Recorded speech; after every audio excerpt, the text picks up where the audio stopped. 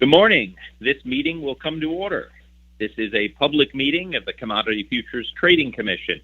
I'd like to welcome members of the public and market participants, as well as those on the phone or watching our webcast. I'd also like to welcome my fellow commissioners, Commissioner Quintens, Commissioner Benham, Commissioner Stump, and Commissioner Berkovitz. As always, we'll begin with the Pledge of Allegiance. I'll lead, and everyone is welcome to join. I pledge allegiance to the flag of the United States of America and to the republic for which it stands, one nation, under God, indivisible, with liberty and justice under God.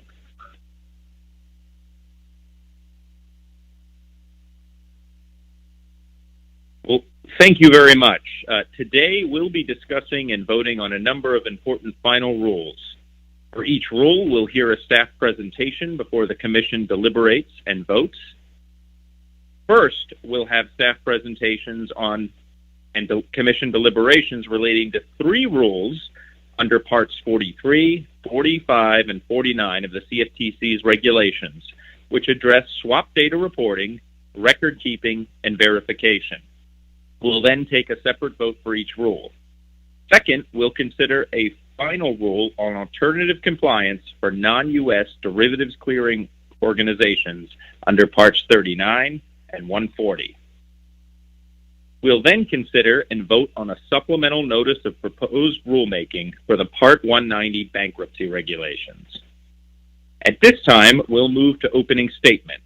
I'll go first, followed by my fellow commissioners in order of seniority. Commissioners are free to reserve their time to make a longer closing statement if they wish. Right now, I'm going to make just a single statement, an opening and closing statement together. So I'll just make one statement here at the beginning of the meeting. Well, I am pleased to support all of today's rulemakings, which will significantly improve the regulatory experience for market participants at home and abroad, while advancing the CFTC's oversight of the derivatives markets. But before I move on to discuss each of the rulemakings we're going to vote on, I do want to address one important topic not on the agenda today. Much fanfare has been given, and deservedly so, to the recent string of U.S.-led diplomatic breakthroughs in the Middle East.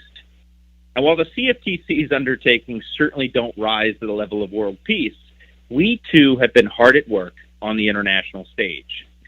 When I took office 14 months ago, our most pressing diplomatic issue involved what is known as EMIR 2.2, the EU's amended regime for clearinghouse regulation and supervision. At issue was how, post-Brexit, the EU would treat derivatives clearinghouses that are duly registered in the U.S. and have European members. So early in my tenure, we refreshed the dialogue between our two sides. I also brought on new leadership in the international space, Tom Bennison, who's senior advisor and chief negotiator for the CFTC on international agreements, and Suyash Paliwal, who leads our Office of International Affairs. And now, for more than a year since we began negotiations, I'm pleased to report a mutually beneficial agreement has been finalized. Earlier this week, the European Council and the European Parliament approved legislation governing the implementation of EMIR 2.2. These delegated acts fulfill the EU's regulatory objectives and responsibilities with deference and international comity as to the CFTC supervision of U.S.-based clearinghouses with European members. We expect that the delegated acts will be published in the official journal of the European Union later this month. I want to thank Tom as well as Suyash and his team at OIA for their hard work to achieve this important outcome. I also want to thank my fellow commissioners, all of whom played an important role in making this happen, as well as my predecessor, former Chairman Chris Giancarlo. It was really a team effort and one that we can all be proud of. Working together to build a coherent and consistent cross-border supervisory framework for cleared derivatives is truly paramount.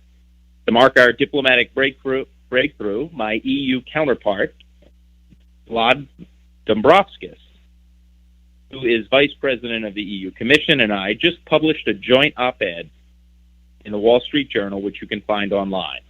As we stated its conclusion, we enter a new chapter of the transatlantic derivatives markets with optimism. So now on to today's rulemakings. For me, today's rulemakings are important not just for what they do, but for how they do it. In particular, there's a philosophical difference between principles-based and rules-based regulation. Both are critical frameworks for sound regulation, but each must be applied where it's most effective and appropriate. The CFTC has a long history of principles-based regulation, which has helped our agency respond flexibly to fast-moving markets and technological innovation. At the same time, there are situations that call for rules-based regulation, which can promote clarity and avoid confusion about what our regulations require. Well, the final rules on today's agenda provide a live case study in principles versus rules-based regulation. The first set of items on the agenda relates to the Commission swap data reporting rules, as I mentioned. Data reporting is an area where clarity, a core value of this agency, is particularly important. And this makes a rules-based approach critical. A major problem with the current swap data reporting system is that the CFTC has not been clear about the data that must be reported. This has led to swap data repositories to come up with different, sprawling lists of data fields that reporting parties must provide. The system hasn't worked particularly well, especially as our swaps markets become increasingly global. A reporting party today might have to provide numerous different data sets to different regulators for the very same swap. Well, that needs to change. To that end, the final Part 45 technical specification contains 128 reportable data elements, each of which has a distinct and important function. These fields reflect a hard look at the data we really need to perform our regulatory mission. In addition, the final Part 45 rule has harmonized data reporting with the standards set by international efforts where appropriate. This improves the regulatory experience for market participants at home and abroad, while facilitating information sharing among regulators. More importantly, our market participants will now, finally, have clear guidance about their reporting obligations. The clarity, however, requires more. We must act to ensure our derivatives markets remain open and free. Public transparency is the bedrock of vibrant markets. Our reforms to Part 43 promote transparency by improving the public reporting of swaps in a variety of ways. In particular, the final Part 43 rule has abandoned the 48-hour dissemination delay for block trades, which will speed public access to trading data and improve price discovery. At the same time, the final Part 43 rule recognizes the importance of blocks in preventing front-running and other disruptive trading. As a result, it takes a nuanced approach to how block trades are determined, ensuring that blocks serve their intended functions. Last, data is only useful as it is accurate. The final Part 49 rules help ensure data accuracy by requiring SDRs to provide a means for reporting parties to compare SDR data to their own books, correcting any errors. While data accuracy has always been important, the historic levels of market volatility in March of this year reveal just how critical it is that our swaps market data provides an accurate window into the market. And today's final data rule makes that window bigger. For the first time, our data reporting rules will provide insight into margin and collateral for uncleared swaps, shining a light into what I've called a black box of potential systemic risk. In addition to the swap data reporting rules, I'm pleased to support the final rule on the alternative compliance for non-U.S. DCOs. Unlike the data rules, the alternative compliance rule is a case where principles-based regulation is the most appropriate. The alternative compliance rule recognizes that certain foreign regulatory systems can mirror the requirements for the CFTC's core principles for DCOs. They may get there a different way, but the end result is the same. Principles-based regulation is most appropriate when assessing alternative compliance. Provided that foreign regulatory systems produce similar outcomes as our own core principles, it makes sense to afford them flexibility in how they do it. In other words, they may have the same core principles as us, but they may implement them differently through different detailed regulations. As long as we reach at the same result at the end of the day, The rule allows a DCO organized outside the U.S. to comply with our core principles through complying with its home country's regulatory regime. Now, of course, there are four conditions on which that needs to occur. Number one, we, the CFTC, need to determine that compliance with the DCO with its home country regulatory regime does, in fact, constitute compliance with our core principles as set forth in our statute, the Commodity Exchange Act. Second, we need to verify that the DCO is in good regulatory standing in its home country. Third, we're going to do this for DCOs that don't pose a substantial risk to the U.S. financial system. And finally, we're going to have a memorandum of understanding or some kind of similar arrangement with the home country regulator so we can get the information we need to continue to evaluate the relationship. When it comes to international efforts and cross-border regulation, I've often invoked the great philosopher Immanuel Kant's categorical imperative. And at a basic level, he basically suggests before you apply any rule, ask whether you'd like that rule applied to you. And I think this is an area where we agree with that, and it's already bearing fruit, as I mentioned, with the European Union, who has applied a similar rule in their delegated acts. Finally, I want to say that I support the Part 190 supplemental rulemaking, which revises one specific aspect of the CFTC's proposed approach in the highly unlikely event of a systemically important DCO bankruptcy. Specifically, it would withdraw the proposed potential 6-day continued operation of a DCO in bankruptcy. The withdrawal addresses concerns that this provision, and this is the stay provision, would prevent a DCO's rules from qualifying as a qualified master netting agreement, or QMNA, under federal bank capital rules. And QMNA is very important because when I was in private practice, I often had to look at complex agreements and determine, in fact, and write a legal opinion as to whether they, in fact, were a QMNA. So if DCO rules don't have a QMNA status, clearing members that are part of banks and banks that clear derivatives contracts through the DCO will face much higher bank capital requirements than they currently do. And this, of course, could create potential disincentives for clearing. And with the G20 and all of our regime, all things being equal, we want to make sure the incentive's there for clearing. At the same time, of course, some period of delay before contract termination is important to facilitate the resolution of these systemically important institutions under Title II of the Dodd-Frank Act, if it's applicable. So for this reason, the supplemental proposal would implement a stay period of 48 hours, which is the same stay period that is encouraged by federal banking regulators in the context of non-clearinghouse SIFIs. So one final important point on this is that the stay would only become effective as part of the CFTC, of our Part 190 regulations, if the Commission finds that the federal banking regulators have taken steps to make that stay consistent with QMNA status of our rules. Unless and until this springing provision becomes effective, there would be no stay of contract determination under the bank if there was a bankruptcy of a systemically important DCO. I support this supplemental proposal because it balances competing interests in a manner that promotes financial stability.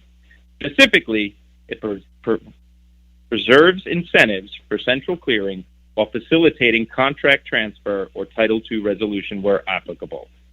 Finally, I encourage our fellow regulators at the Federal Reserve, FDIC, and OCC to consider making a 48-hour stay for CIDCO cleared contracts consistent with QMNA status under their capital rules. And with that, I conclude my remarks, and I'd like to recognize my fellow commissioners for their opening statement. Commissioner Quintans.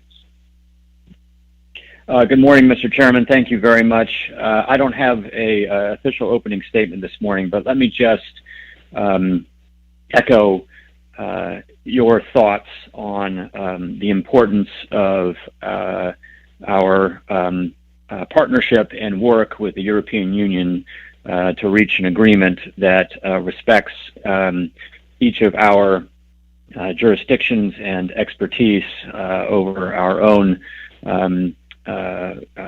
regulated entities, while also ensuring a level of cooperation that provides the other with the information they need to feel confident in the well-run, regulated status of cross-border entities. I'd like to congratulate you specifically, as well as our European counterparts, and for the very thoughtful and well-tuned agreement that has been reached. I think the ink is now dry on EMIR 2.2, which is a process that has been consuming a lot of energy and thought over the last 4 years or so. I'd also like to acknowledge the work, as you did, of the prior chairman, Chris Giancarlo, for all the thought and energy and conversation that he put into trying to get to the agreement that was reached today. So my compliments to you and to my fellow commissioners for all of the work that they have done on this issue. And with that, I'll conclude. Thank you. Thank you, Commissioner Quintens. Commissioner Benham. Thanks, Mr. Chairman. Good morning to everyone. I hope everyone's doing well. It's good to be back in a public meeting setting. Like Commissioner Quintens, I don't have any formal remarks, but quickly just acknowledge and congratulate, I think, the entire Commission and the divisions and prior commissions, and of course our partners over in the EU with respect to the agreement. Really great step forward, and one that I think we've all contributed to in the past few years. So it's great to see positive movement on this front, and I think it is, again, as was said, the right outcome that will be hopefully a great framework for a strong relationship in the future. And to that end, regarding the matters that we'll be addressing today, obviously very important issues, reporting, alternative compliance, which I sort of bucket into the cross-border harmonization and cooperation bucket, and then of course bankruptcy, all very important matters, many of which, most notably reporting, going to sort of the core of the Dodd-Frank post-crisis reforms. I think this is a positive step forward in sort of supporting transparent, open markets and providing the clarity that the market deserves. I do, want to emphasize that as we take these steps forward today, which in many respects are a long time coming, it's important that we, as a commission, engage, remain flexible, listen, and observe the markets as they continue to evolve and grow. We certainly need to be patient and make sure that we're doing things properly, obviously within the bounds of the law, but also that sort of fulfill the spirit of our core requirements and our mission. So look forward to the discussion today and then the comments, certainly, that we'll receive, and of course, making sure that we watch these markets mature and grow over the years and do what's best so that we can ensure that we're doing our job right. And I, of course, acknowledge and thank my fellow commissioners for their work. This is like the cross-border EU agreement. This is a team effort, and appreciate, Mr. Chairman, your leadership and working together with all of you. So thanks, and looking forward to the discussion. Thank you, Commissioner Benham. Commissioner Stump.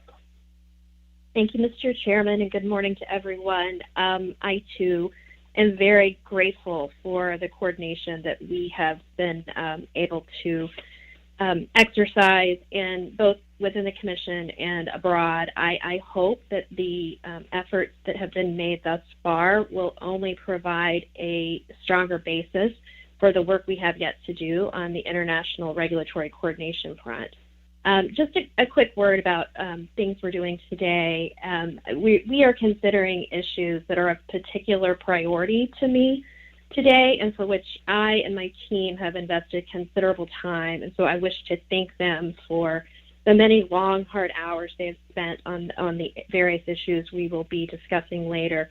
As have many people from the Division of Clearing and Risk and the Division of Market Oversight have spent considerable time working with us and trying to accommodate my views on the rules that we'll be considering today. And I'm extremely pleased in particular that we will be finalizing the improvements to the Commission's swap data reporting rules. I've always felt that the entire suite of swap data reporting rules should be considered holistically to ensure that the CFTC can deliver the best regulations possible.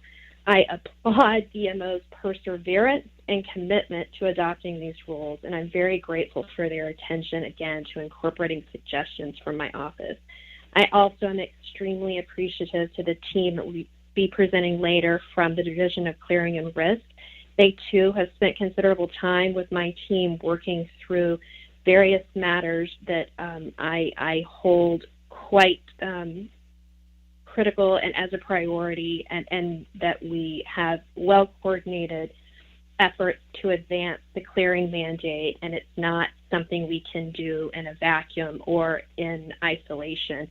And the CFTC must acknowledge that our regulatory partners across various jurisdictions deserve comity, and that we expect that deference will be reciprocated. So I very much appreciate all of the teams that have worked on the various issues we'll be considering today, and that we are advancing the ball.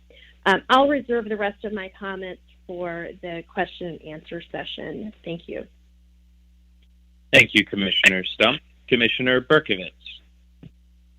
Thank you, Mr. Chairman. We have a busy agenda today with some very important substantive issues. So I'll be very brief in my opening remarks.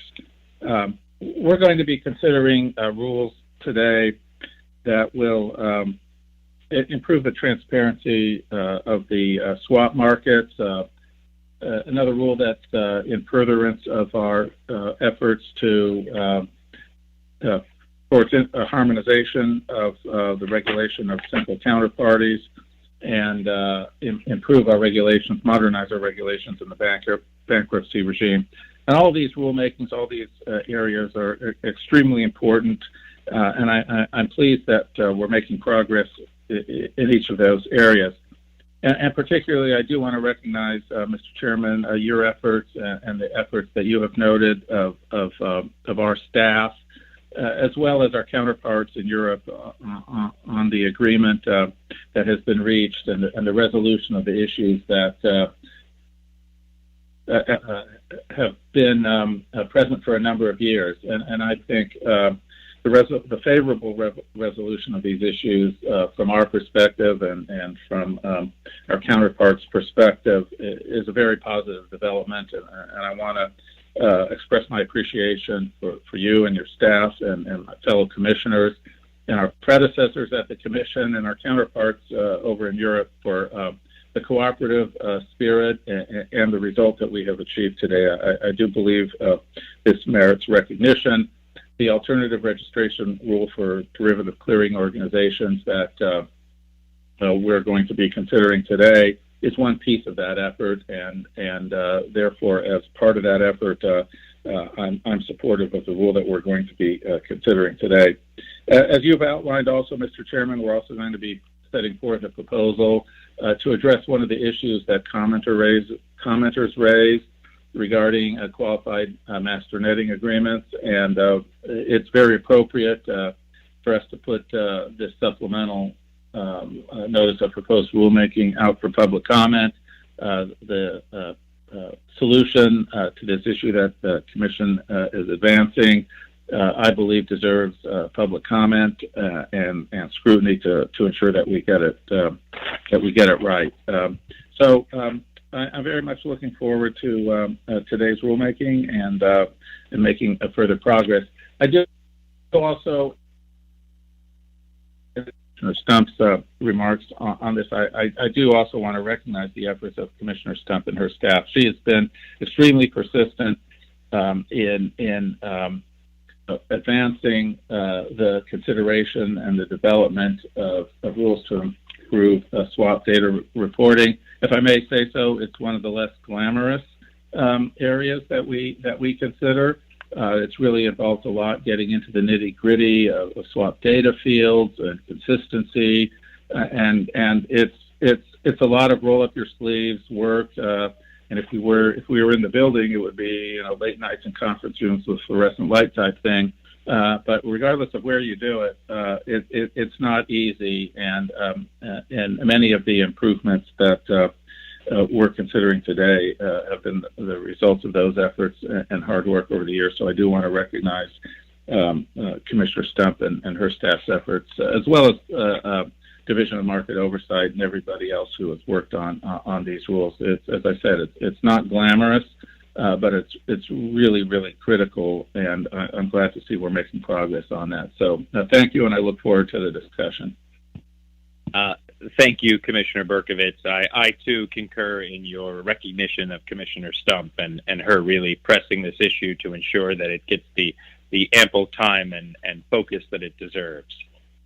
With the close of opening statements, we'll go ahead and move to our consideration of the final Part 43, 45, and 49 swap data reporting rules. After the presentation, the floor will be open for 2 rounds of questions and remarks from each commissioner. Following the close of discussion, the Commission will vote on each rule separately. The final votes conducted in this public meeting will be recorded votes. The results of votes approving the issuance of rulemaking documents will be included with those documents in the Federal Register. To facilitate the preparation of approved documents for publication in the Federal Register, I now ask the Commission to grant unanimous consent for the staff to make necessary technical corrections prior to submitting them to the Federal Register. So moved. Second. Thank you. Without objection, so ordered. At this time, I would like to welcome the following staff for their presentation. From the Division of Market Oversight, we have Director Dorothy DeWitt.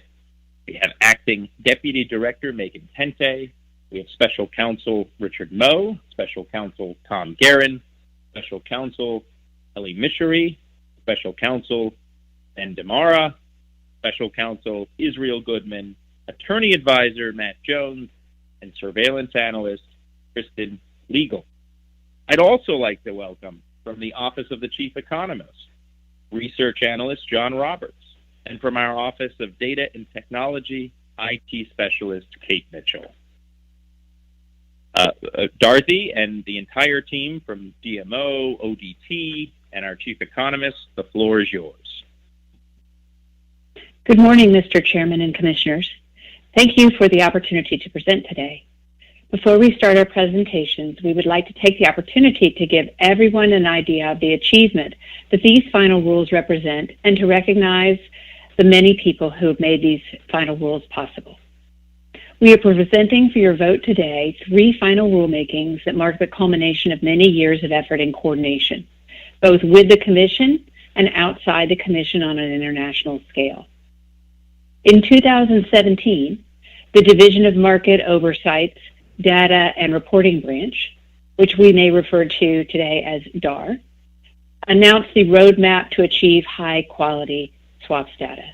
The goals for the roadmap were to ensure the CFTC receives accurate, complete, and high-quality data on swap transactions for its regulatory oversight rule, streamline reporting, reduce messages that must be reported, and other related elements, and evaluate Parts 43, 45, and 49 of the Commission regulations to identify provisions that need updating or changing to meet these goals and clarify obligations for reporting counterparties and SDRs.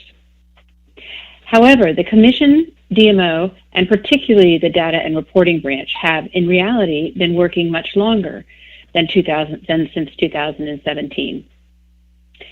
They've been working since the commencement of swaps data reporting in 2012 to improve data quality and the reporting system for both the Commission and market participants. These 3 final roadmap rulemakings being presented today will work together to achieve the roadmap goals of ensuring the Commission receives accurate, complete, and high-quality data for swaps transactions. The 3 rulemakings proposed for finalization today are first, the Part 43 rulemaking, which amends the Commission's regulations related to the public reporting of swap transaction and pricing data, including harmonization and standardization of data fields, updated provisions relating to block trades, and new requirements related to post-price swaps and prime brokerage swaps. Second, the Part 45 rulemaking, which amends the Commission's regulations related to reporting swap data for regulatory purposes, includes harmonized and standardized data fields, swap data validations, and updated regulations related to the legal entity identifier, which will be referred to today as LEI, and unique transaction identifier, known as the UTI.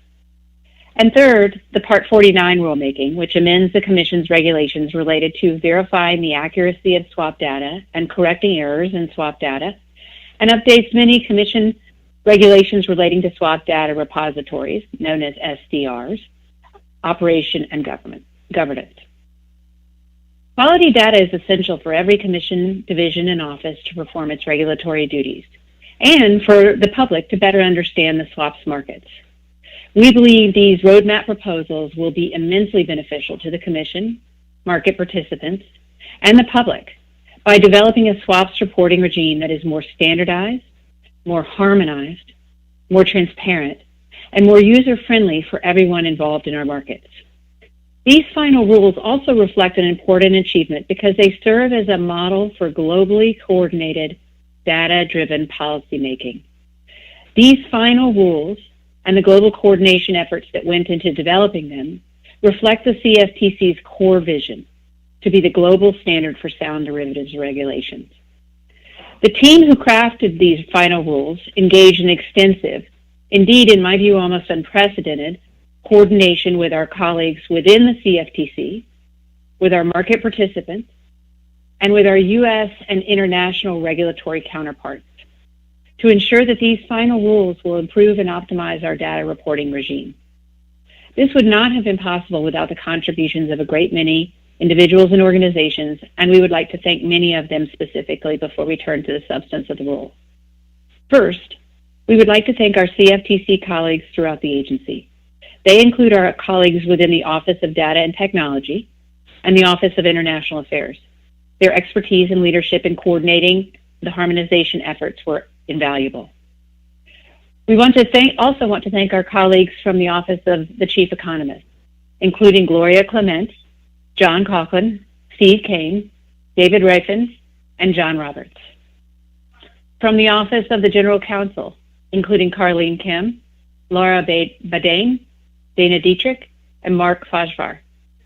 And from other branches of the Division of Market Oversight, including Israel Goodman, Jonathan Lave, Phil Raimondi, and Roger Smith.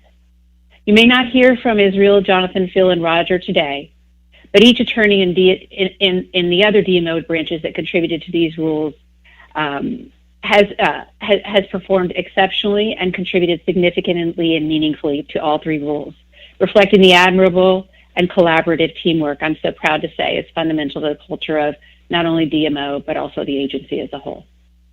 We would also like to thank our colleagues in the Division of Clearing and Risk, the Division of Enforcement, and the Division of Swap Dealer and Intermediary Oversight for their crucial review of and feedback on these proposals, especially those who helped craft the final data fields, including Jeff Hastrock and J.P. Rothenberg.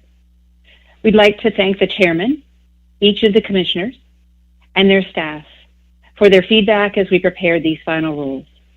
We'd like to particularly recognize Dan Grimm and Matthew Dagler from the Office of the Chairman for their help in moving these rules forward to final approval.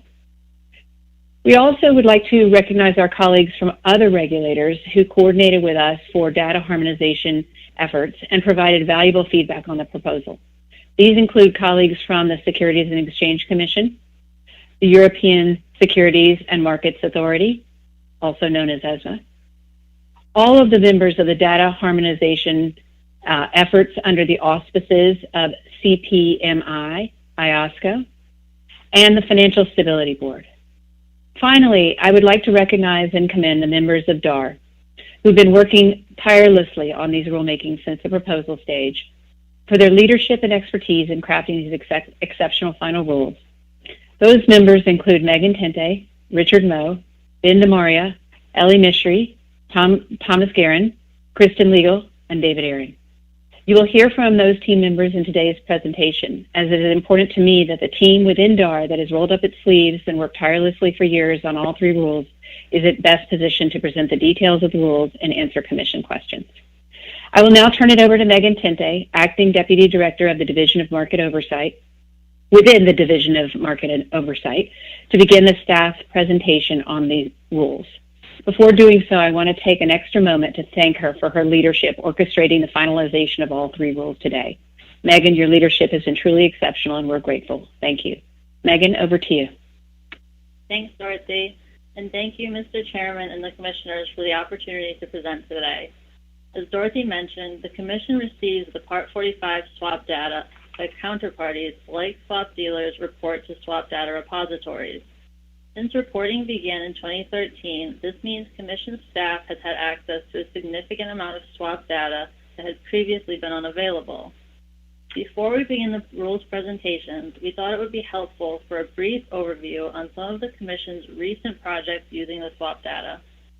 Not all of the Commission's swap data projects reach the public. Commission staff is very conscientious of the highly confidential nature of the data. But Kristen Legal, a swaps data analyst in the Division of Market Oversight, will explain how the CFTC uses swap data to provide a backdrop for today's presentation. Thanks, Kristen. Thank you, Megan, and thank you, Mr. Chairman and Commissioners, for the opportunity to present today. I have been a member of the Data and Reporting Team since its formation in 2014, and I would like to take a few minutes to briefly discuss swaps data usage. Most Commission activities related to swaps are likely using the SDR data at some level. As the public is already aware, CFTC staff uses SDR data for reports such as the entity meta notional reports and the weekly swaps report. CFTC staff, however, also routinely use SDR data in less public ways, such as to help inform policy decisions. Examples of this include no action letters and rulemakings, such as the swap dealer de minimis rule, the uncleared swaps margin rules, and of course, calculating the block size threshold and cap sizes to help ensure swaps trade transparency. Other broader uses for the data include assisting other regulators by providing statistics on swap trading activity for the purpose of policy making or research. We have done this for multiple financial stability reports. The National Futures Association also has access to Part 45 data and uses the data to perform risk-based reviews of SDs. Staff also uses the SDR data extensively for more detailed in-house analyses. For example, the Division of Market Oversight used SDR data to create a dynamic analysis of swap trading activity to show characteristics of the swap market, such as dealer versus non-dealer volumes, U.S. and non-U.S. trading volumes, SEF and OTC volumes, and activity for specific products or by specific counterparties. DMO's Market Intelligence branch has used the data to analyze commodities markets, like reviewing swaps trading activity in relation to current events, including analyses related to crude oil, credit indices, and other commodity and agricultural swaps. MIB has also worked in cooperation with other regulators in examining the swap participation of municipal debt issuers and investors to understand impacts on and exposures to swap markets and to better understand the relationship between municipal cash bond and swap market participation. Other divisions use the SDR data as well. For example, the Division of Clearing and Risk staff reviewed Part 45 data in conjunction with an examination of a large bank clearing member with large interest rate swap positions at major DCOs. The review sought details on the clearing member's uncleared positioning in relation to its cleared IRS exposure. DCR staff also uses SDR data to monitor the uncleared swaps markets and to review swaps that have not been accepted for clearing by a derivatives clearing organization, and is required by Part 39 to use SDR data, among other sources, to determine whether any categories of swaps should become subject to mandatory clearing. DCR staff also uses the SDR data to evaluate compliance with the clearing mandate. DCR staff anticipates that once these data elements in this final Part 45 rule are in effect, staff will be able to more effectively tie data from Parts 39 and 45 to better inform their surveillance and stress testing for the cleared and uncleared swap markets and for the related futures and options markets. Lastly, staff uses the data to answer questions such as, what activity do we see from non-U.S. DCOs? What specific counterparties are active in a specific market or product? Or how were specific types of swaps affected by a credit event? The Commission's Office of the Chief Economist has used SDR data to complete many publicly available research projects, including reports on the relationship between notional positions and other risk metrics for swap portfolios, swaps activity using the Secured Overnight Financial Rate, which is SOFR, the evolution on CDS trading over the past several years, the behavior of SDs in swaps and futures markets, and uncleared margin phase-in and the uncleared legacy swaps exempt from margin and clearing. In conclusion, SDR data is used in a wide variety of ways, with plans to use the data for even more projects and in ways that make the Commission more efficient in performing its regulatory duties. We believe that these changes to the swap data reporting rules will only improve these analyses by providing more standardized, cleaner data and help the Commission expand its use of the data into even more useful areas. Thank you. Thanks, Kristen. We hope that provides some context in how staff uses the data. Many of the projects, understandably, don't leave the Commission, but we understand that swap reporting isn't of no cost to swap dealers or SDs and swap data repositories or SDRs. So we're thankful for the chance to share some of our work going on today. We'll now move to the first staff presentation for the Part 43 rule. Section 2A13 of the Commodity Exchange Act directs the CFTC to make swap transaction and pricing data available to the public to enhance price discovery.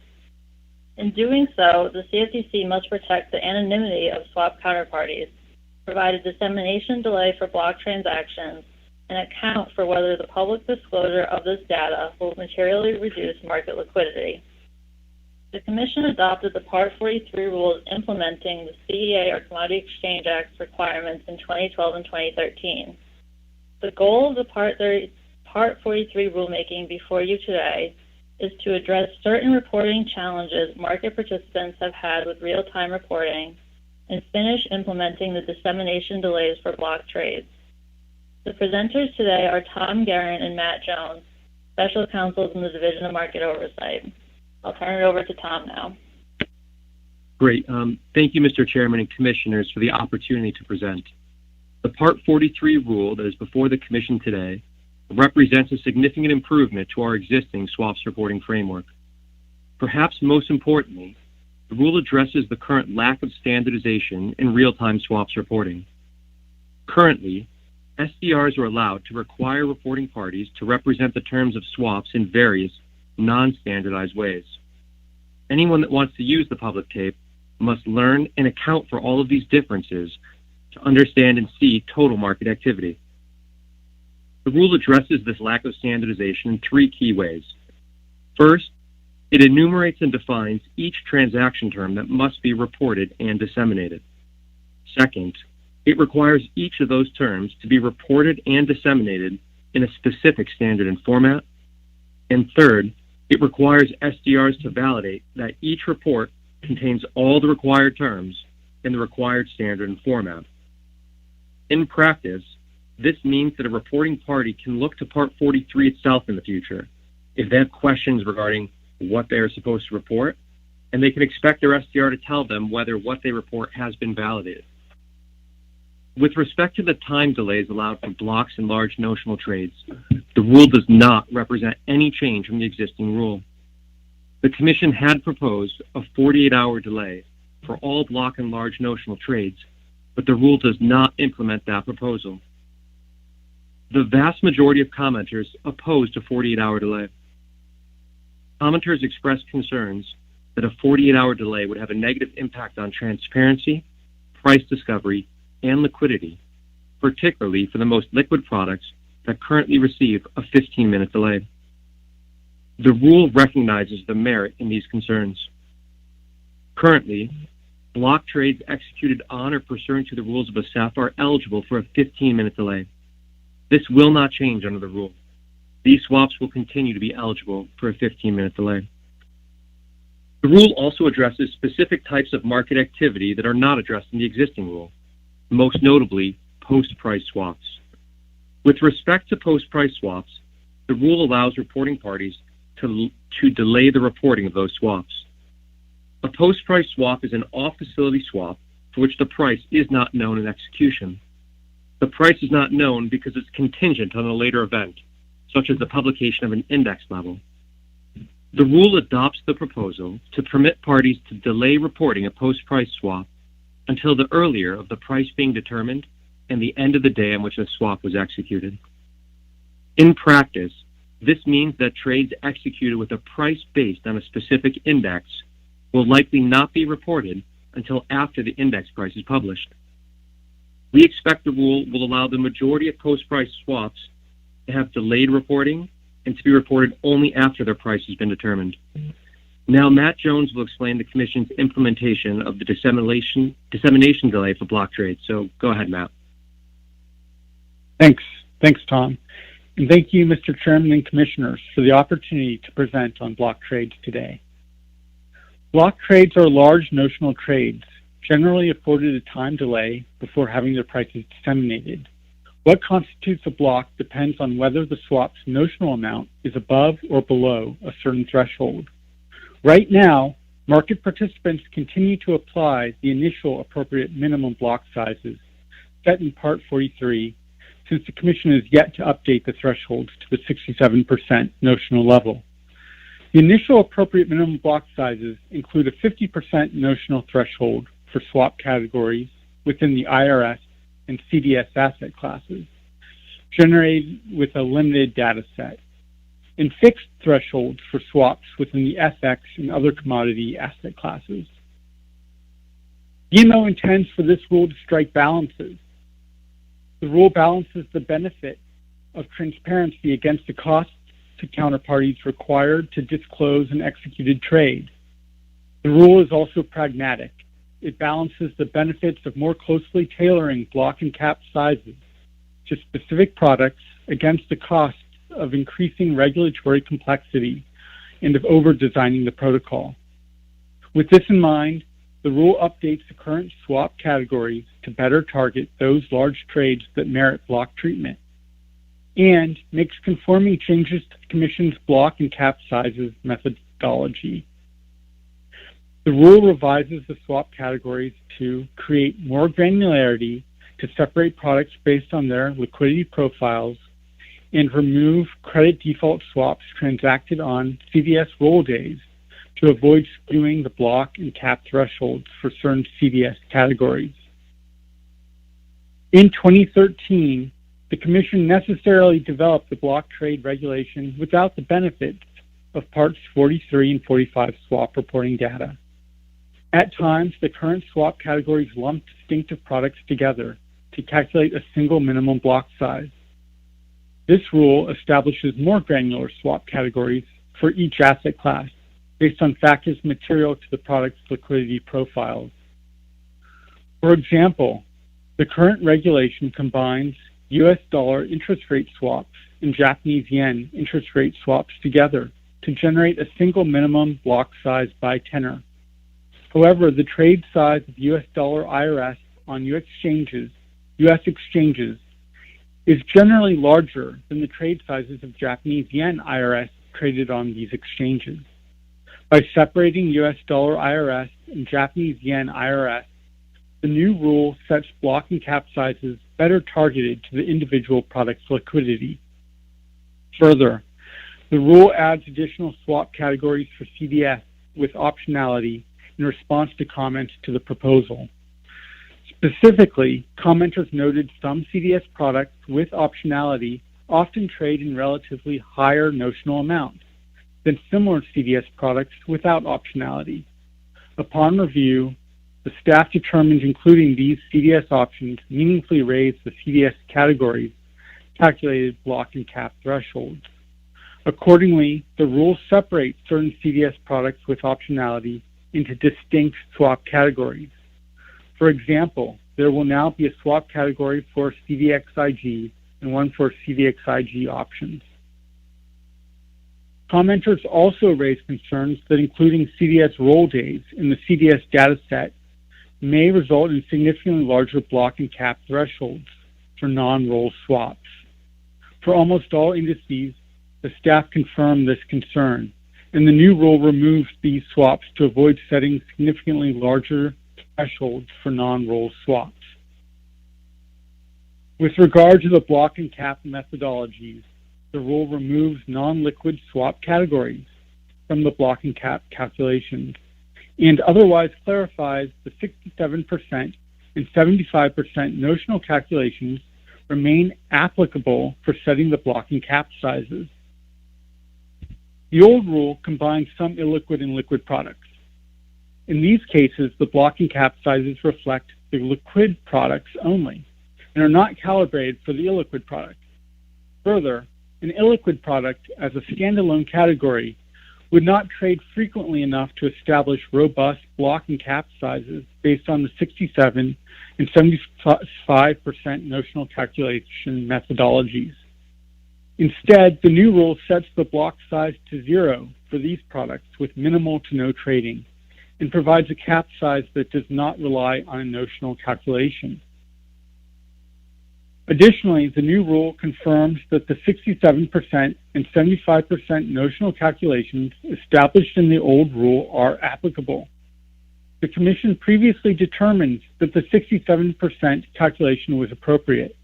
However, in response to comments advocating for a gradual phase-in for attaining that threshold, the Commission adopted the 50% threshold as a temporary bridge measure. Staff continues to believe that the 67% notional calculation strikes an appropriate balance between the benefits of transparency and the costs to swap dealers and other market participants. Further, the new rule should reduce the cost to swap dealers and other market participants because the 67% notional based block size would only apply to relatively liquid swap categories. As I mentioned earlier, a block size of 0 would apply to the more illiquid swap categories, and these are, in their nature, more sensitive to information leakage impacting hedging costs. Finally, I would like to leave you with a final thought. I would like to stress that staff focuses on notional amounts when thinking about thresholds. GMO doesn't believe it is appropriate to focus on trade counts as a benchmark because these numbers carry less meaning. Trade counts are somewhat arbitrary and tend to reflect a large number of very small trades that provide little useful price information for the market. Thank you. Thank you, Matt, and thank you, Tom. We will now continue to the Part 45 rule presentation. As we already mentioned, the Commission receives Part 45 data, which Commission staff uses in the ways Kristen described.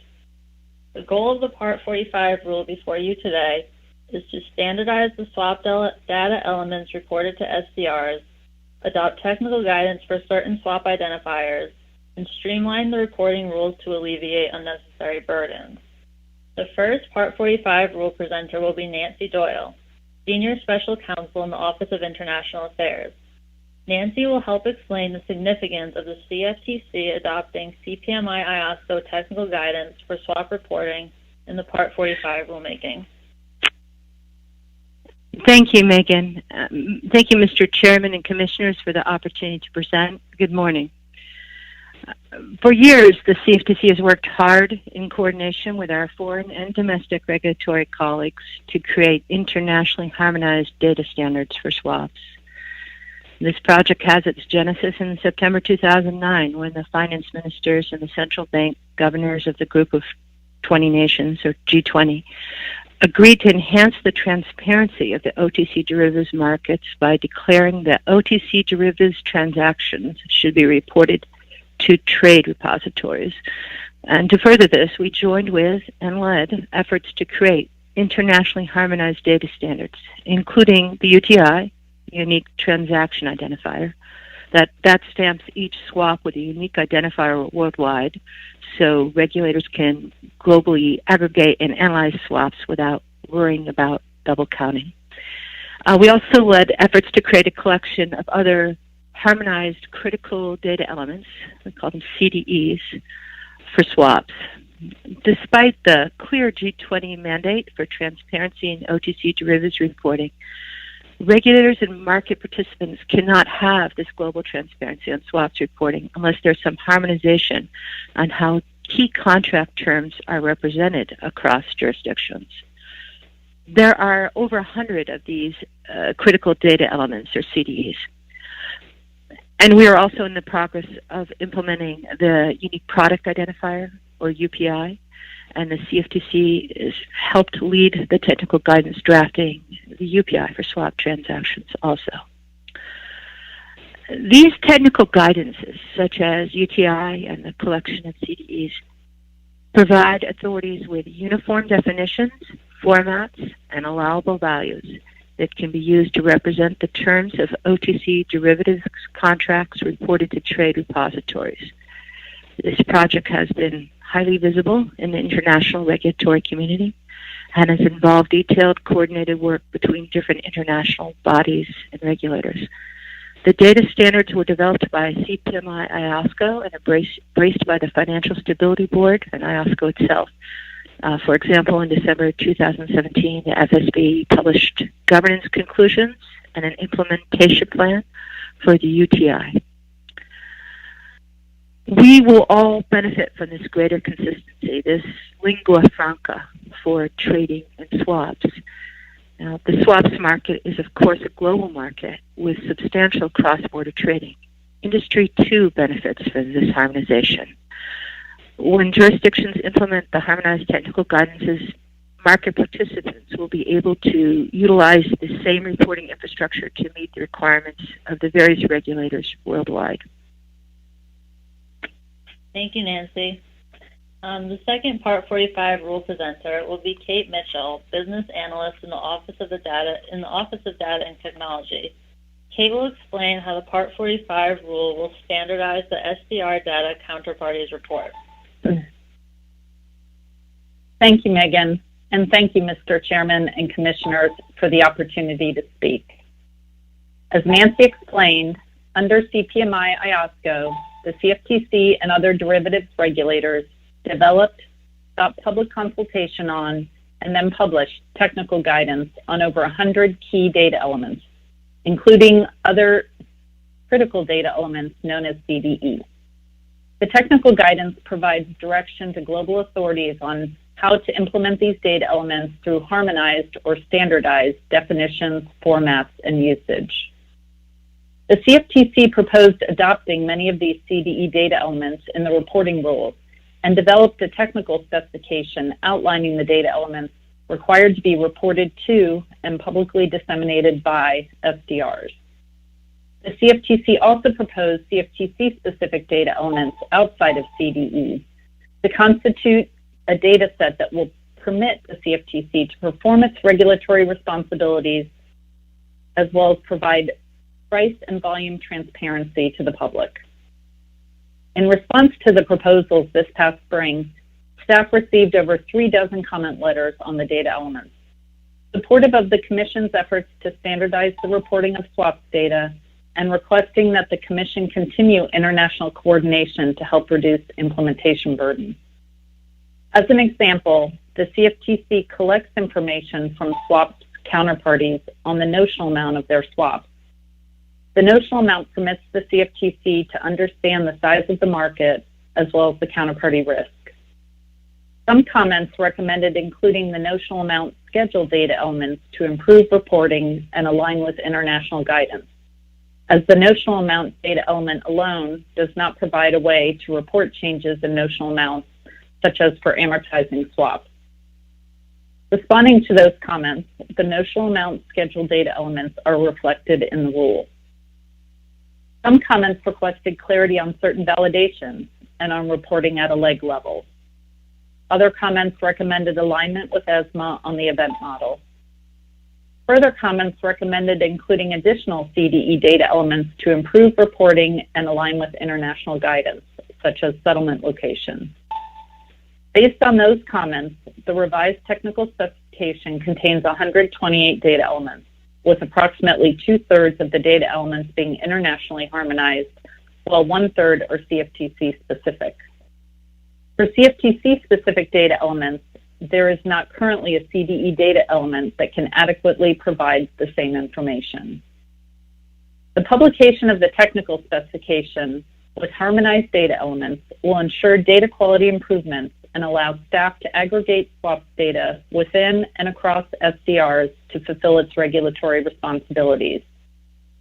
As other jurisdictions follow the CFTC and implement the international technical guidances, global aggregation can occur, which will meet the G20's goals of improving transparency, mitigating systemic risk, and preventing market abuse.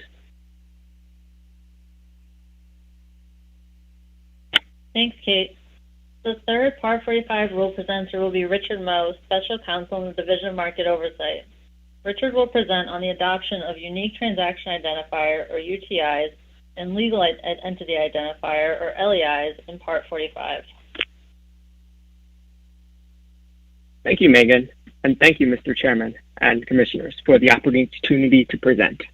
The Part 45 rule currently before the Commission represents a significant step towards the Commission's adoption of international data standards, whereas Part 45 previously required each swap to be identified with a unique swap identifier, or USI, a proprietary standard developed in the absence of a global standard. The revisions to Part 45 adopt the UTI. The UTI represents extensive efforts by staff and our global counterparts to develop a uniform global standard to identify each swap, culminating in the 2017 publication of the UTI technical guidance.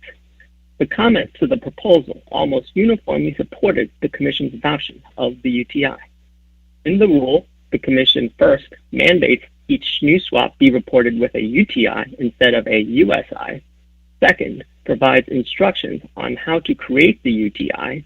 And third, details who is responsible for creating the UTI for each swap. Where possible, the rule also seeks to leverage existing reporting practices already in place so as to reduce adoption burdens on market participants.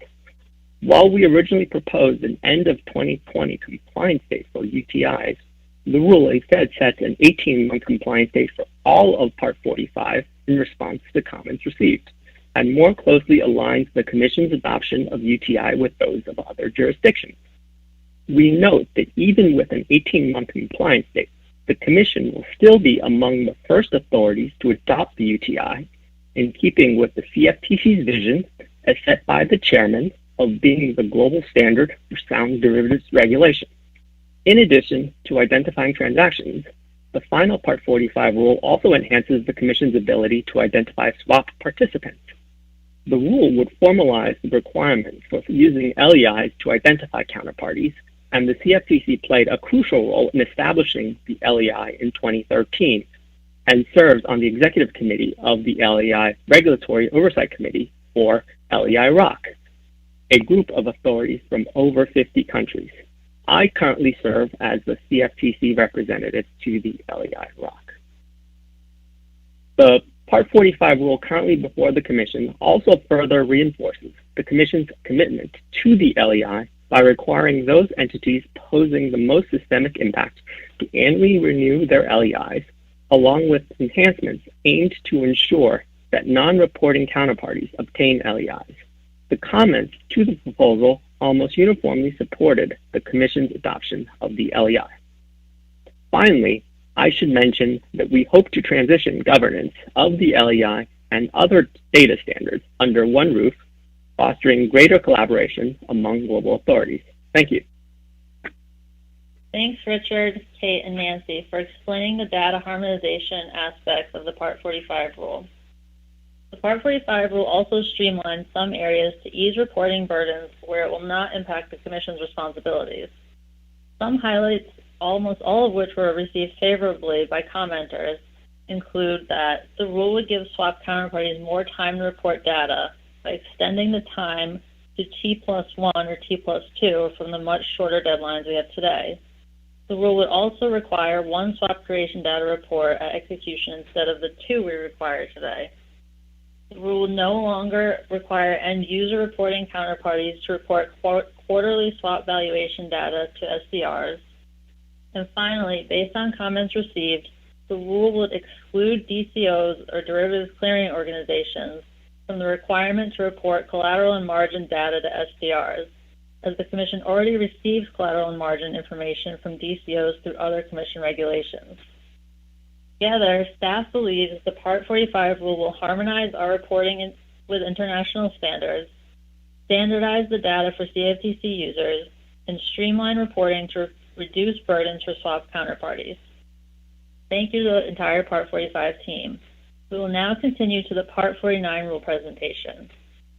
The CEA created swap data repositories to receive data related to swap transactions and disseminate that data to the public, as well as make it available to the Commission as applicable.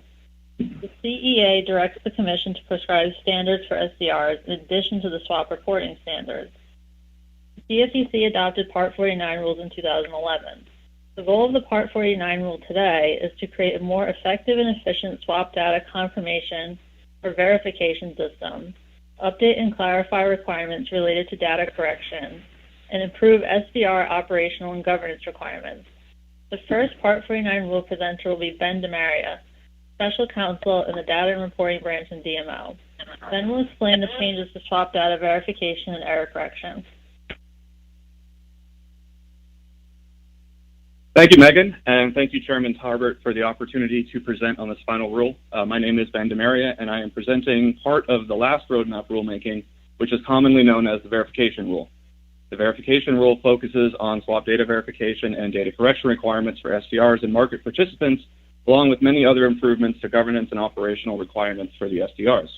It is intended to work in tandem with the other two rulemakings, and when combined, these rules will serve to greatly improve the quality of data available to the Commission and to the public.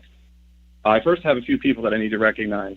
The final verification rule would not have been possible without the contributions of many, including my DAR colleague, Eli Mishori, who joined the CFTC exactly 1 year ago yesterday. Israel Goodman from our Market Review Branch, who provided invaluable writing and editing skills on very short notice. Gloria Clement from our Office of the Chief Economist, who was instrumental in creating a cost-benefit discussion. And Mark Pfeiffer from our Office of General Counsel, whose thorough review and crucial guidance kept everything legal. And Matt Dagler from our Chairman's Office, who shepherded this rule through the final approval process. We'd also like to thank our many very employable CFTC summer interns who made impressive contributions considering that they were never able to even step foot in our office. And this includes Marisa Bowe, Quinn Cockrell, and Rebecca Wolf. So the first topic to cover for the verification rule is the updated verification requirements. Swap data verification is closely related to error correction and generally requires the reporting counterparties to check the swap data for their open swaps that are maintained by an SDR on a regular basis. Verification is intended to improve swap data quality by enabling the discovery of errors in previously reported or erroneously unreported swap data. Verification complements the other data quality provisions of the final rules by facilitating the discovery of errors that would not be prevented by the other requirements. While validations of standardized data fields, for example, will prevent required data fields from being reported as blank or using the wrong formatting, verification is intended to find the plausible but incorrect swap data that would pass through these firewalls. An example of such an error would be a swap reported with a value of $1 million instead of the correct $10 million. Verification is also backwards-looking and can lead to the discovery of errors in swap data that were present before the validations and standardized data fields are implemented, while validations and standardized data fields can only prevent errors in newly reported data. Without verification, more data errors would go undetected or would not be detected for an extended period of time, as the current requirements for SDRs to confirm data have proven inadequate to the task of discovering errors. The revised verification requirements will lead to many more errors being discovered and to those errors being discovered earlier than they might have been under current circumstances. This will lead to improvements in data quality to the benefit of both the Commission and the public. The verification requirements we are finalizing today differ in some ways from what was proposed in May 2019. The proposed verification approach required SDRs to make available to each reporting counterparty open swaps reports containing all of the swap data for that reporting counterparty's open swaps on a regular basis, which was weekly for the swap dealers, major swap participants, and DC and derivatives clearing organization reporting counterparties, and monthly for all of the other reporting counterparties. And this proposal also required each reporting counterparty to respond to the SDR with a verification of accuracy or a notice of discrepancy within a specific time frame. In part based on the suggestions we received in the public comments, the verification approach being voted on today is simpler and more flexible for the SDRs and market participants. The revised verification approach will not require the SDRs to create regular open swaps reports for reporting counterparties and will not require the reporting counterparties to respond to these open swaps reports. Instead, the verification provisions will require SDRs to provide a mechanism that allows reporting counterparties to access and review the swap data for their relevant open swaps on a regular basis, which will now be monthly for this SD, MSP, and DCO reporting counterparties and quarterly for the other reporting counterparties, and will not require the reporting counterparties to respond to the SDRs with specific messages. The requirements do not dictate the form of the mechanism the SDRs will provide for reporting counterparties. At the suggestion of commenters, the revised verification requirements also include a verification and error correction log, which will help the Commission ensure compliance with the verification requirements. We believe that this approach will be less prescriptive and less burdensome for the SDRs and reporting counterparties, as it provides the SDRs with flexibility when creating the verification mechanisms, requires less verification less frequently than the proposed, and eliminates unnecessary steps from the proposal, such as messaging. We also believe that this more streamlined approach will help achieve the Commission's swap data quality goals, as open swaps data will be checked on a regular basis and compliance will be increased due to the increased accountability. When combined with the updated error correction requirements, this will dramatically improve the quality of swap data. Closely related to the verification requirements, the second topic to address for the verification rule is the updated error correction requirements. Swap data verification will facilitate error correction by leading counterparties to discover errors, but the error correction requirements are broader than just errors discovered during verification. Both the current error correction requirements and the requirements under this final rule require data to be accurate and complete, and require errors to be corrected as soon as technologically practicable after the errors are discovered, regardless of how those errors are discovered. Thorough and timely error correction is essential to meeting the Commission's goals for high-quality data, and the changes to the error correction requirements in this final rule are designed to meet that goal. The Commission proposed to update the error correction requirements in Parts 43 and 45 and to codify error correction requirements in Part 49.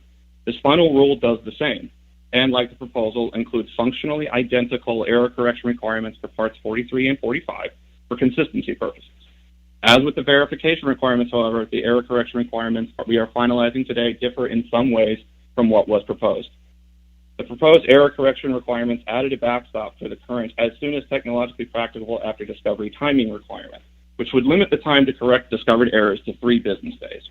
The proposal would also have required a market participant that could not meet the 3 business day correction time frame to immediately inform DMO and to include an initial assessment of the scope of the errors and an initial remediation plan. In part based on suggestions received in the public comments, the updated error correction requirements for this final rule are clearer, more flexible, and less burdensome for the SDRs and market participants compared to the proposal. The revised error correction requirements will provide a longer 7 business day backstop for correcting errors and, if necessary, require a market participant to inform DMO within 12 hours of the market participant determining that it will not meet the error correction deadline. The updated notification requirement includes the initial assessment of the scope of errors, but only requires an initial remediation plan with that notification if one is available. Another change in the updated error correction requirements based on the public comments is a limit on the time frame for error corrections. Both current error correction requirements and the proposal require data to be corrected without time limit. The updated error correction requirements in this final rule will still require correction of all swaps, including so-called dead swaps, but also limits error correction for each swap to the applicable record-keeping retention period for that swap, under either Part 45 or Part 49, depending on the market participant.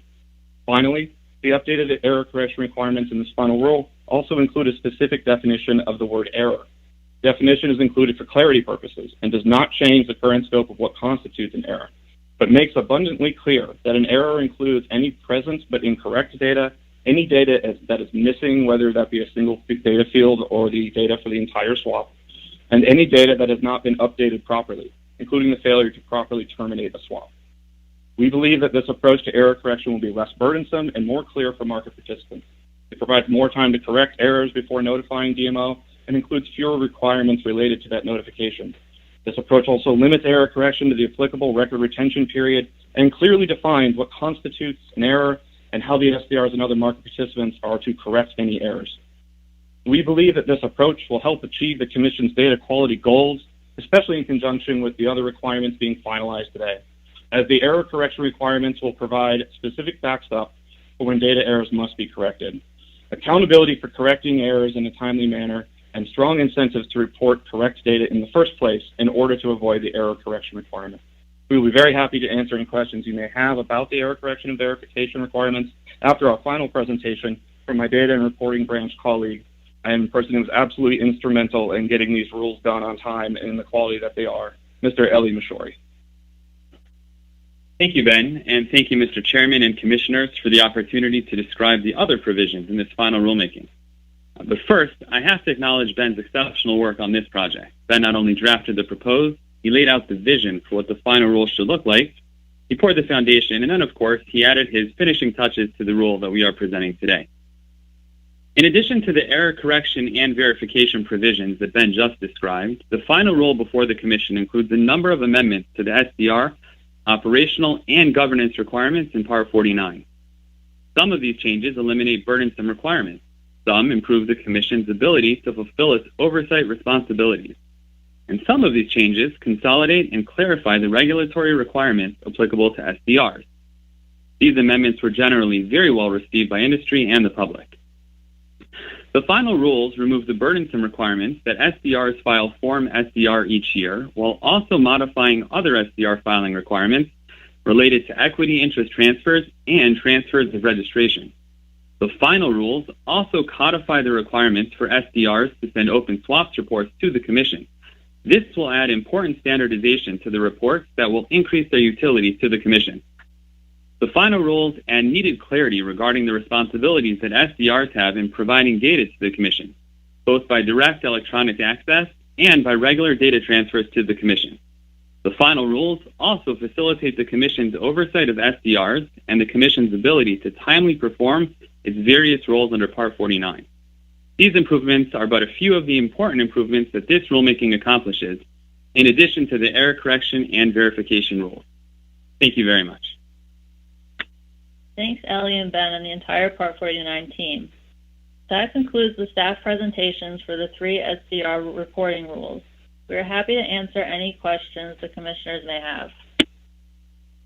Well, thank you very much, Megan and Dorothy and the entire team, everyone that spoke and everyone that didn't speak. This is Chairman Tarbert, and I think that was an insightful presentation. And again, want to thank you all for the outstanding work in preparing these 3 significant rulemakings for Commission consideration.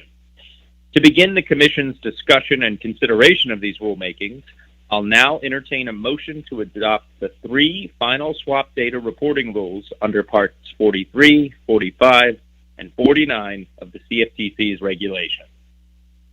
So moved. Second. Thank you. I'd now like to open the floor for commissioners to ask any questions about the data rules. I will begin. We'll do so in order of seniority. I will begin, and I have only, I think, 3 questions, and I'll try to make them brief. First of all, for those that are watching out there or listening in the public, it would be useful just to provide some context on how the lack of standardization currently challenges the effectiveness of our real-time reporting system for swaps. And I don't necessarily need a catalog, but I think if someone could just give me a couple of real-life examples, or maybe even a vignette, a story of maybe frustration by a market participant at kind of, where the improvement is needed in our rules, and how we've basically made that adjustment, particularly parts of 43 and 45, to make that possible. So thank you for the question, Chairman. I think the best context for the challenges brought about by the lack of standardization is simply the widespread confusion as to how to comply with our rules. So we get calls from compliance departments at rather sophisticated entities that can't figure out how to report trades. And this is a regular occurrence, and it makes us wonder about the people that aren't calling us. But I think in the future, the ability for us to point them to Part 43 in the technical specification, I think that'll help these entities figure out why their trades are getting rejected and perhaps take some of the frustration off for them. But I would briefly note the confusion extends to the users of the tape as well, because when reporting parties don't know where to look for how to fill out a field, they often fill out the field incorrectly. And the result of that is that users of the tape see many trades that look unusual to them, and they don't know if they can rely on these trades, and very often they just ignore them. And so I think the challenges caused by lack of standardization are on both sides, the reporting entity side and the public user.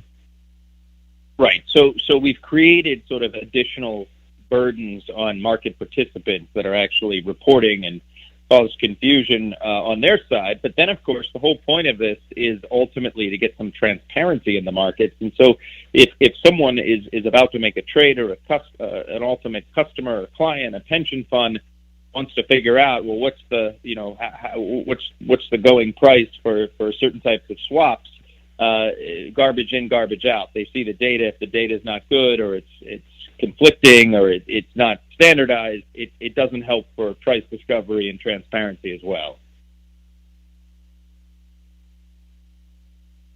So terrific. I think that was very helpful.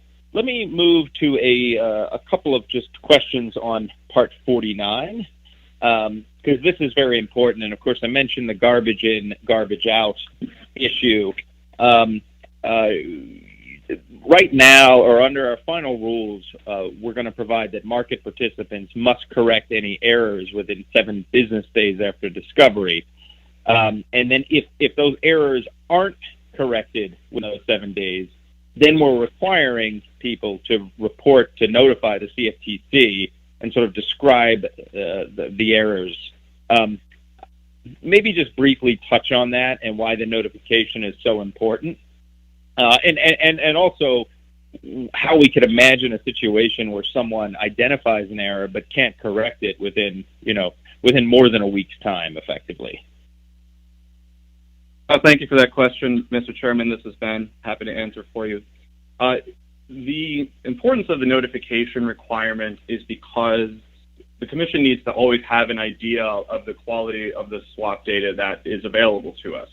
We use it, as we talked about earlier, for many, many different things. And if there were significant problems with the accuracy of that data, we might need to amend the project we're working on, or otherwise accommodate that reality.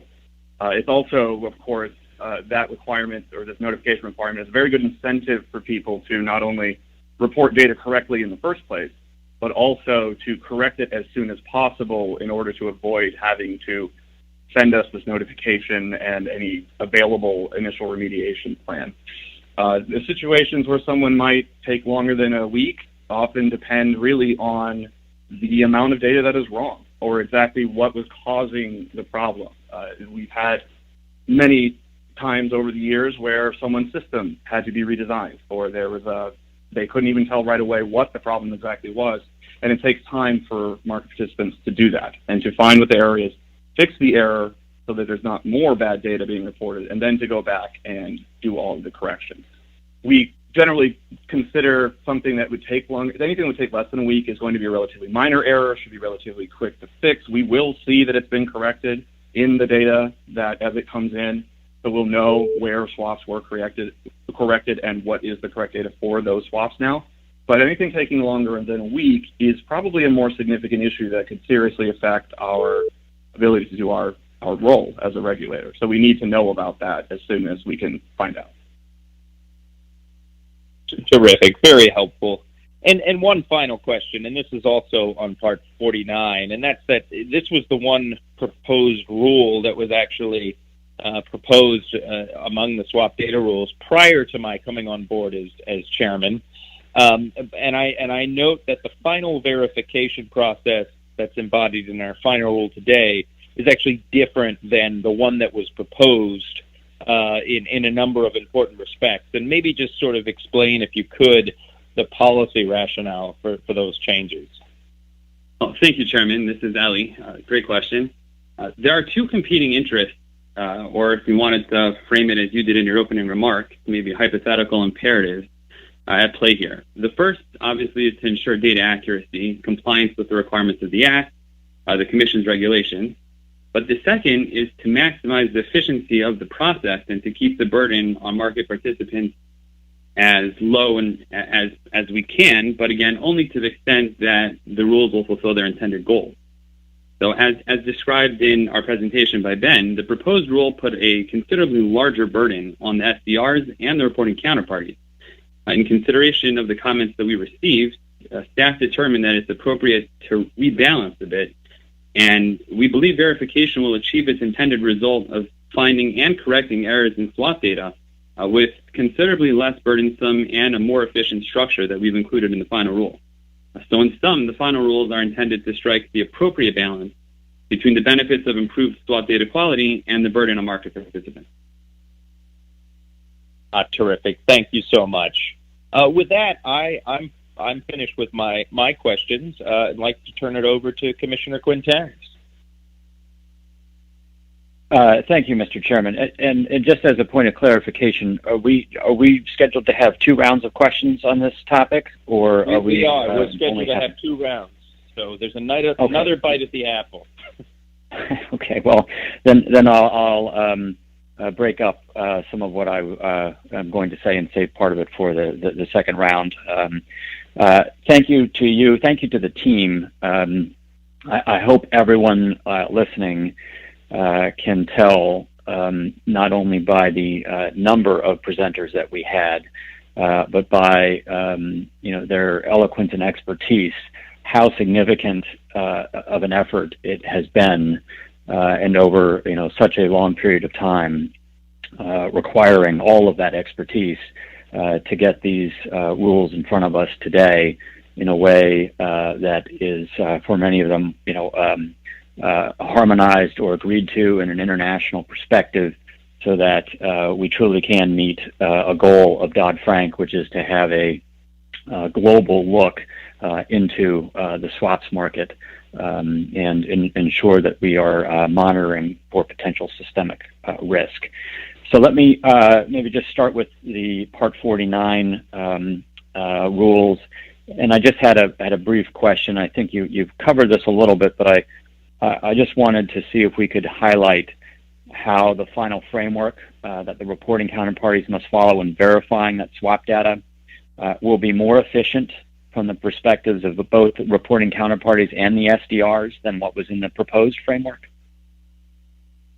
Hi, Commissioner. This is Ben again. Happy to answer that for you.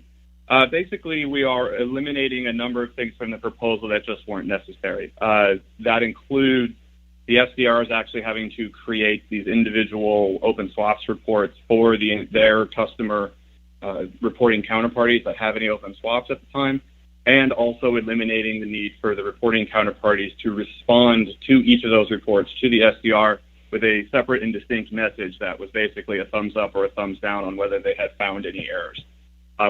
After we got those comments, and we had actually already thought of an approach that included utilizing a mechanism ourselves many years ago, but decided not to pursue it originally. Having the SDRs create a mechanism that is just available whenever it is needed, and for a reporting counterparty to be able to sign in, and that reporting counterparty can perform the verification as it sees fit, as long as it meets our parameters. It really just eliminates the extra steps that weren't needed, and we think will go much faster. It would also encourage people to, it would make it easier for people really to automate the process and to find the errors in a much more efficient manner, really. That's great. Thanks, Ben. Thanks for all the hard work on this. I'm going to be very pleased to support it today. And would also like to note that the amended SDR rules adopted, or that we hope to adopt today, are largely consistent with the SEC's rules for security-based SDRs. And I expect that that consistency will reduce costs and ease compliance burdens for entities registering as data repositories with both of our agencies, as well as for the reporting counterparties submitting data to both SDRs and security-based SDRs.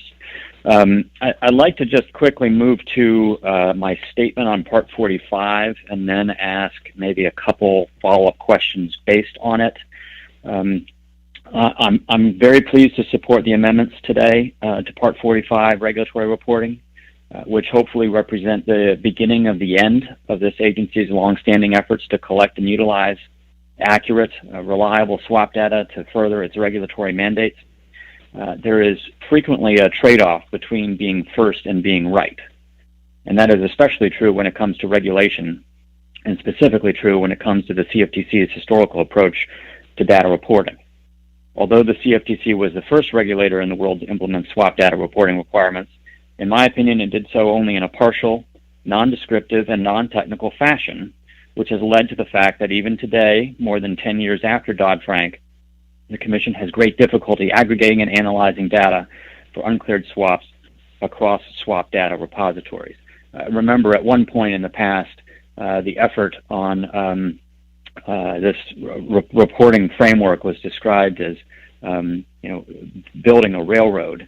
And I think, from all of the work that I've seen, I think that that's an apt description, although I don't think that the right way to build a railroad was to let each state decide how wide they wanted to make the tracks.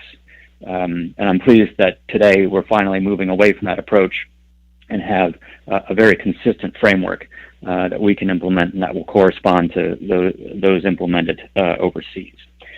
Since the CFTC first implemented its swap data reporting requirements, the CFTC has continued to lead global efforts to reach international consensus on those reporting requirements so that derivatives regulators can finally get a clear picture of the uncleared swaps landscape. I would like to recognize the diligent efforts of the DMO staff to finally get us over the finish line.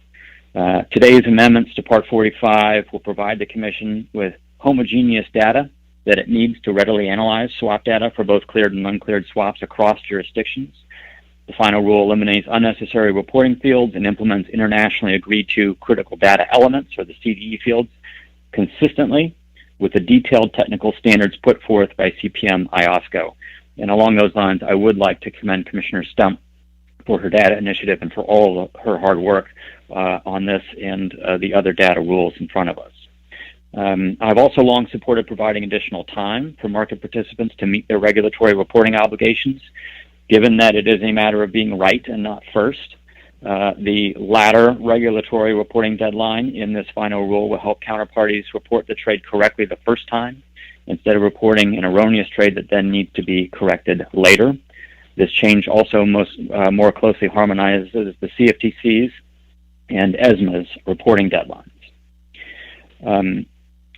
For the first time, the final rule also requires swap dealer reporting counterparties to report daily margin and collateral information for uncleared swaps to the Commission. However, the final rule would not require DCO reporting counterparties to report margin and collateral information with respect to cleared swaps. Instead, the Commission is going to continue to rely on the comprehensive margin and collateral data reported by DCOs pursuant to Part 39.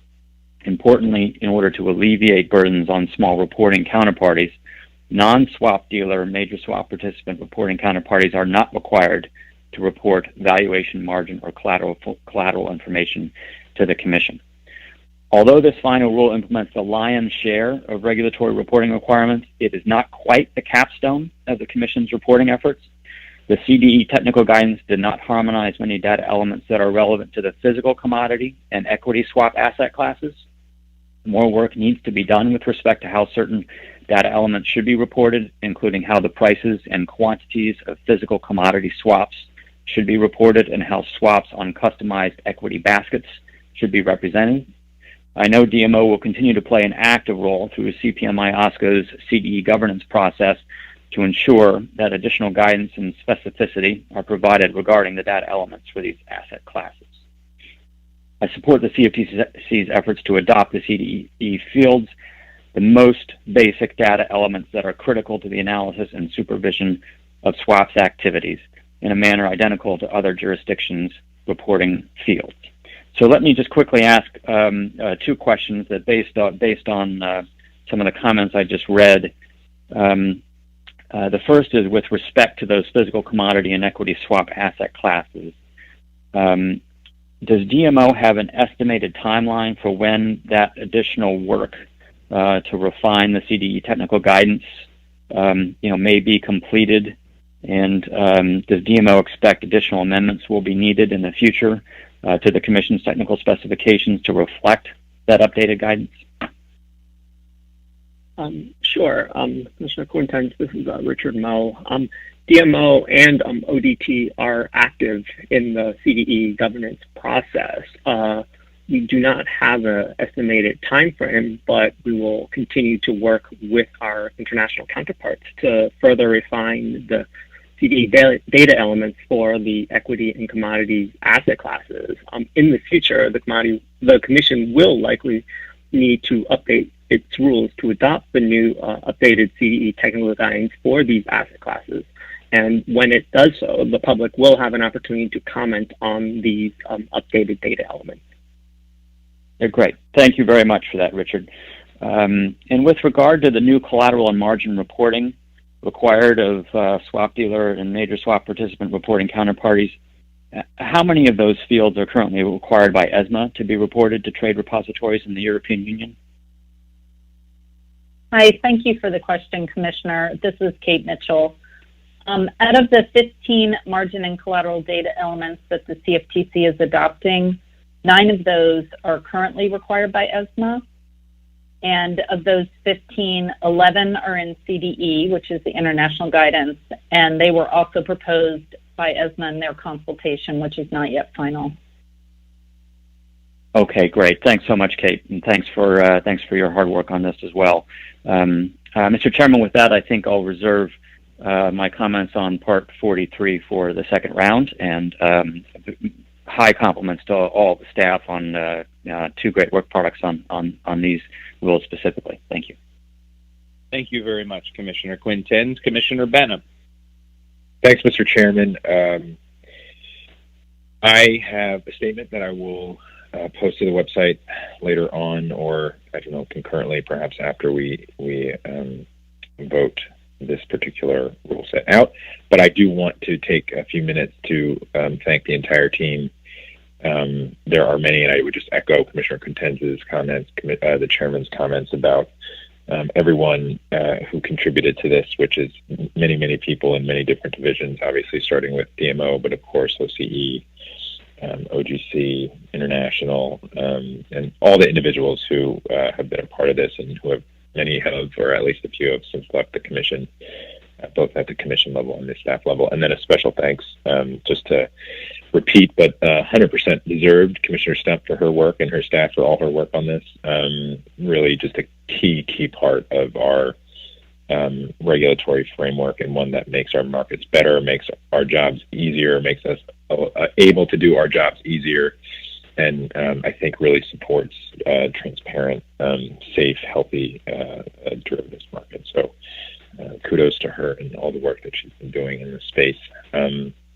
I will focus, first I just want to make a quick comment. I don't have any questions regarding Part 49, at least any above and beyond what has been mentioned so far, but I would just commend the team again for their work in that space. Data quality obviously is really the heart of this matter and the discussion that we're having today. So I think improving Part 49 is a huge step forward, and I am pleased to be supporting that element of this rule set. Regarding Part 45, just a few questions I'd like to start off with for the team. And the first is about the specific sort of data standard that we chose for reporting swaps to the SDRs.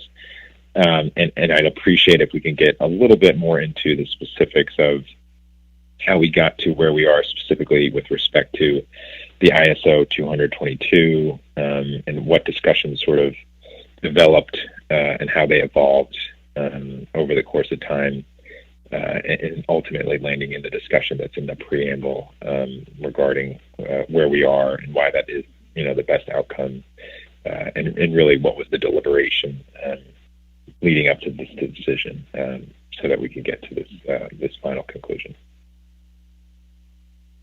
Thank you for the question, Commissioner.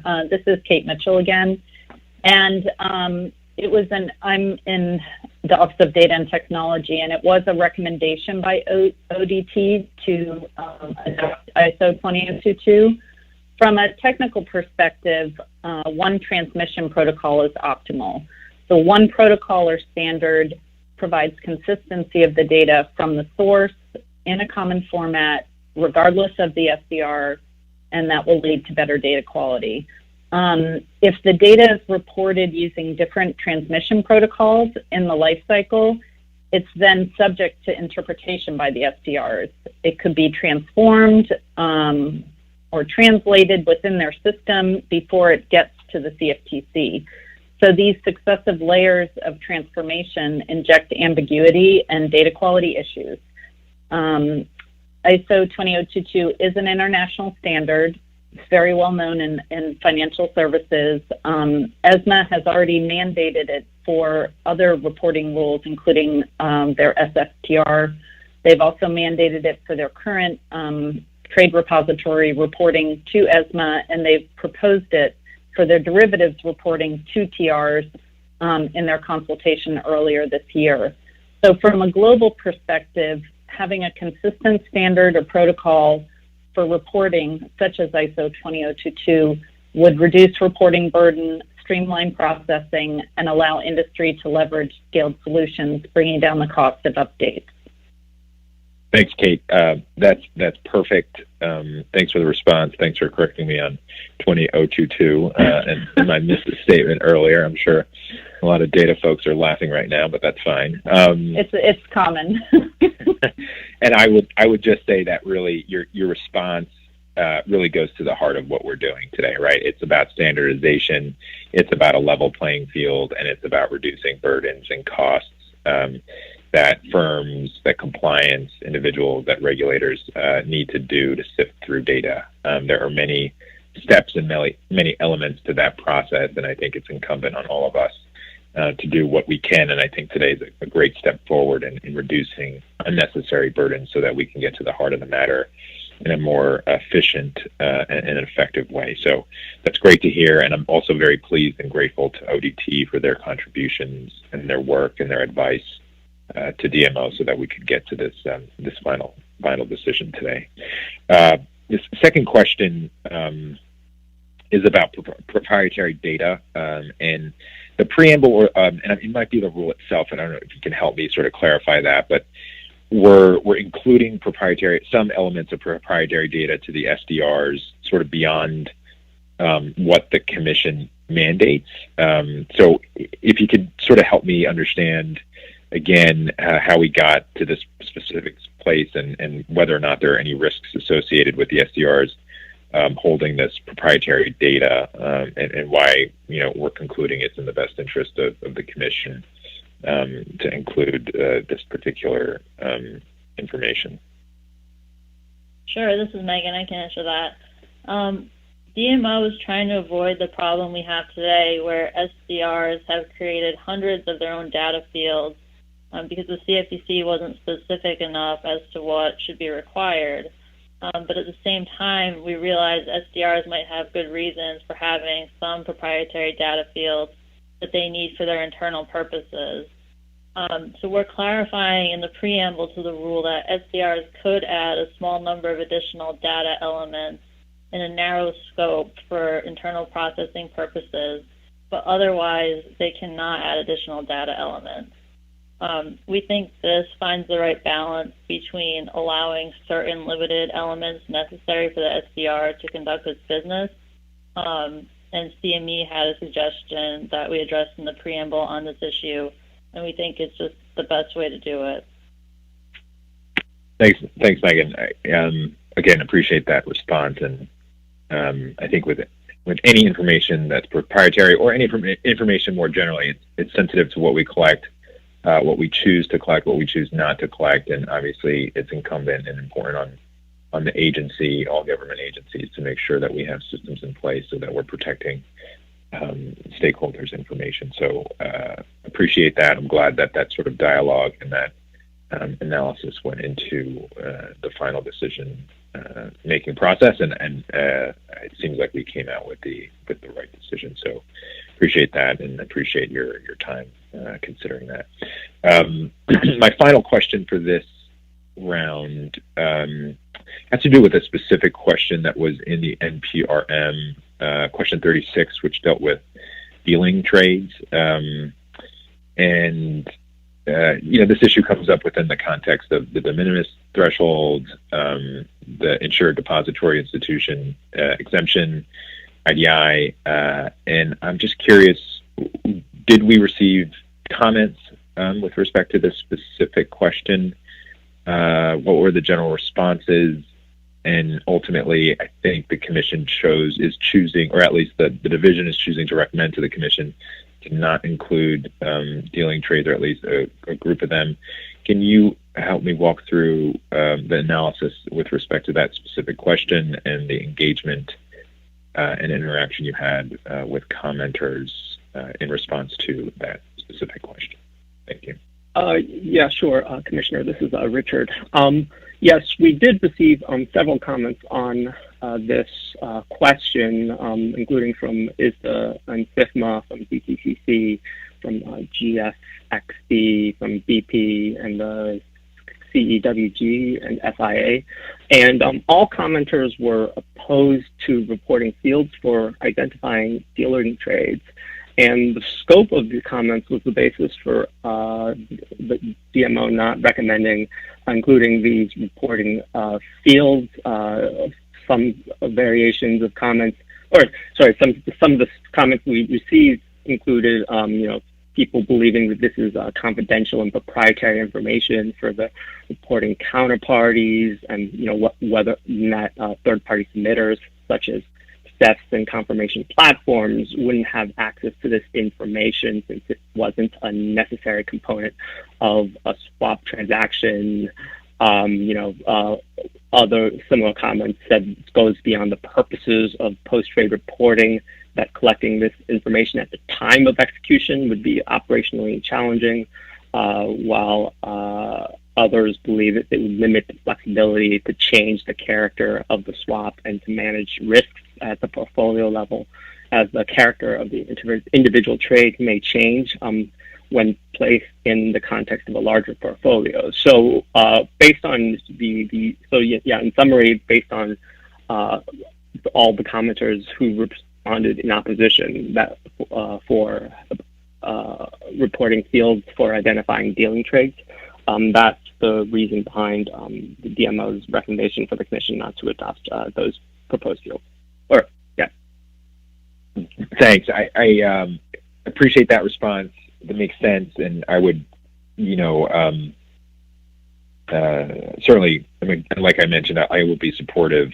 Part 49, I'll also be supportive of Part 45. But as we continue, and I said this in my opening statement to an extent, as we continue to evaluate our rule set in the direction that we're heading in the future, I would encourage the division and my colleagues as well to remain vigilant with respect to this. I perfectly and understandably appreciate the responses we got from a large constituency of our marketplace, and I think I understand the decision and why we are going in this direction, but would just encourage us to keep sort of vigilant on overseeing this particular part of the market so that we can make sure we can better assess risk as it arises. So, Mr. Chairman, I'm going to pause for the first round here, and I'll keep my remaining questions for the second round.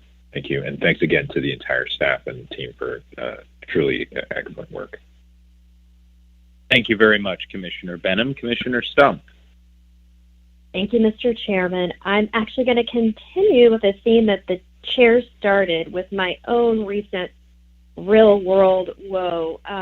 Over the weekend, my daughter and I attempted to assemble a small piece of furniture from a less-than-perfect instruction manual We engaged in significant improvising and many assumptions as to what the instructions actually required. And apologies to my father, who would be horrified to learn that at one point I resorted to using super glue simply because I found the hardware package to be woefully lacking.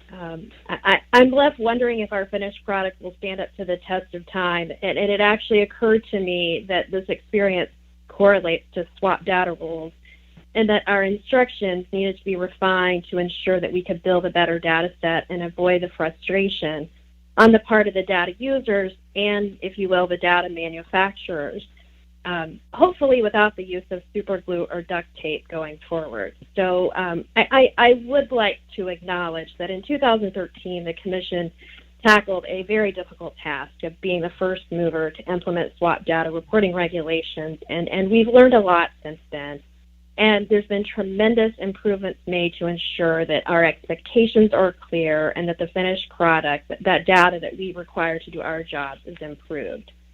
So I'm pleased today that the final rule will clarify the obligations and processes for reporting swap data and the results in that will result in substantial improvements to the quality of the data being presented both to the public and to the CFTC. I expect much of the public attention devoted to the final rules will focus on the unfortunate process by which the Commission is advancing the block trade threshold. And while I acknowledge that the process surrounding blocks was less than transparent and poorly communicated, that criticism does not reside with the staff who worked diligently to improve our instruction manual. And neglecting to distinguish the many other aspects of the final rules that deserve positive reception would be unfortunate and an oversight in recognizing the tremendous improvements the rule writing teams have made to our reporting regime.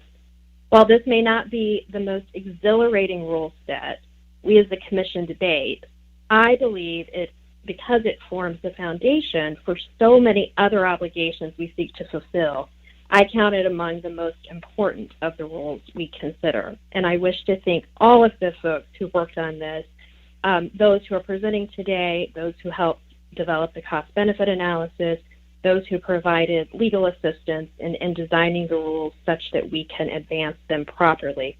I have only a few questions, and before I ask my questions with regard to Part 49, I want to give a special thanks to Ben and his team for being receptive to some concerns I had with the original proposal and for helping us to refine the final rules such that I think it is a tremendous work product, and I'm very happy to support it.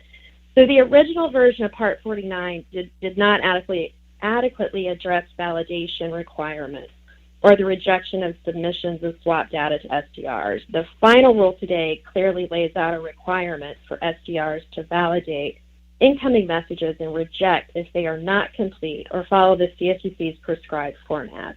I was hoping that you could walk us through a scenario and how it would work with what you all envision to be the back and forth between the SDR and those reporting in order to increase the completeness and the standardization of the accuracy that is eventually transmitted to the CFTC.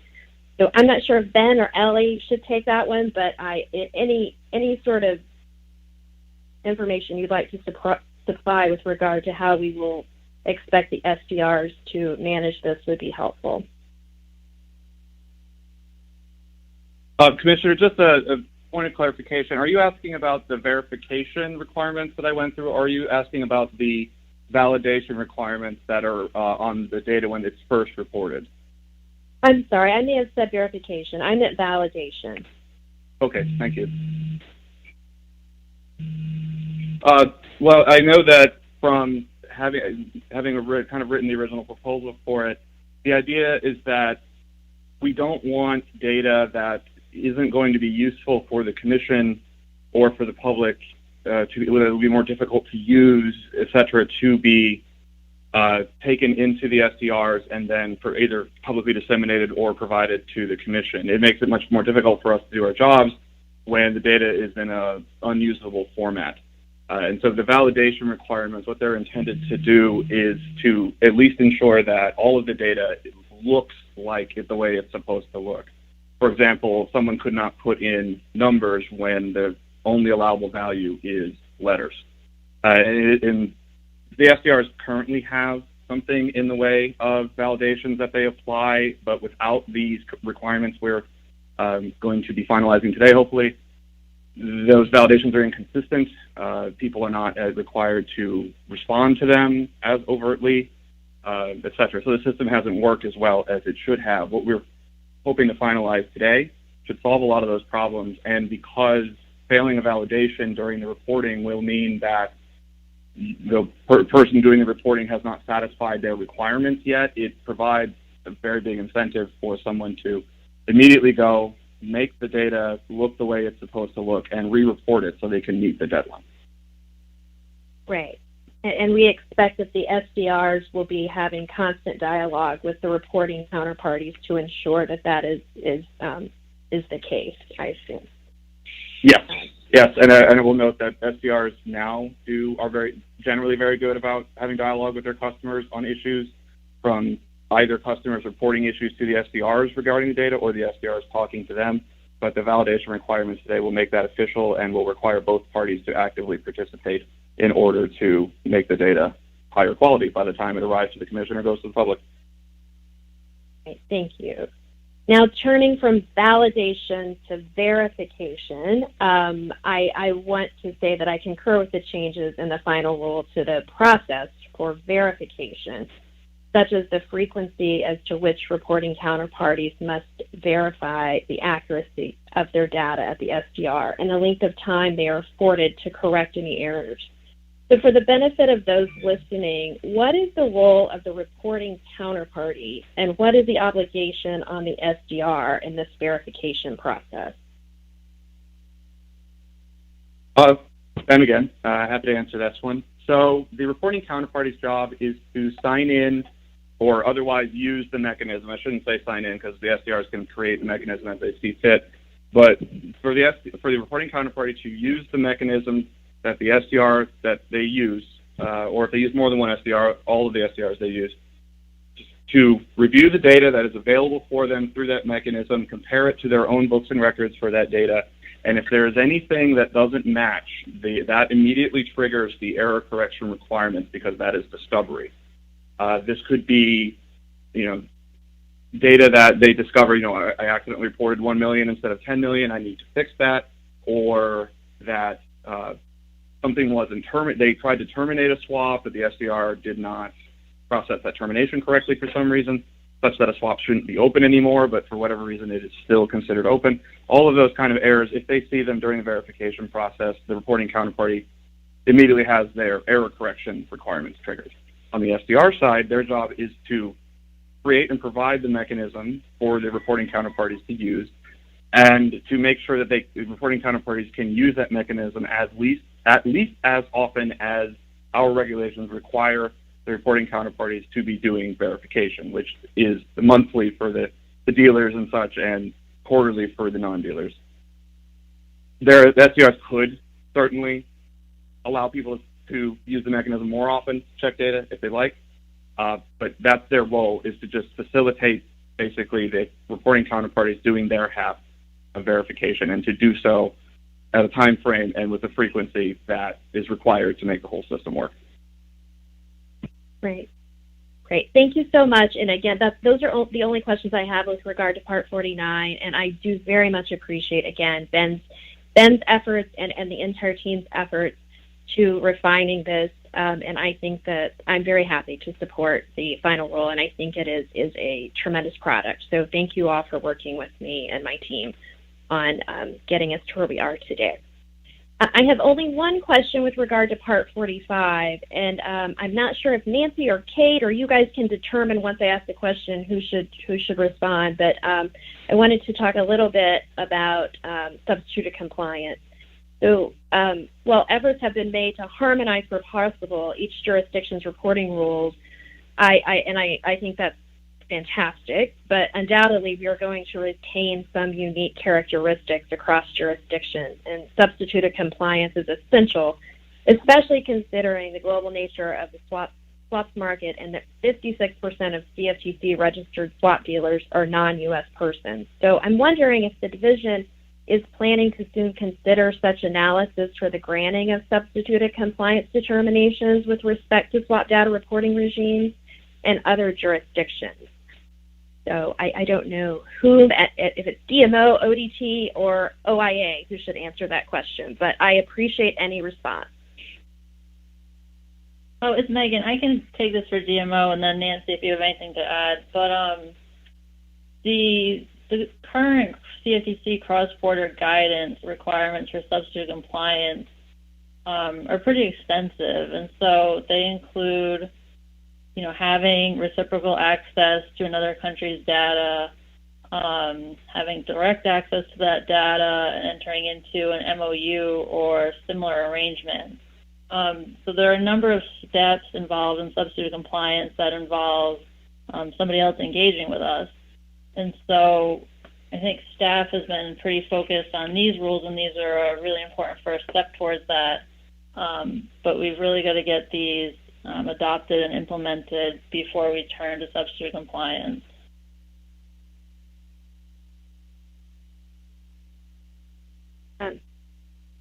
Well, if no one else wants to respond, I will simply say that, yes, I very much appreciate that this has been a tremendous lift, and I know we needed to have this foundational piece in place before we could turn to substitute compliance considerations. But I do hope that it will become a priority for not only division but for the commission to advance that sort of analysis in the near term. So thank you all so much.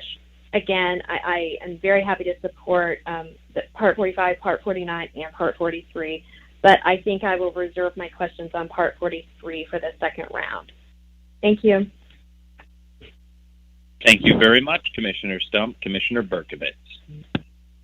Thank you, Mr. Chairman. And I too would like to start out by thanking all the staff that has worked on these three rules. Tremendous amount of work. It spanned a long period of time. There have been many consultations, lots of coordination, and it's been an issue that has been frustrating. I know for many in the industry, the lack of standardization, and internationally there have been efforts to correct that, and I'm very proud of the agency that we're actually in the forefront of the efforts internationally and domestically, obviously, to improve swap data reporting, because it is a critical function and responsibility. One of the lessons from the financial crisis was really federal regulators need a handle on market data, and I think staff has done an excellent job of describing all the uses of this data and how valuable it is for our regulatory function.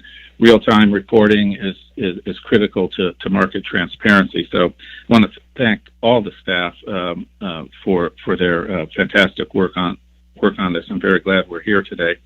I'm going to ask a number of questions initially on Part 43, the real-time reporting. Part 43 is real-time reporting is part of again the Dodd-Frank directives to the Commission to establish real-time price reporting, and we've seen there have been many academic studies, comments by market participants, market analysts, of the value of market transparency and how our swap markets have significantly improved for price discovery, lower transaction costs, lower spreads. It's really benefited end users in this country, in the American economy, the structure that we set up. Today's rule, Part 43, is a furtherance of that effort and pursuant to the statute. The statute doesn't make price transparency the sole consideration in these in real-time reporting, and the statute also directs us to establish appropriate block sizes so that market liquidity is not impaired, and that these larger trades can take place too. If you have very short reporting times for very large trades, then effectively you'd be disclosing the price of those trades and make it more expensive for the swap dealers or the parties who need to hedge those transactions to offload the risk, and so they'll have larger spreads before they enter the transactions, which ends up with lower prices for the end users. So the block sizes have to be a balance between providing price transparency and ensuring that these large transactions can go on and at reasonable cost for the dealers. Initially, the Commission set the block thresholds at 50%, and always anticipated, it's built into regulation, that at some point we'd go up to 67%, and this the rulemaking today is in furtherance of those efforts, as well as the statute itself. In terms of where we are today, I just want to review the bidding here. The proposal proposed both increasing the block sizes from the 50% level to the 60% level, and at the same time, the proposal included a longer delay than we have under the current regulations at the 50% level to a 48-hour delay. So it both proposed increasing the block sizes as well as the time delay. And it's, as explained in the preamble, many of the comments that we received were critical, as was I at the time this was proposed, of the 48-hour delay. And I just want to ask the staff, is that essentially a correct representation of the bidding so far, that we proposed both the increase to 67% and accompanying 40-hour delay, and then we received comments on that? Maybe you could go ahead and respond as where that's the situation, and then characterize what the comments in response on the 48-hour delay were. This is Matt, and thank you for the question. Just to, as you were asking, I'll just make a few clarifications. You're exactly right about the proposed time delay. That was proposed in the NPRM and was something that we requested comments on and considered the comments carefully for. As far as the 67% block threshold, that was not proposed in the NPRM. The NPRM relied on the 67% threshold that is the post-interim threshold that can be, is under the regulations to be in effect upon the Commission implementing it in the due course as instructed in the regulations. So that wasn't something proposed. But I would also note that we definitely considered the comments on this threshold, and we carefully reviewed and considered why we were comfortable with keeping the 67% threshold. As you know,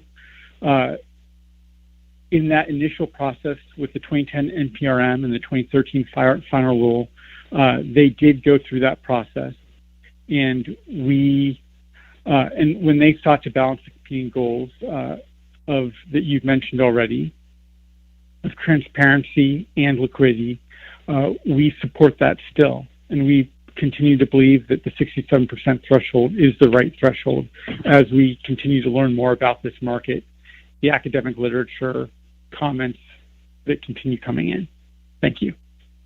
This is Tom Guerin. I would just follow up on Matt very briefly and note you're exactly right on the comments on the 48-hour delay, Commissioner. We received 18 comments. 15 of them opposed the 48-hour delay. And I think the only real consensus in the comments was their opposition to 48 hours, although a number of commenters also did favor the status quo. Was it in those comments in opposition to the 48 hours, was it clear or was it clear to the commenters who were commenting on it, or did the comments contain saying 48 hours too long at the 67% level, or was it the 48 hours is you can't go to 48 hours because we're at 50%? Was it clear that were commenters commenting on 48 hours at 60% level? I think that for many commenters, they thought 48 hours was inappropriate at any level, And so I think they generally broke their comments separately, and although Matt's right, we did not request comment on moving to 67 because it's in the current statute. People commented regardless. But with respect to 48 hours, I think the commenter's main focus was on the difference between 15 minutes currently for the most liquid products and how inappropriate it would be for those most liquid products to move from 15 minutes to 48 hours. But isn't let me ask, isn't the delay period integral to the block size? I mean, because whatever the delay is, isn't it integrally, it's another side of the same coin, correct? I guess people could have commented like 48 hours is inappropriate for any block size period, but right. Mm-hmm. You can't just comment on 48. I would think it'd be commenting on 48 hours in the abstract rather than associated with a specific block size, if you understand my question. Aren't the two necessarily intertwined? Commissioner, this is Tom Gearin. I would note, we agree that they both affect transparency in different ways. Matt, I don't know if you wanted to comment on how intertwined they are. Yes, I'd be happy to do so. So the 67% threshold impacts the information that people can receive, while the 2-day delay would impact how quickly they receive it. And so you can definitely see that if you receive information slower, especially for a volatile market, a faster moving market, the information has less value. It's a somewhat distinct issue that if you receive lower quantity trades only and not the higher quantity trades, you will also receive less price information because, as we found in the literature supports, the higher transactions tend to have the larger quantity transactions tend to have more meaningful price information. And so those are really the trades that provide the information that the market is looking to in their price discovery and transparency interests. So you can make the information less valuable by making a delay that's indefinite. You can also just take away that information by not, or you can make that real time by giving it faster. So as the time delay approaches zero, you'd expect that the delay might not make as big an issue, and also that means that the delay that we set up is most important to consider on its own, but also it's very important to consider that if you get these things wrong, they can exacerbate each other. And so the problems aren't just standalone problems. If you make the delay too long in the block too small, you haven't just added, you've multiplied problems. Yeah, and that's what I'm actually. I think what you just said is the point I was trying to get at, and determine whether those have been considered as you've evaluated the comments that say, okay, 48 hours is too long. What did you do in terms of determining? Well, let me go back. I guess I just want a point of clarification. You say we didn't propose the 67%. That number was in the original regulation. That's correct. That eventually it contemplated, or we go to that level. Correct. Is that why you said we didn't propose it? I just want to follow up on that. Trying to understand.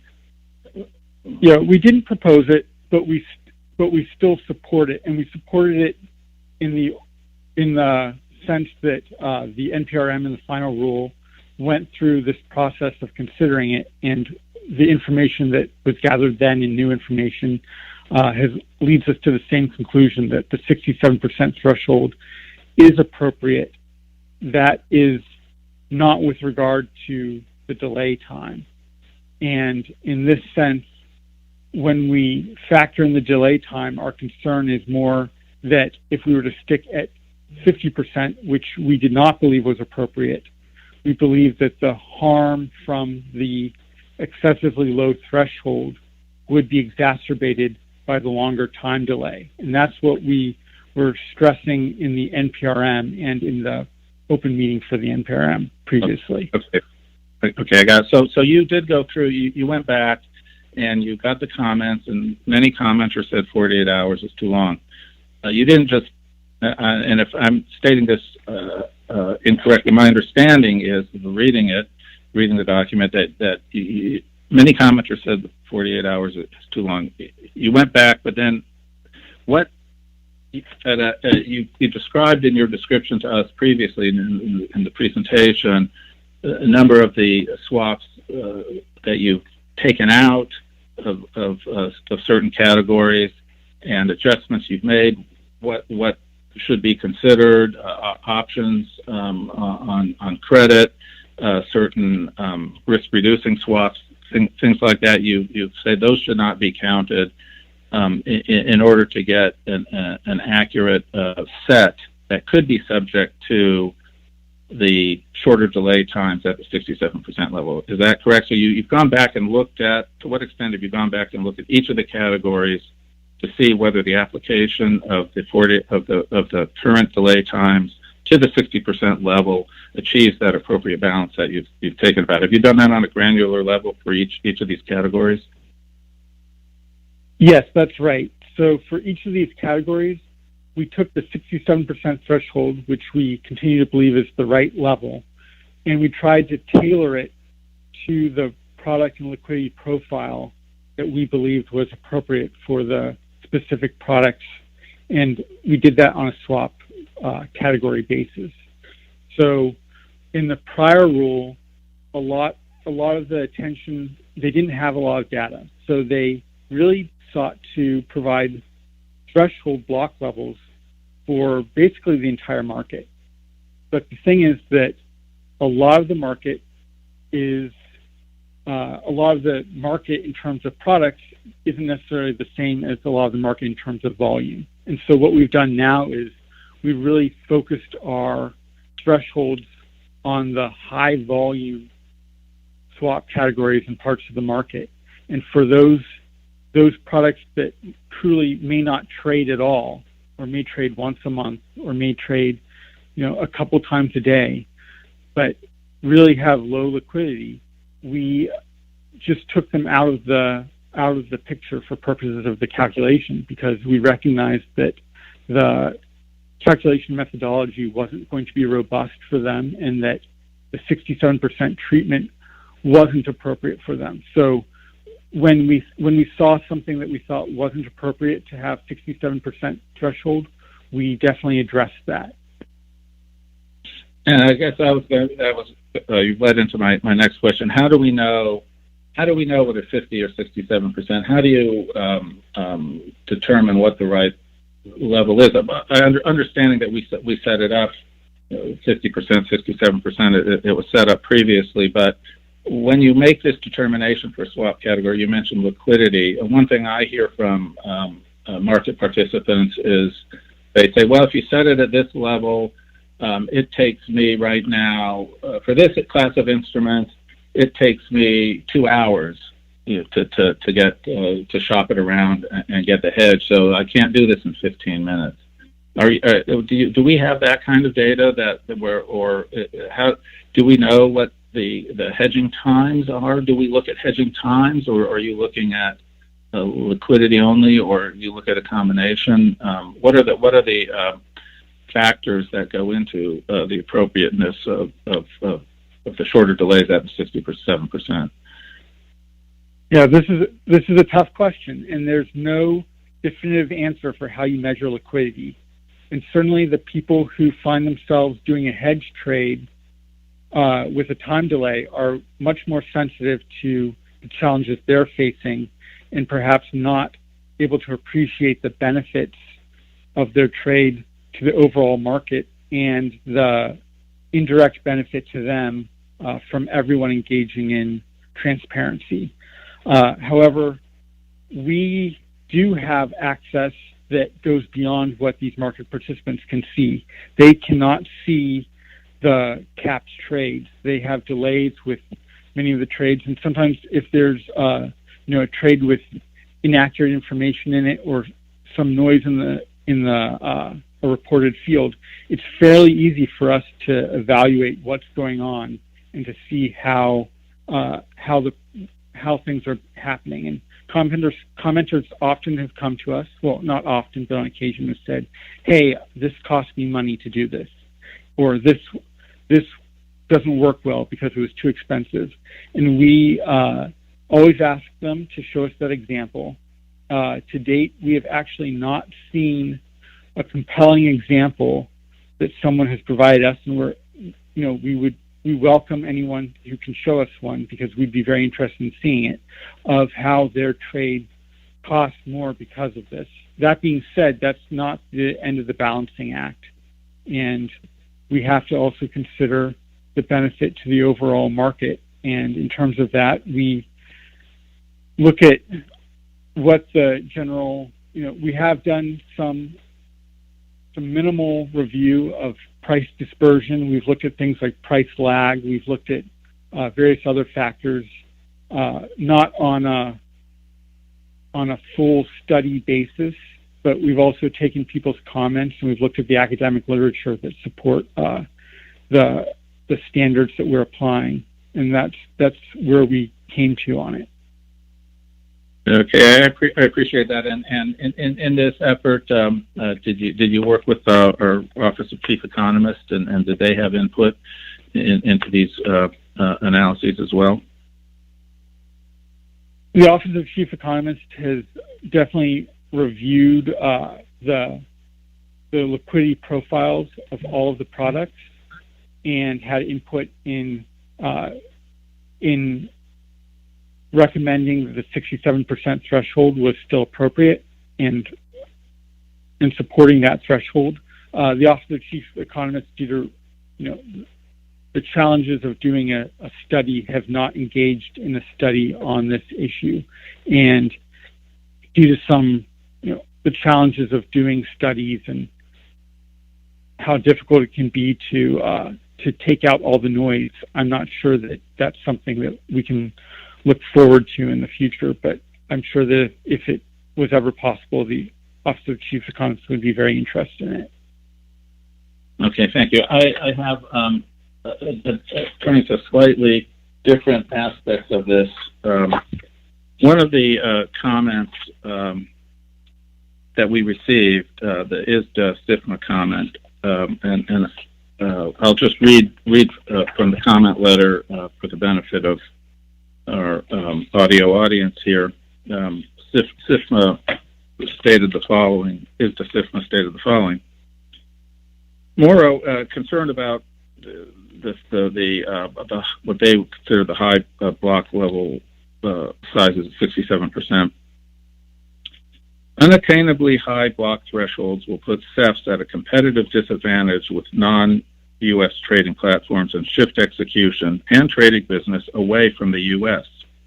Given that the Commission issued trading venue equivalency to major EU multilateral facilities and organized trading facilities, which permit trading via an RFQ to one, regardless of whether an instrument is subject to the EU mandatory trading obligation, there is a strong likelihood that U.S. firms will be inclined to satisfy their mandatory trading obligation by executing trades on these recognized trading venues. So SIFMA says basically, if you do this trading is going to move overseas to MTS and OTS that we've given equivalence to, and we'll lose this market.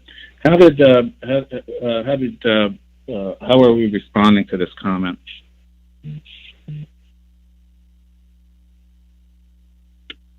This is Tom here, and Commissioner Berkowitz. So in the rule, we state that we find that statement to be speculative, and that we think it's unlikely to occur. But we understand, and we certainly did not intend to create opportunities for arbitrage and competitively disadvantaged U.S. CEFs.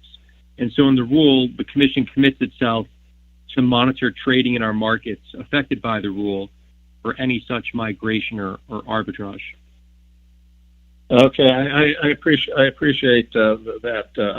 I strongly support that language that you put in there, and I think that's the appropriate response. we've granted equivalency to MTFs, and this is part of the effort that we're celebrating today, our harmonious working with our international regulators that we recognize their facilities, which enables it. There's two benefits. One is recognizing an MTF or an OTF, which we just did a number of them at our last meeting. We recognized a number of other facilities, and I supported that. And the situation was basically is that U.S. companies were having difficulty providing liquidity overseas or participating in non-U.S. markets because the non-U.S. markets didn't want to have were concerned about having to register as CEFs if they had U.S. customers. And so we've recognized their facilities. We've given them made determinations that their regulatory regime is comprehensive and comparable to ours. That enables U.S. market participants to participate in these non-U.S. pools of liquidity, and I think that's the correct approach, and the way we benefit from that approach as do our counterparts. What that regime is not intended to do is to create an avenue to take U.S. markets and move them overseas to this different regulatory regime. We're going through many rulemakings. We've done this rulemaking. We did our prohibition of name give up, and fundamentally our swap trading regulations, RFQ3, all our transparency requirements for the U.S. markets, as is the SIFMA identified. And I'm glad to see that the SIFMA have identified this as a negative consequence to the U.S. markets. But since the SIFMA is many of these market participants, and these market participants are saying this is going to happen, I think we have to take that concern very seriously, and make a statement saying that it's not what we intend. We do not want to see this outcome, and we're going to be watching. And then if necessary, we would take appropriate action if indeed it occurs. But I too hope that as the Commission's indicating in the preamble language, that it's not our intent. Hope that it doesn't occur. Think it's remote. But in my view, that is not why we're enabling granting into these recognition of foreign regimes as providing comprehensive and comparable regulation. So we'll watch for that and hope that it doesn't occur. But frankly, if we get it right here in the U.S. And we have the appropriate times and appropriate market transparency, it won't happen because people will want to trade in the U.S. and our markets will be strong. And I'm very proud of the work that this agency has done over the years to make our markets so strong and internationally competitive and be really growing in liquidity. And we've seen it even in the turbulent times earlier this year. Our markets have been very resilient in times of stress.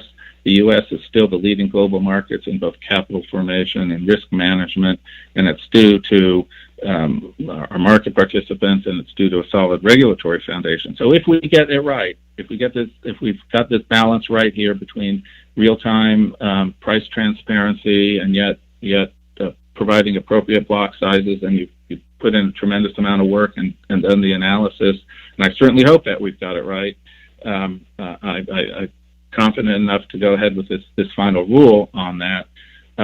But our markets will be strong and liquidity will stay here in the U.S. But should it not, should there some folks who think it's advantageous to try to get a liquidity pool on this over there, we'll be monitoring. And let me just ask on the follow-up, do we have the capability? I mean, as the swap data, would we be able to see it? Would we be able to see such a migration of liquidity over to non-U.S. Facilities? Do we have that type of insight so we could see it? We do. We have the ability to see the platform on which all registered entities or anyone in our jurisdiction where they're trading. Excellent. Okay, well, this is thank you for the answers, and I do have further questions, but I will reserve them for the second round. So thank you, Mr. Chairman. Thank you, Commissioner Berkovitz. Well, let's go ahead and begin the second round. I am up, but I think all my questions were answered in the first round, and of course, in my opening statement, I expounded upon the reasons why I'll be supporting all three rules. So in the interest of time, I will go ahead and pass the baton back to Commissioner Quintens. Thank you, Mr. Chairman. I have one prepared question, but maybe a few others, given the discussion that just occurred, and then I'm going to read my statement on this rule. I think as a follow-on to the discussion that just happened, I want to try to clarify what has been said that commenters supported or opposed when they were discussing the 48-hour threshold. And I want to make clear, or at least if I'm wrong, I can be corrected, that even though some opposed needing to move to 48 hours for everything, including the very highest, liquid products, that did not mean that they supported moving to the status quo, and it didn't mean that they supported moving to 15 minutes necessarily. However, I think they would basically only have two choices, and one was what was proposed, or the other is the status quo. So I don't believe it's fair to characterize the comments as being overwhelmingly against moving to 48 hours and therefore supporting the status quo, because almost all, if not all, save one of the comment letters that came from participants in the marketplace, as opposed to those that have an opinion that are not in the marketplace, viewed this as a balance between an increased block threshold and an increased reporting time. And I think it's important to think about what we will do and when we will do it if we start seeing negative consequences from this rule, which I believe will happen. I'll get to this in my statement. I don't believe hope is a good strategy for finalizing a rule. And there is a delay that has been built in to the effective compliance for the block thresholds to allow for the Commission to review the data, the better data that we will now get because of these rules. So that leads to basically my first question, which is, with the benefit of the new data reported after the compliance date of that data, does DMO expect to review the new block trade thresholds calculated using the 67% figure to ensure that they are appropriate? Right. This is Megan, Commissioner Quintens. I think staff views the extended compliance date as a benefit here for the reason you just described. Since it's going to be 30 months or 2.5 years, and the CFTC Commission staff is supposed to analyze the block levels annually, we're going to go through a few cycles of looking at this data and applying the block thresholds to the data. And at the point where we're receiving the new data, we will apply the thresholds to that new data. So this compliance delay actually works with the other changes we're proposing, because it gives market participants and the CFTC a chance to implement those changes, and then from the benefit of everyone getting on that same page, kind of moving forward from there instead of trying to do everything at once. Okay, thank you for that, Megan. I appreciate that. There is language in the preamble that says the Commission expects to use the new and improved data to analyze the best way to apply the threshold and make any adjustments as appropriate. And there's also language that says the Commission intends to take action as necessary to ensure the AMBSs and cap sizes are appropriately tailored. And I think that is a very, very important thing for us to do.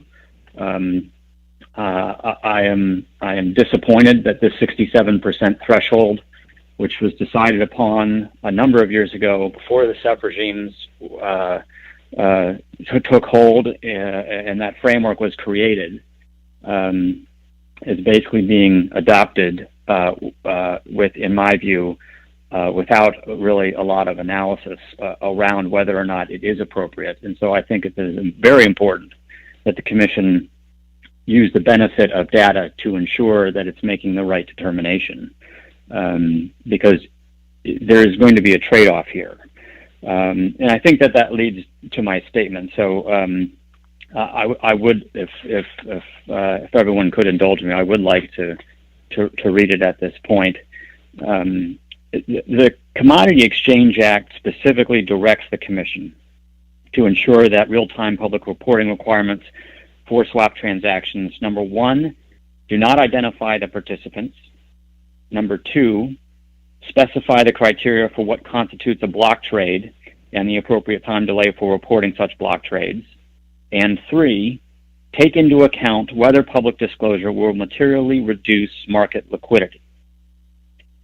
The Commission has long recognized the intrinsic tension between the policy goals of enhanced transparency versus market liquidity. And in fact, in 2013, the Commission noted that the optimal point in this interplay between enhanced swap transaction transparency and the potential that in certain circumstances this enhanced transparency could reduce market liquidity, quote, defies precision, end quote.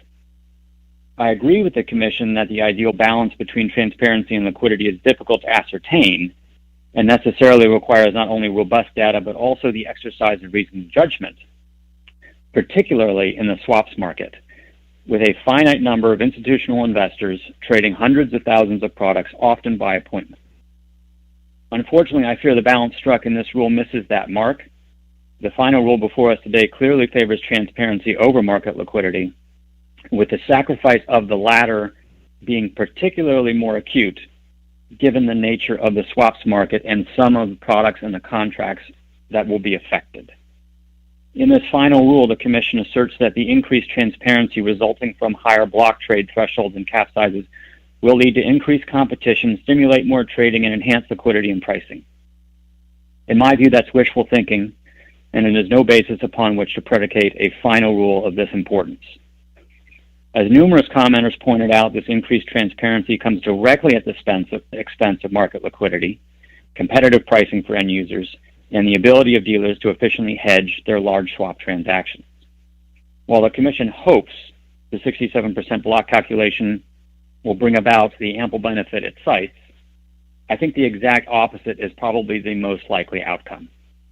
I remain unconvinced that the move from 50% notional amount calculation for blocks to 67% notional is necessary or appropriate. And unfortunately, the decision to retain the 67% calculation, which was adopted in 2013 but never implemented, was not seriously reconsidered in this rule. Instead, in the final rule, the Commission asserts that it extensively analyzed the costs and benefits of the 50% threshold and the 67% threshold when it adopted the phased-in approach in 2013. That was in quotes. But respectfully, I believe that statement drastically inflates the Commission's prior analysis. I have no doubt that the Commission, quote-unquote, analyzed the costs and benefits in 2013 to the best of its ability. However, the reality is that in 2013, as the Commission acknowledged in its own cost-benefit analysis, in a number of instances, the Commission lacks the data and the information required to precisely estimate the cost, owing to the fact that these markets do not yet exist or are not yet fully developed. It seems like it's a lot of data that's missing to precisely estimate costs, in my view. In 2013, the Commission was just standing up its CEF trading regime, had not implemented its trade execution mandate, and had adopted interim time delays for all swaps, meaning that in 2013, when it first adopted this proposal, no swap transaction data was publicly disseminated in real time. But now, 7 years later, the Commission has a robust competitive CEF trading framework and a successful real-time reporting regime that results in 87% of interest rate swap trades and 82% of credit default swap trades being reported in real time. In light of that sea change that has occurred since 2013, I believe the Commission should have undertaken a comprehensive review of whether the transition to 67% block trade threshold was appropriate. In my opinion, the fact that currently 87% of IRS and 82% of CDS trades are reported in real time is evidence that the transparency policy goals underlying the real-time reporting requirements have already been achieved. In 2013, the Commission, quoting directly from the congressional record, noted that when it considered the benefits and effects of enhanced market transparency, the, quote, guiding principle in setting appropriate block trade levels is that the vast majority of swap transactions should be exposed to the public market through exchange trading, end quote. The current block sizes have resulted in exactly that, the vast majority of trades being reported in real time. The final rule, acknowledging these impressively high percentages, nevertheless concludes that because less than half of total IRS and CDS notional amounts are being reported in real time, additional trades should be forced into real-time reporting. And again, I reach the exact opposite conclusion. By my logic, the 13% of interest rate swaps and 18% of CDS trades that currently receive that time delay represent roughly half of notional for those asset classes. In other words, these trades are huge. In my view, these trades are exactly the type of outside transactions that Congress appropriately decided should receive a delay from real-time reporting and giving us this authority. Despite all these very significant reservations, I'm going to vote today for the real-time reporting rules before the Commission for several reasons. First, I worked very hard to ensure that this final rule contains many significant improvements from the initial draft we were first presented, as well as the original proposal, which I supported. And I would like to personally thank the staff for having multiple calls with me and my team and for being open to the solutions that we suggested. For example, in order to make sure the CDS swap categories are representative, the Commission established additional categories for CDS with optionality. In addition, the Commission is also providing guidance that certain risk reduction exercises, which are not arm's length transactions, are not publicly reportable swap transactions and therefore should be excluded from the block size calculation. Secondly, while most of the changes to Part 43 rules will have a compliance period of 18 months, the new block and cap sizes will not be effective and compliance will not be required until 1 year later, providing market participants with a 30-month compliance period and the Commission with an extra 12 months to revisit this issue with actual data analysis as good government and well-reasoned public policy demands. This means that when any final block and cap sizes do go into effect for the amended swap categories, it will be with the benefit of cleaner, more precise data resulting from the very important improvements in this Part 43 rule. It is my firm expectation that DMO staff at that time will review the revised block trade sizes in light of that new data to ensure that they are appropriately calibrated for each swap category, just as is written in the preamble. In addition, as required by the rule, DMO will publish the revised block trade and cap sizes the month before they go into effective. I'm hopeful that with the benefit of time and cleaner data and public comment, the Commission can, if necessary, recalibrate the minimum block sizes to ensure that they in fact strike the appropriate balance built into our statute between the liquidity needs of the marketplace and the goals of transparency. To the extent market participants also have concerns about maintaining the current time delays for block trades, given the move to the 67% calculation, I encourage them to reach out to all of us at any point consistently, to DMO, to myself, to my fellow commissioners, over the intervening 30-month window. That time frame is more than enough to further refine the reporting delays as necessary for the new swap categories based on sound data. That concludes my statement.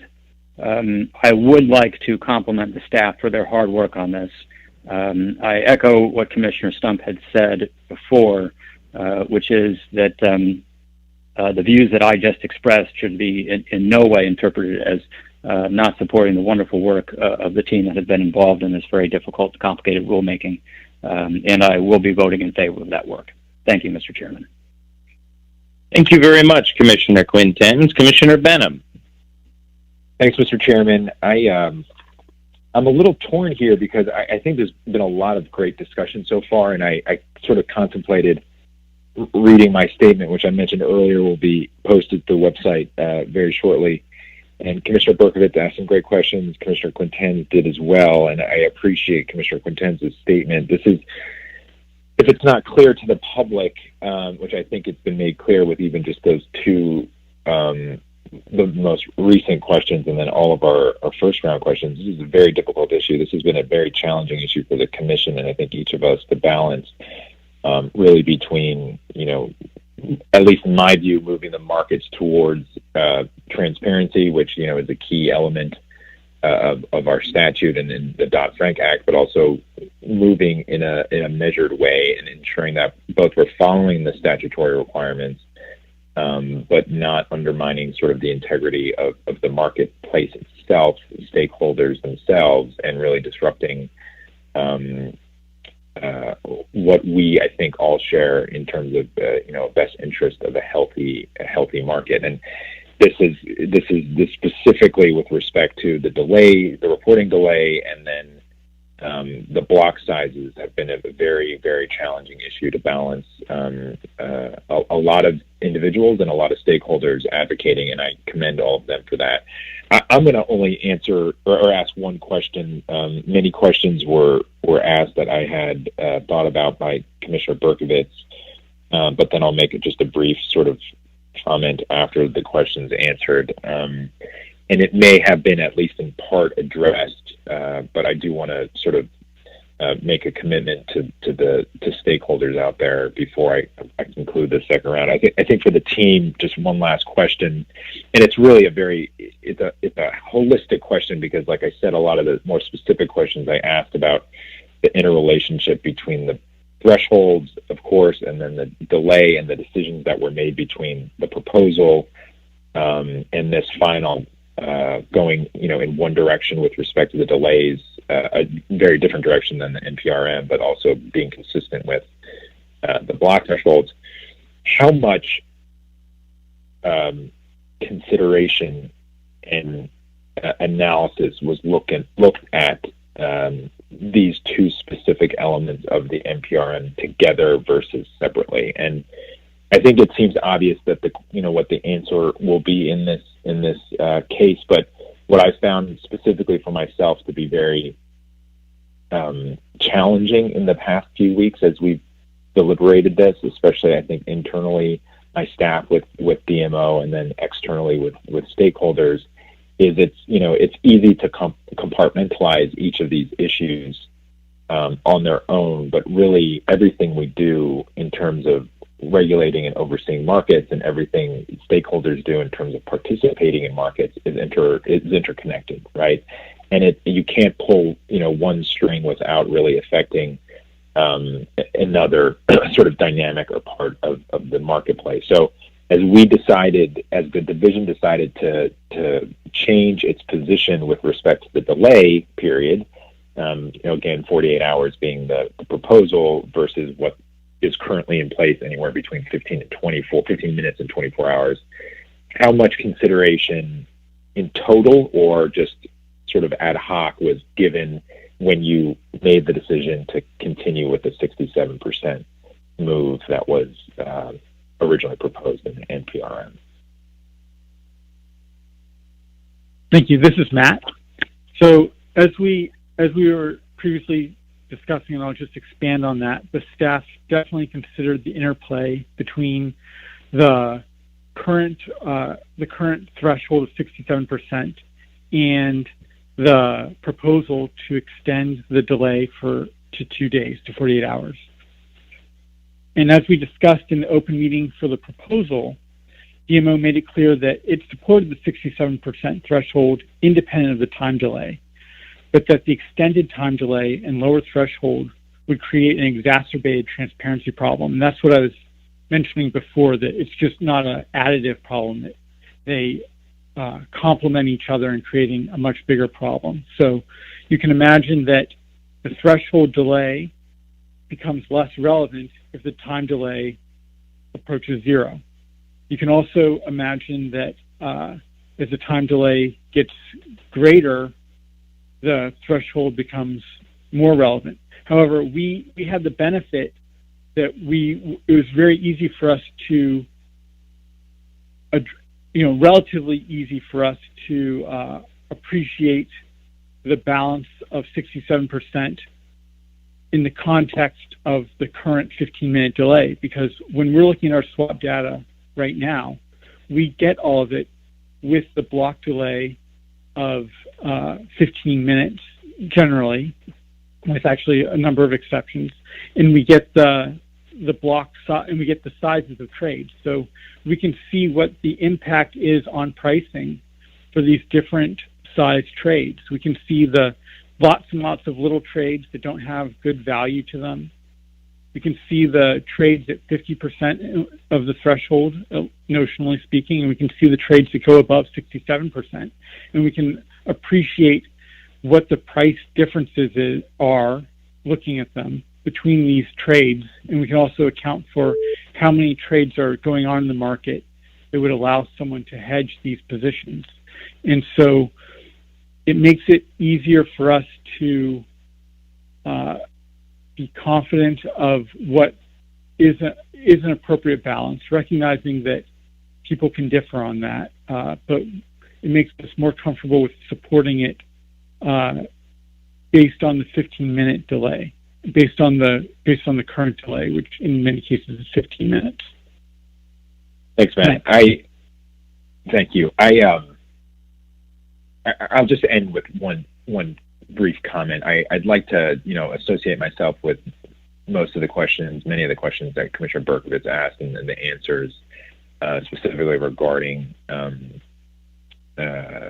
international competition, and not putting anyone at a competitive advantage by our rule set. I think we have to be very careful about that and ensure that we're doing what we can at all possible levels to ensure that we're supporting U.S. markets, obviously working with our foreign colleagues to ensure a level playing field, but we need to be ensuring that we're keeping markets here in the U.S. robust and safe and the strongest in the world, as they have been for decades. And then, I'd like to just comment on Commissioner Quintenz's points about, moving this forward. I've heard many times, both on this issue and on other, policy issues, that if we go down this hole or if we go down in this direction, it's going to be hard to change or to pivot. And, in at least this specific case where we will be the beneficiaries of better data in the weeks to come, I wholly support Commissioner Quintenz's comments about this commission and any future commissions, knowing that the phase-in is a number of months out. That I personally stand ready to listen, of course, and to act if it's necessary. This was, like I said, a very, very difficult balance between really a binary decision in many respects. I am erring on the side, and supporting this part of the reporting rule as well, erring on the side of transparency and moving the ball forward in what has been a years-long effort. And again, thank you to the team for this. But if there are mistakes, if there are unintended consequences, without doubt, I think it's incumbent and necessary, and it's the responsibility of the Commission to act swiftly to ensure we're doing our job to fulfill our statutory requirement, but to ensure that markets here in the U.S. Remain the most robust, healthy, and transparent in the world. So, Mr. Chairman, I'll stop there. I again, just thanks to the entire team across the board on this very, very big, important rule. It's a big day, I think, for the Commission to be moving forward on the reporting requirements, and I'm hopeful that we'll be successful in all aspects. But again, if we're not, or if we have things to fix in the future, I think the flexibility of the Commission will prove to be effective in addressing stakeholder concerns in the weeks and months ahead. Thanks. Thank you very much, Commissioner Benham. Commissioner Stone. Thank you, Mr. Chairman. I think all of my colleagues have done a great job of explaining explaining the struggle we have in trying to balance elements of the statutory obligations we have to both provide transparency to the public and also to ensure that things are publicized in a way not to disclose identities in order to and sizes of transactions in order to ensure liquidity is preserved. And so I won't belabor that point. But while I can appreciate the compelling comments we received when we proposed 48 hours versus 15 minutes as the time delay for displaying block transactions and the need to address that, what I'm struggling with is that even though we didn't propose changes to the progression in the calculation from 50% to 67%, as is established in the underlying regulatory text, the public commented on a move from 50% to 67%, which was assumed, but they commented in the context of a 48-hour time delay that we presented in the proposal, as opposed to a 15-minute delay, which is what we're finalizing. So I have just a few questions that I want to ask to help establish for the public or better understand the timeline that we also have to take into consideration. So my first question for the team is, when did the Commission originally propose block sizes? It was in March 2012, Commissioner. Okay. And when did the Commission first mandate SEF trading? That was a little over a year later in May 2013. And when did the Commission start to receive swap data that was reported to swap data repositories? We started receiving swap data at the very end of 2012, so October, November 2012.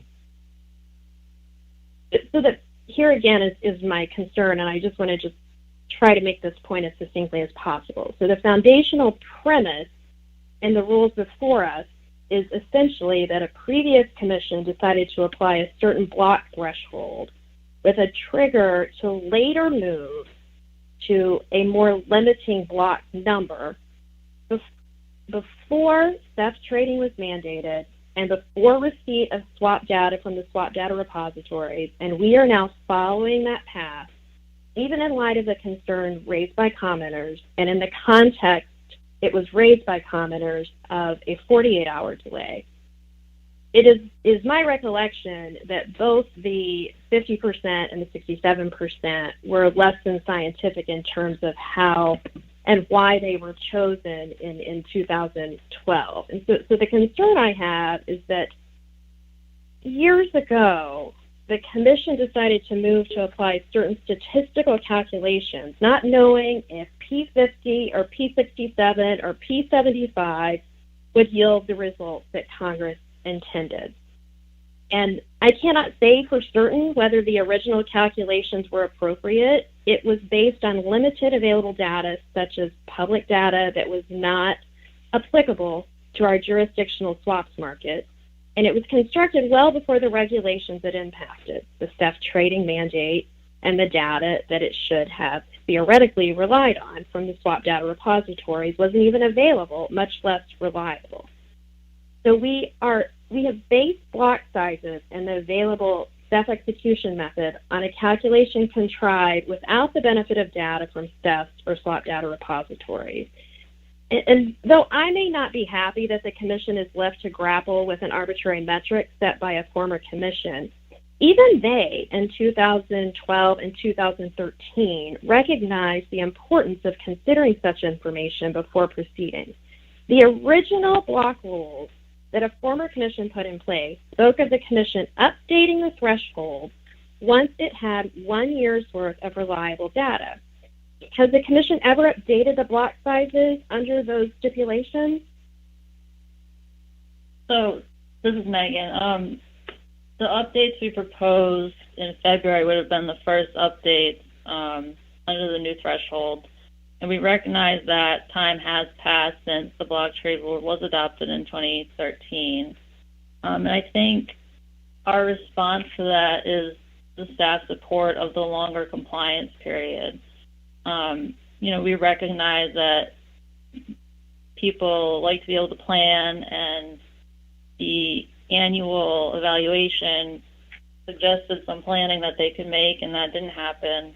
And we think at this point that the 30-month compliance date with the updates to the rules, combined with the new categories and how we tried to approach, better calibrating the blocks, all of this combined strikes the right balance between what the Commission should be doing, what the Commission is doing now, and what the Commission wants to do in the future. To hope, all in the motivation of promoting transparency.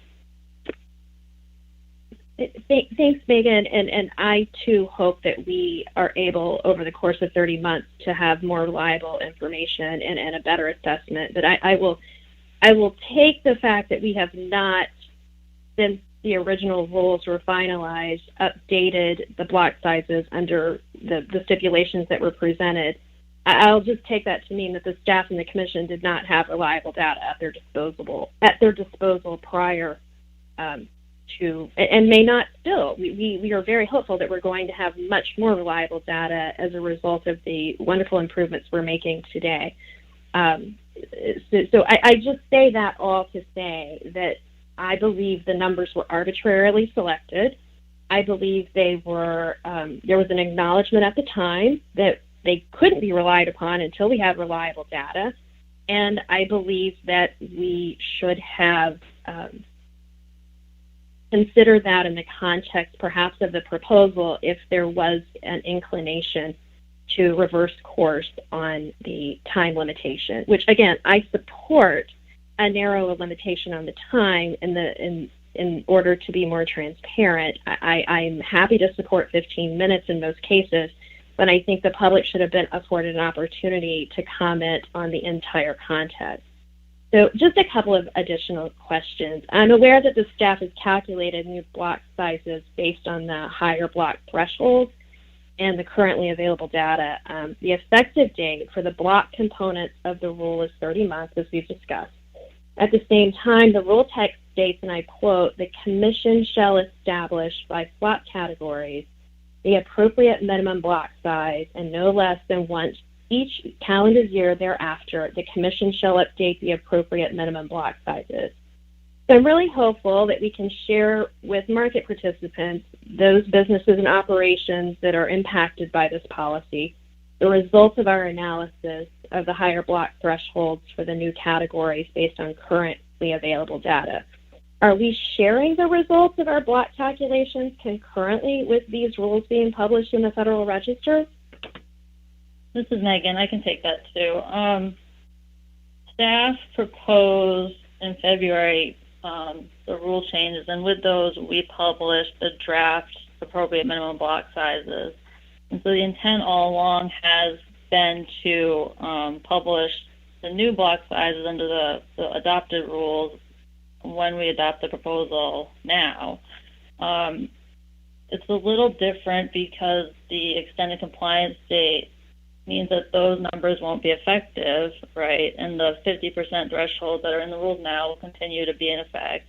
But we do see the value in sharing that information with market participants so that they can come to us if they have problems or questions and just have anything they want to add to it or discuss. I will say, I think staff's enthusiasm for this rule does kind of relate to publishing that data and sharing it. The Commission has gotten a lot of data over the past 7 years since the rules were adopted. And I think this kind of ties into, we wouldn't say it was unreliable, but if you look at what the Commission has pursued in terms of data over the last 8 years, it always seems like the messaging has been, we just have to take this one data initiative before we have the reliable data and, can start using the data. But for staff, we've been using the data all along, and we hope that this final Part 45 standardization is kind of that last step to kind of end that eternal quest for perfect data and show people that we have the data we need, and here's how we're going to start using it, in this case, to promote transparency. Well, I share your, it's a chicken and egg problem. I share your quest for perfect data, but I recognize that there have been calculations made in this regard, and I think that to the extent there's value in making those public, such that the public has a greater insight into the thinking of the division, I think that is definitely worthwhile. So shifting gears just a little bit, the proposal for this rule applied the same original methodology from before, but did we change how the calculation was constructed in between the proposal phase and what we're voting on today? The calculation was not changed from the proposal and today in terms of how the 67% threshold is done.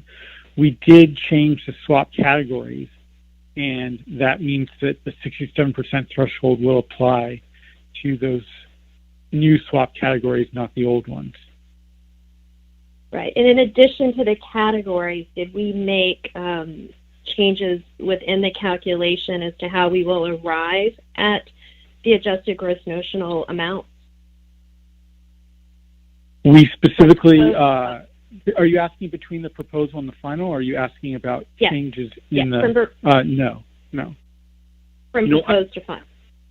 I would just add in here, Matt, the only thing we've done and that we've addressed in the rule is we removed a limited subset of trades based on comments. So we removed trades around roll periods and CDS swaps.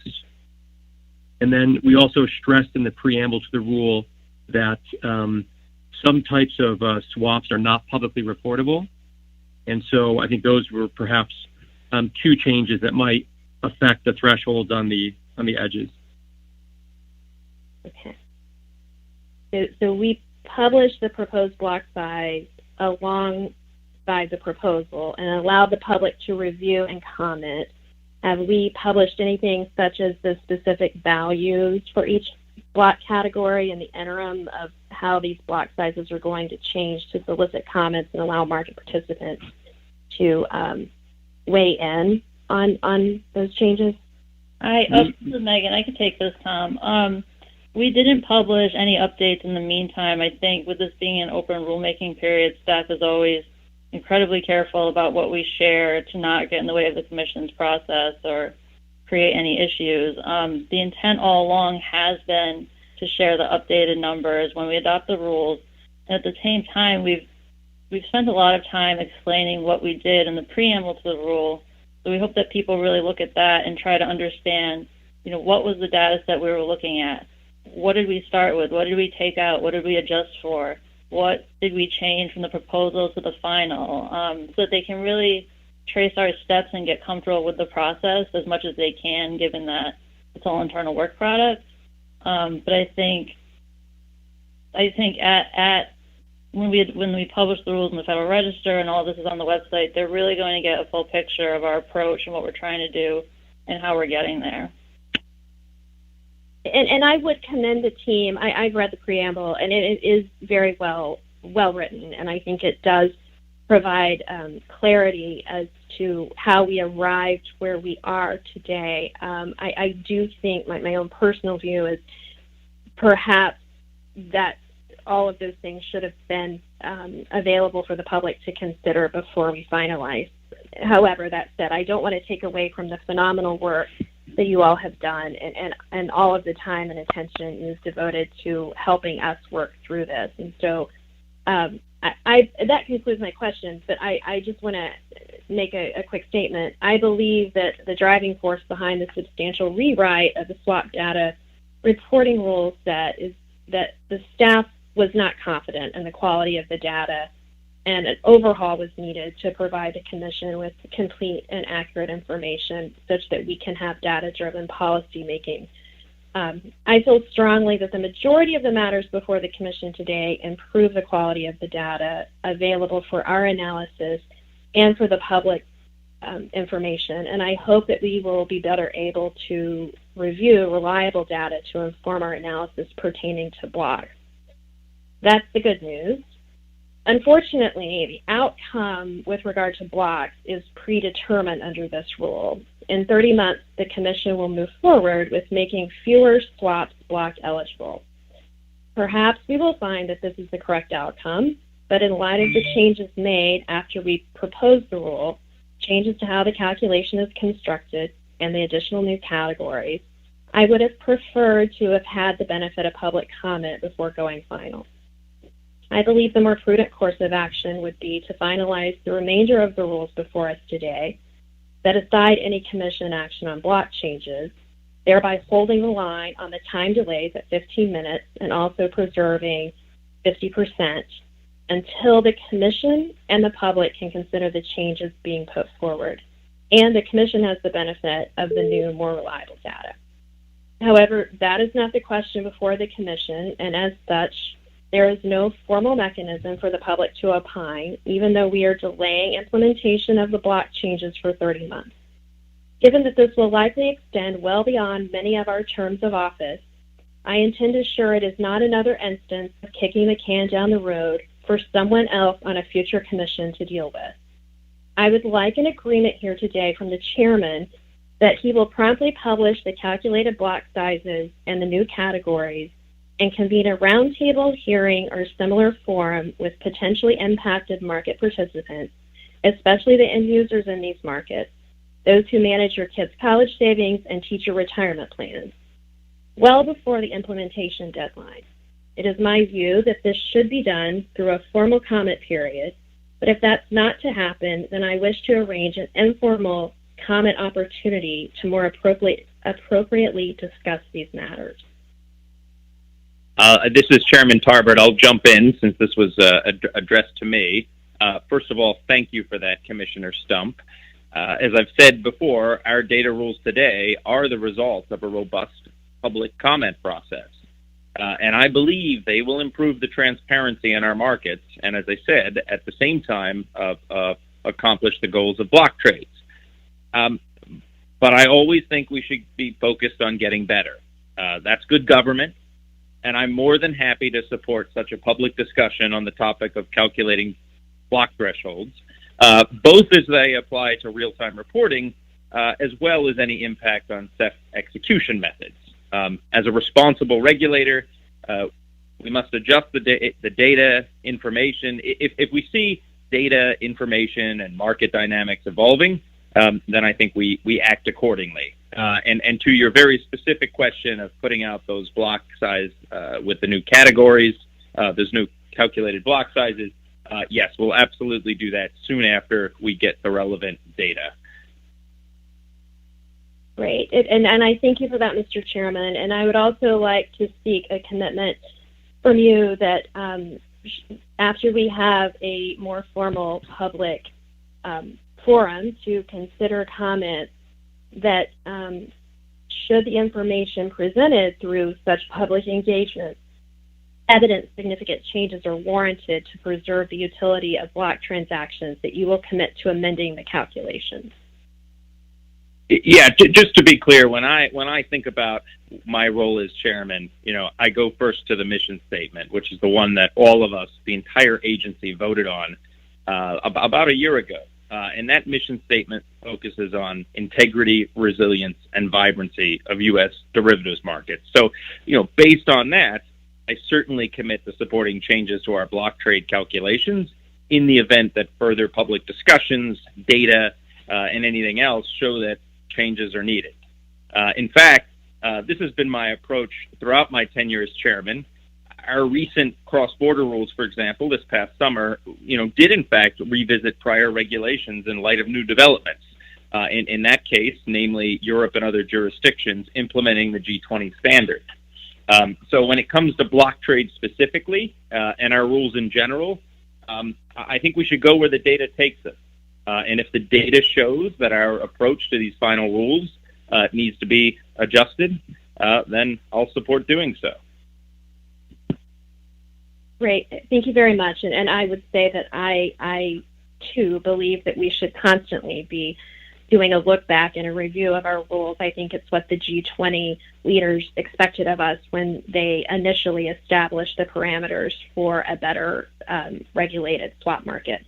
So with that concludes my remarks. Again, a tremendous gratitude towards the team who worked on these and worked with our team. and helped over the course of many years before I arrived at the Commission, but more specifically within the past 2 years. I very much appreciate the opportunity to work with you all. Thank you, Mr. Chairman. Thank you, Commissioner Stump. Commissioner Berkowitz. Thank you, Mr. Chairman, and I appreciate the discussion that we've just had. All the remarks from all the commissioners, I think, are informative, and I think there's probably pretty solid agreement going forward as what we need to do going forward. There's probably some variation in how we got here and why we're here today, but that's appropriate and that's fine. But going forward, I think there's pretty widespread agreement. But let me just, I want to go back and just make sure I understand what we're doing today in terms of what happened in the past. And I was here at the agency when much of this was being considered initially, and at that time, as has been noted, there was no data. I mean, what is the appropriate block size? Without any data, the Commission had to choose a number. What 50%, 67%? What's the right number do you start with? So the Commission put down 50%. I don't think the 50% had, at the time, it was the best they could do. They chose it, but there was a feeling, well, in the interest of transparency, we think it could go up to 67%, but we want to get the data, and so let's get the data, let's review the data, and it's going to require Commission action to move it up. And it's been a while. The goal always was to get this balance at the right place. I don't think the Commission in 2012, 2013 said absolutely 50% is the wrong place, but it didn't know. So it set up this process with the 67%. But that sort of is a background for the rulemaking. I want to preamble states sort of as to where we are and just confirm that this indeed is the case. The Commission is implementing thresholds adopted in 2013 after notice and comment, and that by regulation were to be implemented after an SDR had collected data for a year, a threshold that has been met and surpassed since April 2014. These amendments thus reflect a policy continuation that effectuates the essential substance of what's in originally promulgating Section 43.6. As supported by a refreshed analysis below, including information not available to the Commission in 2013, the Commission continues to view the fundamental policy judgments that supported its 2013 decision to prescribe the 67% notional amount calculation after an initial introductory phase-in period, now elapsed, as sound. For reasons discussed below, the Commission does not find comments to the contrary to be persuasive. So is it correct that we just didn't accept the 67%, said we got to do it? From this preamble here, as supported by a refreshed analysis described below, the Commission continues to view it as appropriate. We've considered the comments as to whether that's the case and decided that the contrary comments were not persuasive. We did the analysis. In other words, this is what I was talking about in the first round. We took 67%. How does this apply to essentially what are the current time frames? And is that appropriate? And then we made numerous adjustments. We made numerous adjustments to the categories to which swaps are included, and even excluding certain types of swaps. So there's analysis behind what we're doing. We're just not taking 67% and say, well, they decided that in 2013. Is that correct? Right. This is Megan. I think that summarizes exactly what we're trying to explain, the preamble. There is revisiting the 2013 rule and completely redoing it and redoing the analysis to understand where they came out at 50 and 67 in that phase-in approach. And we considered that when we developed this rulemaking, but ultimately we decided to stick with that approach and instead look forward onto how we could improve that instead of re-questioning and reanalyzing that analysis. And so the preamble, it does get confusing, but we are trying to focus on how we can improve it and better calibrate what the rule tells us to do. And that's where a lot of the work comes in, especially with those CDS options and making sure that the levels are right and not inflated. We are trying to avoid causing any problems. We recognize that this is a change and it might be a significant change, but we're trying to find the right way to make sure that change doesn't cause unintended consequences or be bigger than it has to be. Okay, thank you. We actually got comments. So we got some comments that 67% was too low. Some commenters comment on that. Right, we did. There were a few. So I view what we doing today is this continuum. I mean, we given the directive in the Dodd-Frank Act for real-time reporting and appropriate block sizes, the Commission took initial stab at it a number of years ago, 50 and 67%, and said we're going to look at the data and then adjust this in 2014.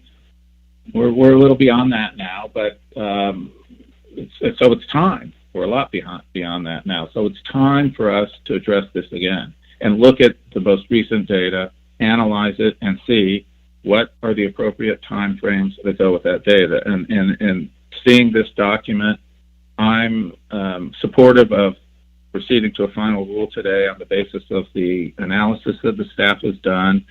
That, I think, Tom, you described, we have data that other folks haven't seen. The interested community, the market participants, haven't seen this analysis yet.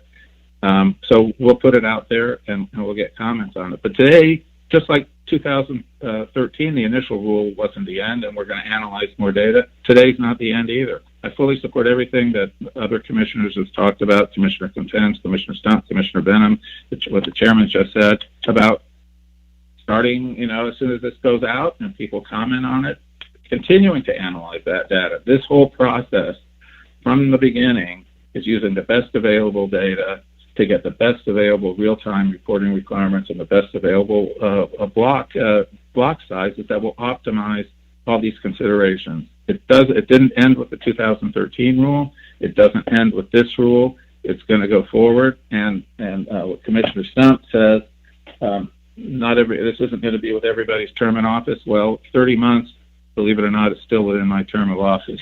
So I'm going to be living with this thing, and I'm fully committed to that process that you've outlined. So I fully support the continued use of the best and most available, the best available data to continually refine commission decisions. And I think also the discussion today, I think, is one reason what I talked about earlier, we have such strong markets. But this commission, as far as I've been associated with it, both working at the commission and observing it, and I hope it's shared, I believe it's shared, we want to get it right. Everybody on the commission is interested in making our markets vibrant and strong for the benefit of the American economy, not just for the people, for the companies that depend on these markets to manage risk, but we need a strong, vibrant financial system that provides liquidity to that. So we need the liquidity providers to be able to do it, but we need, on the other hand, the people that take the liquidity to get really good prices. And I think we've done a pretty good job so far of getting that balance right, and that's why our markets are so strong. That's why our derivative markets are strong, and the industry has confidence in this agency's ability to get it right. So we're going to proceed, and we're going to take the data, and we're going to get it right. I'm not saying we got it wrong today. I think we got it right, but we can improve it with better data. Of course, that's always the case. So I'm committed. I'm fully committed to that, working with all my colleagues, whoever's here, whenever I'm here, towards this goal, and the staff as well. So thank you, Mr. Chairman, and I thank my colleagues. Thank you very much, Commissioner Berkovitz. Before we, proceed to a vote, let me first just ask if anyone in DMO has any further comments or responses.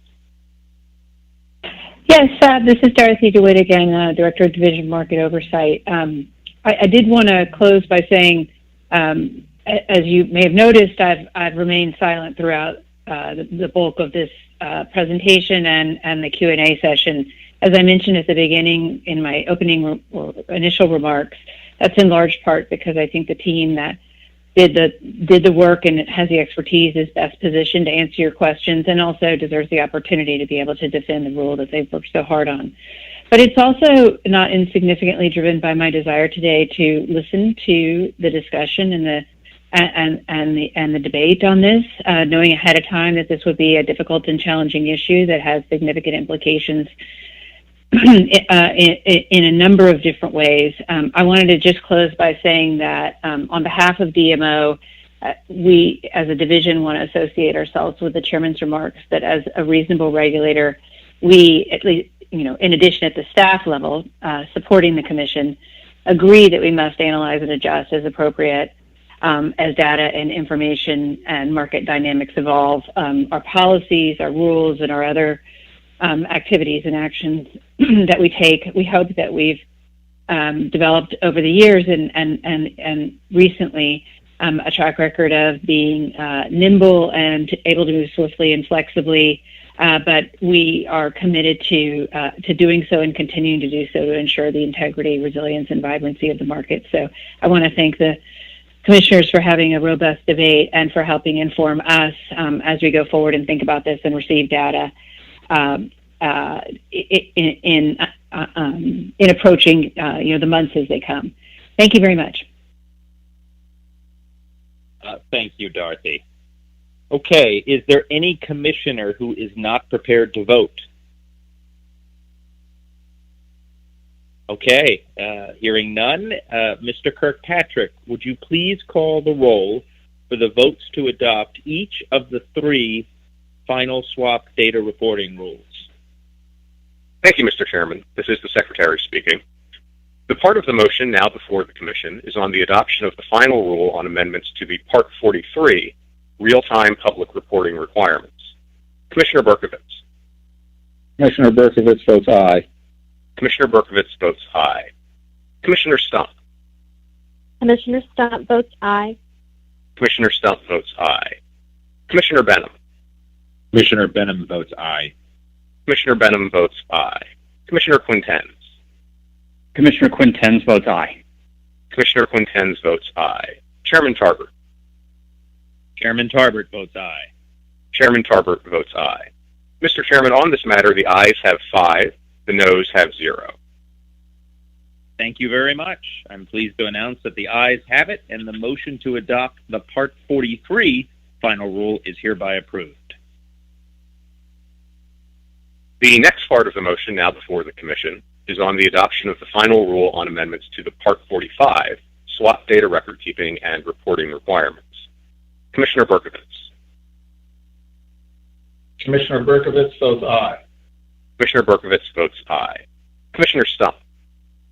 Commissioner Stump votes aye. Commissioner Stump votes aye. Commissioner Benham. Commissioner Benham votes aye. Commissioner Benham votes aye. Commissioner Quintens. Commissioner Quintens votes aye. Commissioner Quintens votes aye. Chairman Tarbert. Chairman Tarbert votes aye. Chairman Tarbert votes aye. Mr. Chairman, on this matter, the ayes have 5, the noes have 0. Thank you. I'm pleased again to announce that the ayes have it, and the motion to adopt the Part 45 final rule is hereby approved. The last part of the motion now before the Commission is on the adoption of the final rule on amendments to the regulations relating to certain swap data repository and data reporting requirements. Commissioner Berkovitz. Commissioner Berkovitz votes aye. Commissioner Berkovitz votes aye. Commissioner Stump. Commissioner Stump votes aye. Commissioner Stump votes aye. Commissioner Benham. Commissioner Benham votes aye. Commissioner Benham votes aye. Commissioner Quintens. Commissioner Quintens votes aye. Commissioner Quintens votes aye. Chairman Tarbert. Chairman Tarbert votes aye. Chairman Tarbert votes aye. And Mr. Chairman, on this matter, the ayes have 5, the noes have 0. Thank you very much. The ayes have it, and the motion to adopt the Part 49 final rule is hereby approved. Congratulations, everyone, particularly those that worked on the rule from our staff. Well, now we are going to move to our second agenda item, which is our final alternative compliance rules for DCOs. We will hear a staff presentation, and then after that presentation, commissioners will be able to ask questions about the rule. At this time, I'd like to welcome the following staff for their presentation on today's final rule for alternative compliance for DCOs. From the Division of Clearing and Risk, Director Clark Hutchinson, Deputy Director Eileen Donovan, and Associate Director Tad Polly. Clark, Eileen, and Tad, the floor is yours. Hello, can you hear me okay? Loud and clear. Great, Mr. Chairman. My name is Clark Hutchison, and I am the Director of the Division of Clearing and Risk. Good afternoon, Mr. Chairman. Good afternoon, Commissioners, and hello, fellow staff. Literally, long time no see. I'm addressing you from my home in New Jersey, and I extend to you my warmest regards and sincere wishes of good health. I'm hoping that it won't be too long before we can once again be considering rulemakings face-to-face. This afternoon, I am pleased, along with my very able staff, to be presenting a final rule that will establish an alternative compliance framework for registered DCOs organized outside of the United States.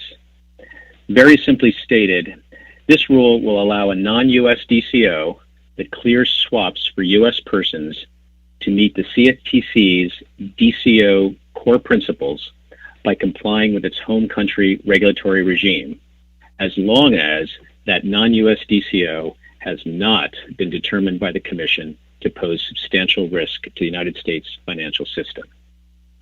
In preparing this final rule, we in the Division of Clearing and Risk have received invaluable assistance from our CFTC colleagues.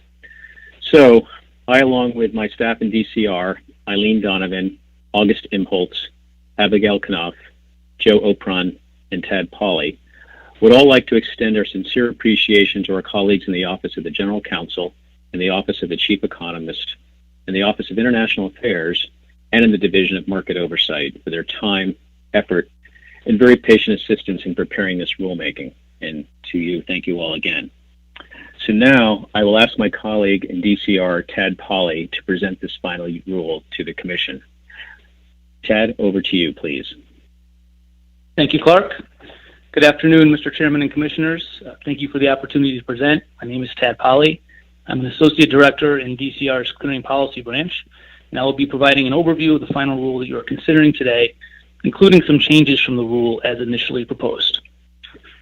In July 2019, the Commission proposed changes to its registration and compliance framework for DCOs, affecting DCOs organized outside of the United States.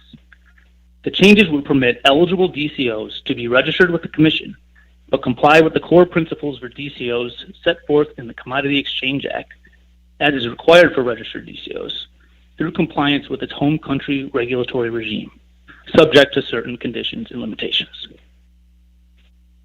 5 of the 15 DCOs currently registered with the Commission are organized outside of the United States. These DCOs are registered or have comparable status in their respective home countries, which means they are required to comply with the Commodity Exchange Act and Part 39 of the Commission's regulations, as well as their home country regulatory regimes, and they are subject to oversight by both the Commission and their home country regulators. There is significant variation among these DCOs, however, regarding the extent to which they clear swaps for U.S. persons.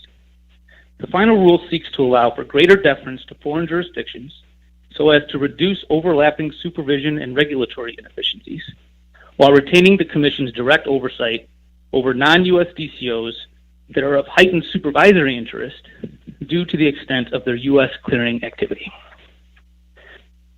To assist the Commission's assessment of its supervisory interest in a particular non-U.S. DCO, the final rule establishes a definition of substantial risk based on the risk a non-U.S. DCO presents to the U.S. financial system, as well as respect for international comity. Under the substantial risk test, registration with alternative compliance is generally not available to a non-U.S. DCO that satisfies the 2 prongs of the test. First, it holds 20% or more of the required initial margin of U.S. clearing members for swaps across all registered and exempt DCOs.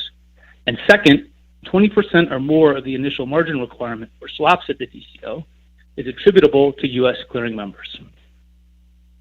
The definition further provides, however, that the Commission may exercise discretion in determining whether the DCO satisfies the test in certain close cases that I will return to shortly. Under the final rule, a non-U.S. clearing organization that does not pose substantial risk will be eligible for registration as a DCO subject to alternative compliance if 1. The Commission determines that the clearing organization's compliance with its home country regulatory regime satisfy the DCO core principles. 2. The clearing organization is in good regulatory standing in its home country, as represented in writing by its home country regulator. And 3. A memorandum of understanding or similar arrangement satisfactory to the Commission is in effect between the Commission and the clearing organization's home country regulator. If an application is approved by the Commission, the DCO will largely be permitted to comply with its home country regulatory regime rather than the Commission regulations in Subpart B of Part 39. Because it will be permitted to clear swaps for customers through registered FCMs, it will, however, be required to fully comply with the Commission's customer protection requirements. The DCO will also be required to comply with the swap data reporting requirements in Part 45 of the Commission's regulations and with certain ongoing and event-specific reporting requirements that are more limited in scope than the reporting requirements for existing DCOs. Under the final rule, a new Subpart D of Part 39 will contain the eligibility criteria, conditions, and reporting requirements applicable to registered DCOs subject to alternative compliance. After considering the comments received in response to the proposal, the final rule before the Commission adopts the amendments largely as proposed. Many of the changes from the proposal are non-substantive clarifying revisions, but I would like to take a moment to briefly discuss 2 changes contained in the final rule. First, several commenters expressed concern about the Commission exercising discretion on the substantial risk determination as a whole based on only one of the 2 prongs of the substantial risk test, being close to the applicable 20% threshold. The final rule clarifies that the Commission will only exercise discretion with respect to any individual prong that is close to a threshold. This was what was intended in the proposed rule as well, but the final rule was revised to clarify this point. Second, the titles of proposed Subpart D in Regulation 3951 were modified to change the term alternative compliance to the more descriptive compliance with core principles through compliance with home country regulatory regime. This change was made to underscore in the text of the amendments that DCOs that operate pursuant to this framework are registered DCOs that comply with the DCO core principles. We hope that this information has been helpful and we'll be happy to answer any questions that you have. Thank you. Well, thank you very much for that informative presentation.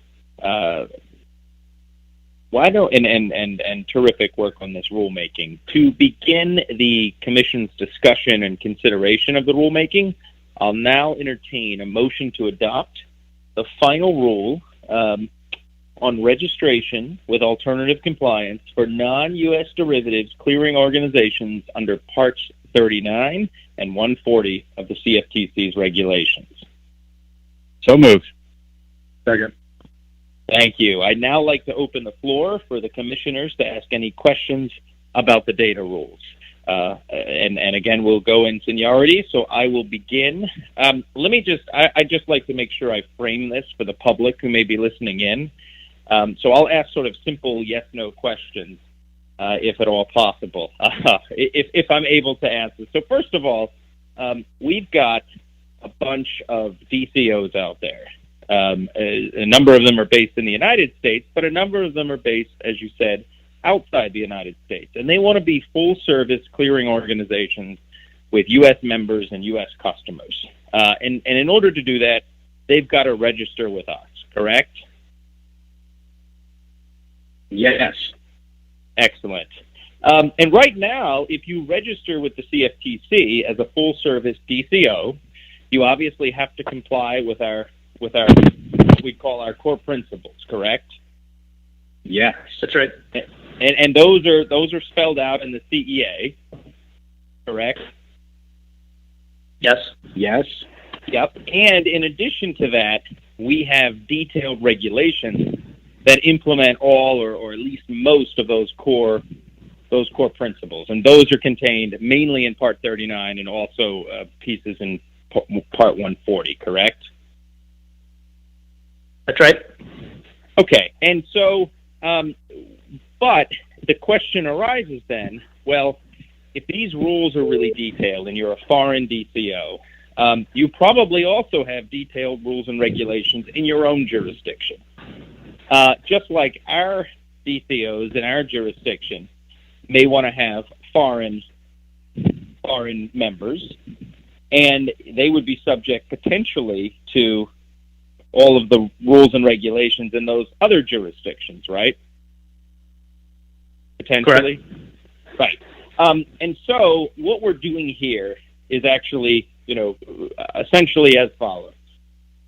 We're saying, number one, if you are a really big DCO and you pose a substantial risk to the United States, and I would say, obviously, if you rise to the level where you pose actually a systemic risk to the United States, and right now we don't have any foreign clearinghouses that actually pose a systemic risk. At least we have not adjudged that through the FSOC, but we certainly, I think, have maybe one or more that pose a substantial risk. For those clearinghouses, we're saying, you know what, because you're big, you're important to the U.S. financial system, if you register with us, you've got to comply with not only our core principles, but the rest of our rules and regulations. Correct? Yes, they satisfy the entire substantial risk test. That's correct.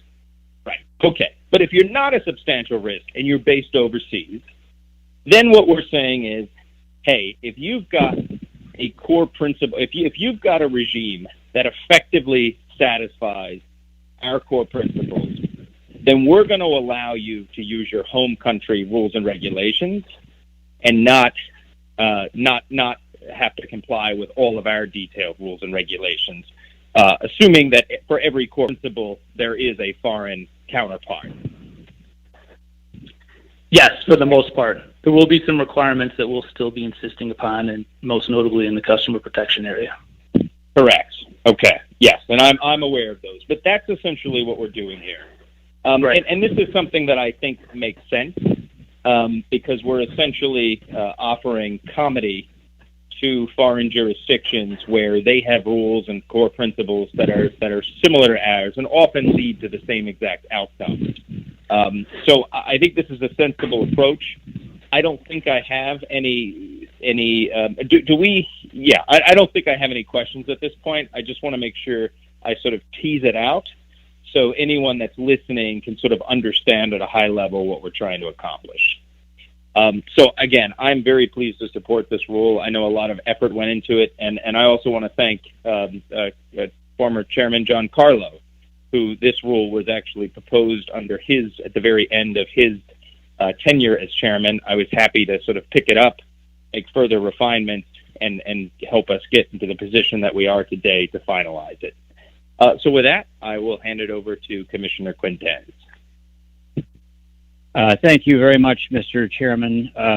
I think this rule, as are and were the swap data rules, and as is the forthcoming supplemental proposal, hopefully to be finalized on bankruptcy, I think really make this a great day for this commission.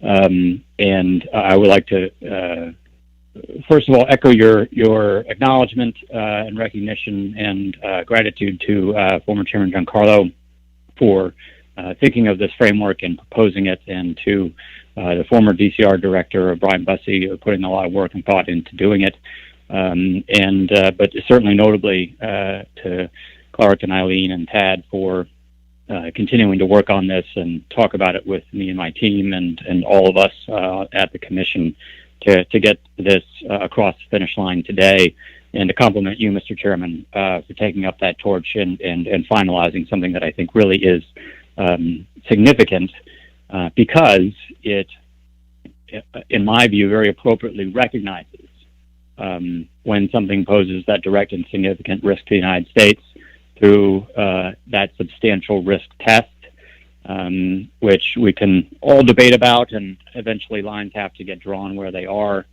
But I think we ended up at the right spot.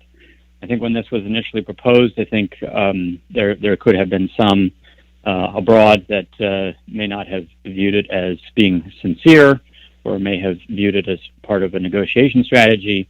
And I've always viewed it as something that made good sense and good policy, because as we think about the global swaps market and how it operates and where entities that play a significant role in furthering that liquidity and providing protections for customers and the financial system and allowing risk transfer to occur, I think we can think about the appropriate way to regulate that in a few ways. One is to try to harmonize, to the T, all international regulations, so that each entity can follow the same set of rules. I think that's really too far-fetched of an idea, given how much just discussion and positive disagreement there can be within our own commission on some of these rules and regulations and procedures and policies. But the other way, which I think this rule significantly embraces and actually led the way on, was showing deference to the expertise of the foreign regulator to manage the entities in its jurisdiction, with appropriate information sharing and cooperation that I think is also enshrined in this rule, along with MOUs that we have with existing regulators and that we are going to continue to work on and develop and publish with other regulators. And I think that that's really the right way to think about this. It's not to abdicate our responsibility, but it's to recognize the expertise of others and their sovereignty, while ensuring that they are cooperating closely with us and we with them. So I'd like to recognize that, and let me just ask a couple quick questions to help drive some of those points home. As we look abroad, and Mr. Chairman, you described that there are a number of entities out there that are DCOs, and some are large and some are small, and some have different regulatory constraints that may qualify or may not qualify for this kind of treatment. But does DCR believe, or is there a ballpark estimate of how many DCOs abroad would be eligible to elect this kind of alternative status that we adopt today? Ted, do you want to go ahead? Sure. I mean, I think we're not sure exactly what we're going to get. I think that there is one that we expect probably will seek this. There are two more that are eligible that may or may not. Yeah, thank you. And the reason I ask that is because while that may seem, 1, 2, or 3 may seem like a small number, the fact of the matter is that that will likely represent, a significant amount of activity and opportunity that can be brought into this regime, and those will be located in jurisdictions of significant importance. Not only for us and our relationships abroad, but in terms of more free market capitalism and appropriate risk transfer. So I think it's important to acknowledge that anyone that seeks to apply and gets recognized under this, if they're eligible, can constitute a significant achievement under this framework. So I think it makes it very worthwhile. And I guess from more of a CFTC specific view, can someone maybe discuss how the alternative registration framework that we're hopefully adopting today could decrease the burdens for DCR staff in improving new DCO registrants and in monitoring compliance with existing DCO regulations or existing DCO regulations? Sure. So, Commissioner Quintens, it's Clark Hutchison. So as you know, my team in DCR does do a lot of work with DCOs generally. That's part of our remit. And I think in adopting this rule today, the team will have fewer rule submissions and annual compliance reports to review. So that would be number one. I think that applications for registration with alternative compliance will be simpler to review than applications to become a registered DCO generally. Our exam team will have fewer quarterly and annual financials to review, and all of this will end up allowing us to better focus on the DCOs that we more fully supervise. So the advantage of allowing comity with our fellow regulators in other jurisdictions doing much of the work that they would do anyway, and we taking advantage of their good work allows us to have to do less work ourselves in an appropriate way, and also allows us to focus on things that we might need to more focus on in times of volatility like in April and May. So all in all, this will be very helpful to us in our workload. Thank you, Clark. I think that's a really important point that not only does this right size the regulatory burden on the foreign marketplace or the foreign registrants that could take advantage of this, but I think it right sizes the regulatory resources that we have at the Commission to focus on our own markets, which represent a significant amount of the global swaps market. So with that, Mr. Chairman, I don't have any further questions. I will release a statement in strong support of this rule, and I'm so grateful to you and to the team for bringing this forward. Thank you. Thank you very much, Commissioner Quintens. Commissioner Benham. Thanks, Mr. Chairman, and thanks to the entire team for your work on this. Certainly a long time coming, but I appreciate your work and commitment. And I think, as Commissioner Berkowitz pointed out early on this morning or earlier in the meeting, that this was a significant part of a larger context of, I think, the U.S. and the CFTC trying to continue our dialogue with our foreign counterparts and strengthen our relationships to better support our global markets. So with that, just a few questions for the team. I think it was mentioned, it's hard to draw lines in the sand, and there's always going to be questions about where we choose to put the stake down. But in this case, the 20% is the, in fact, line. And I'm sure this was discussed at the proposal back in July of 2019. But if you don't mind, just for the sake of this discussion before we vote on this matter, can you share with us the relevance of the 20% threshold, and specifically in the context, I think there is a recognition in the preamble that there are other factors which we will consider as a commission. So when you have, a line drawn at 20, but then you have other factors, how does that all come together in order to make a clean decision about sort of what's in and what's out?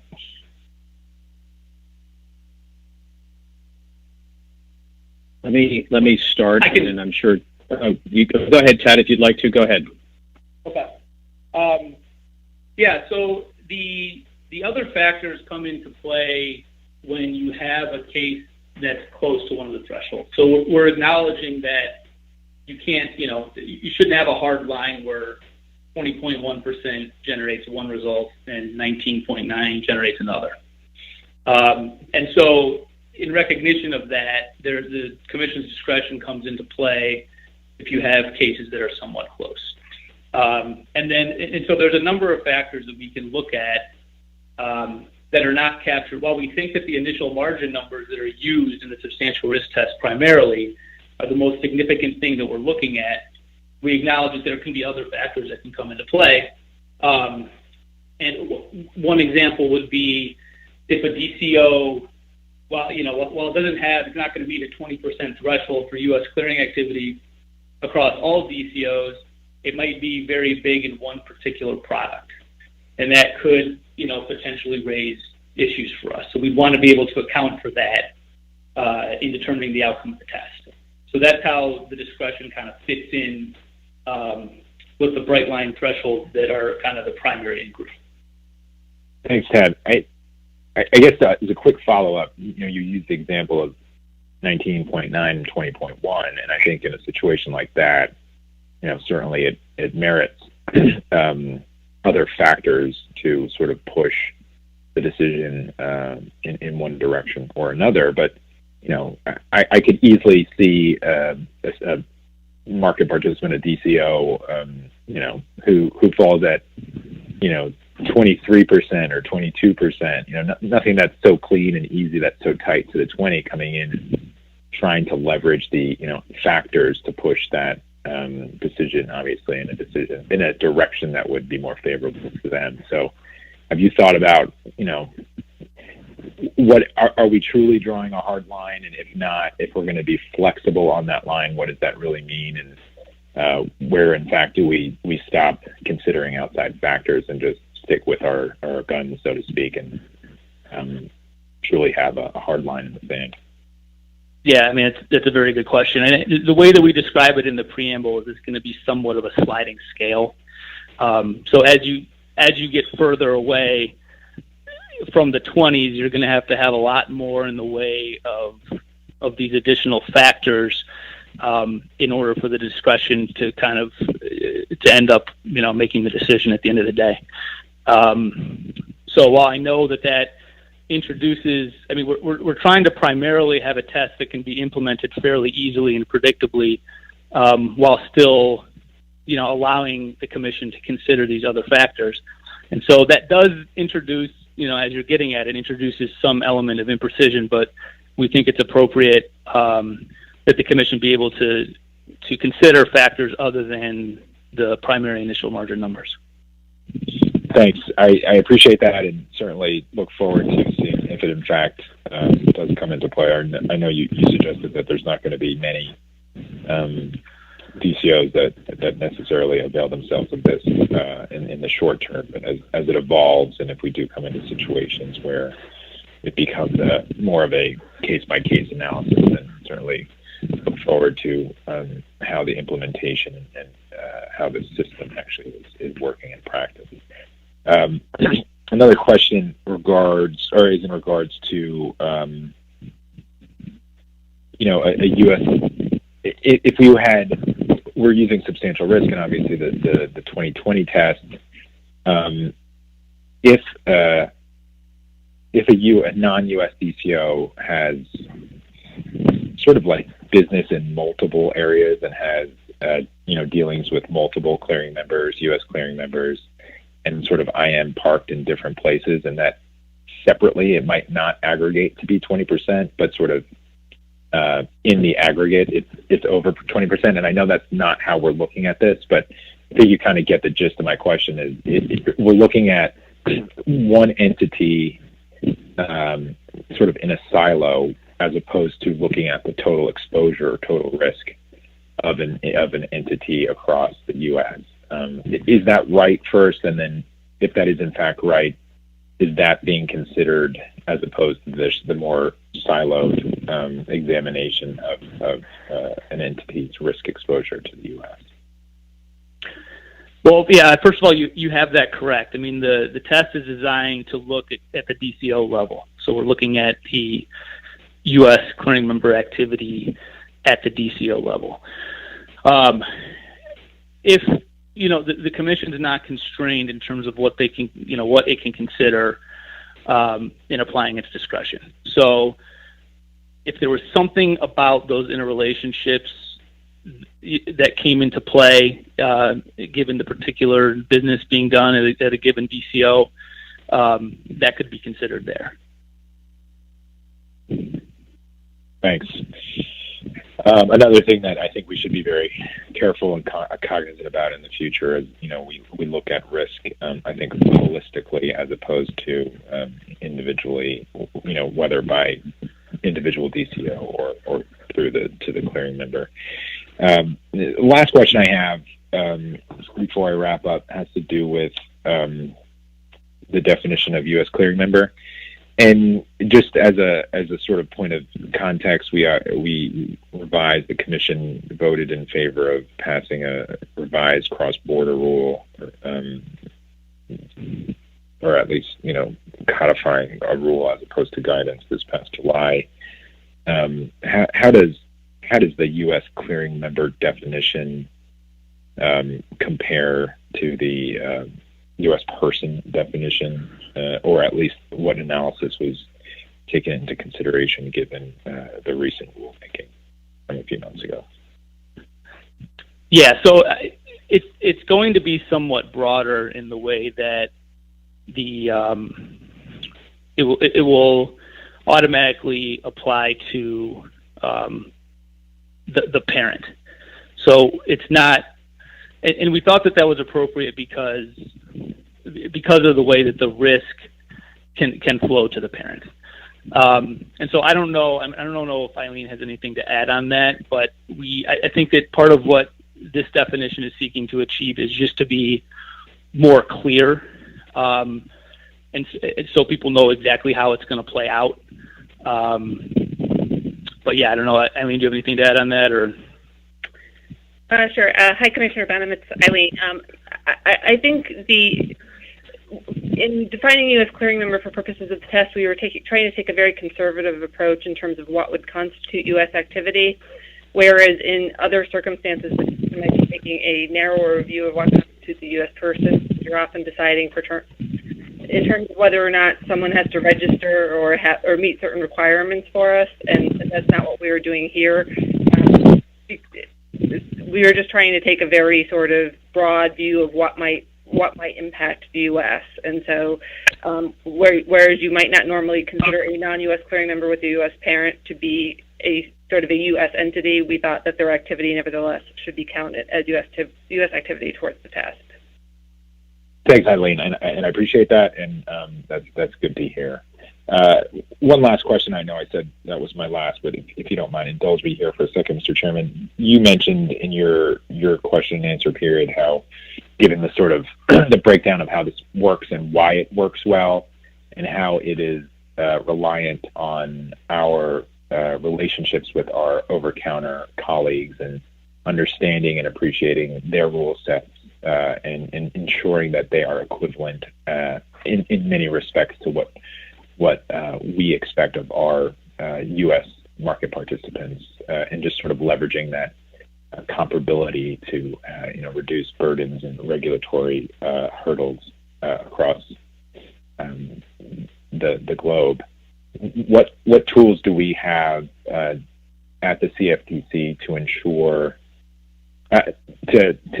to make sure that rules, when they are changed, or principles when they are changed overseas, and that would affect, in fact, our understanding of a comparability arrangement, should be sort of revised or reviewed to make sure that these sort of alternative regimes are up to date.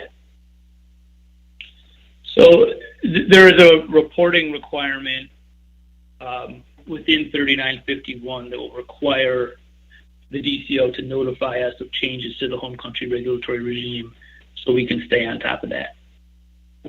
Great. That's great. Appreciate that. I think that's important to know that we will be staying on top of this. It's required by rule.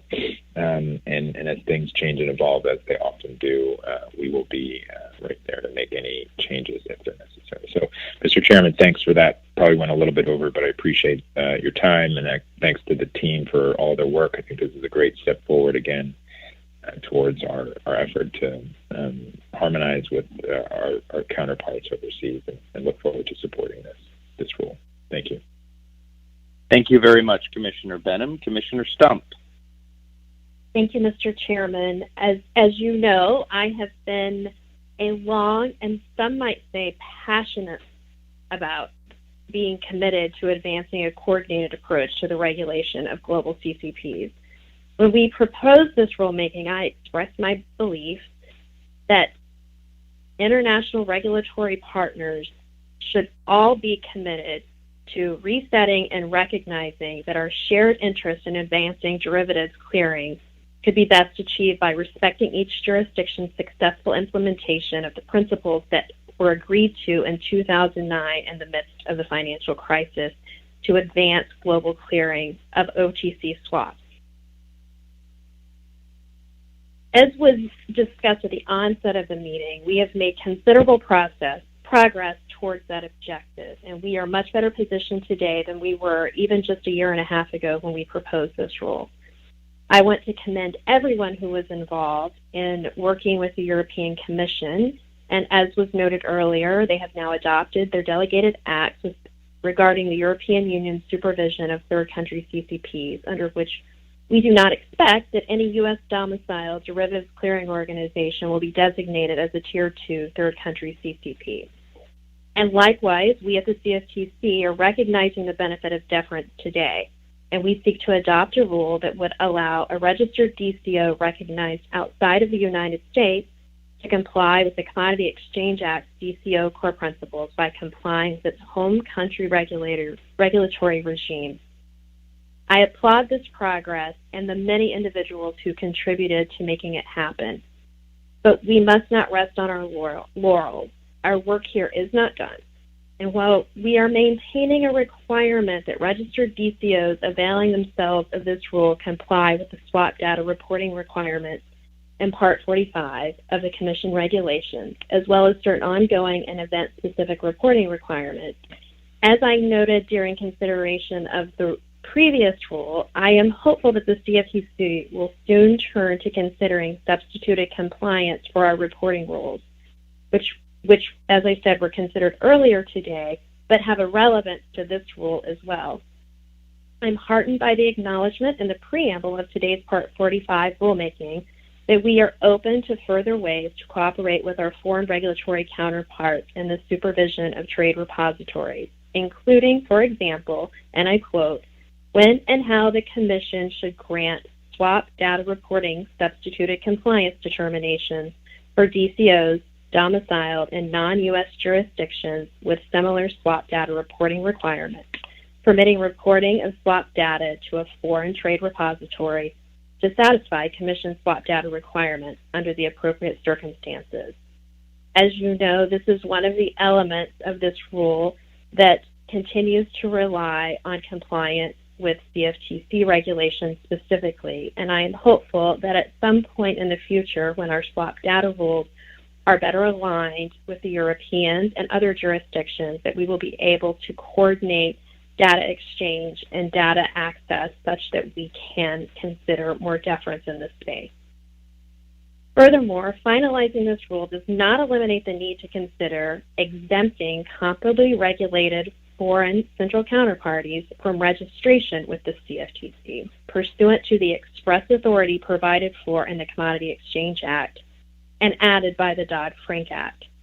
I anticipate that the Commission will soon consider finalizing the rule we proposed in July of 2019, whereby U.S. customers would be allowed to use a foreign intermediary, but not a futures commission merchant, to access a foreign central counterparty that is exempt from registration with the CFTC.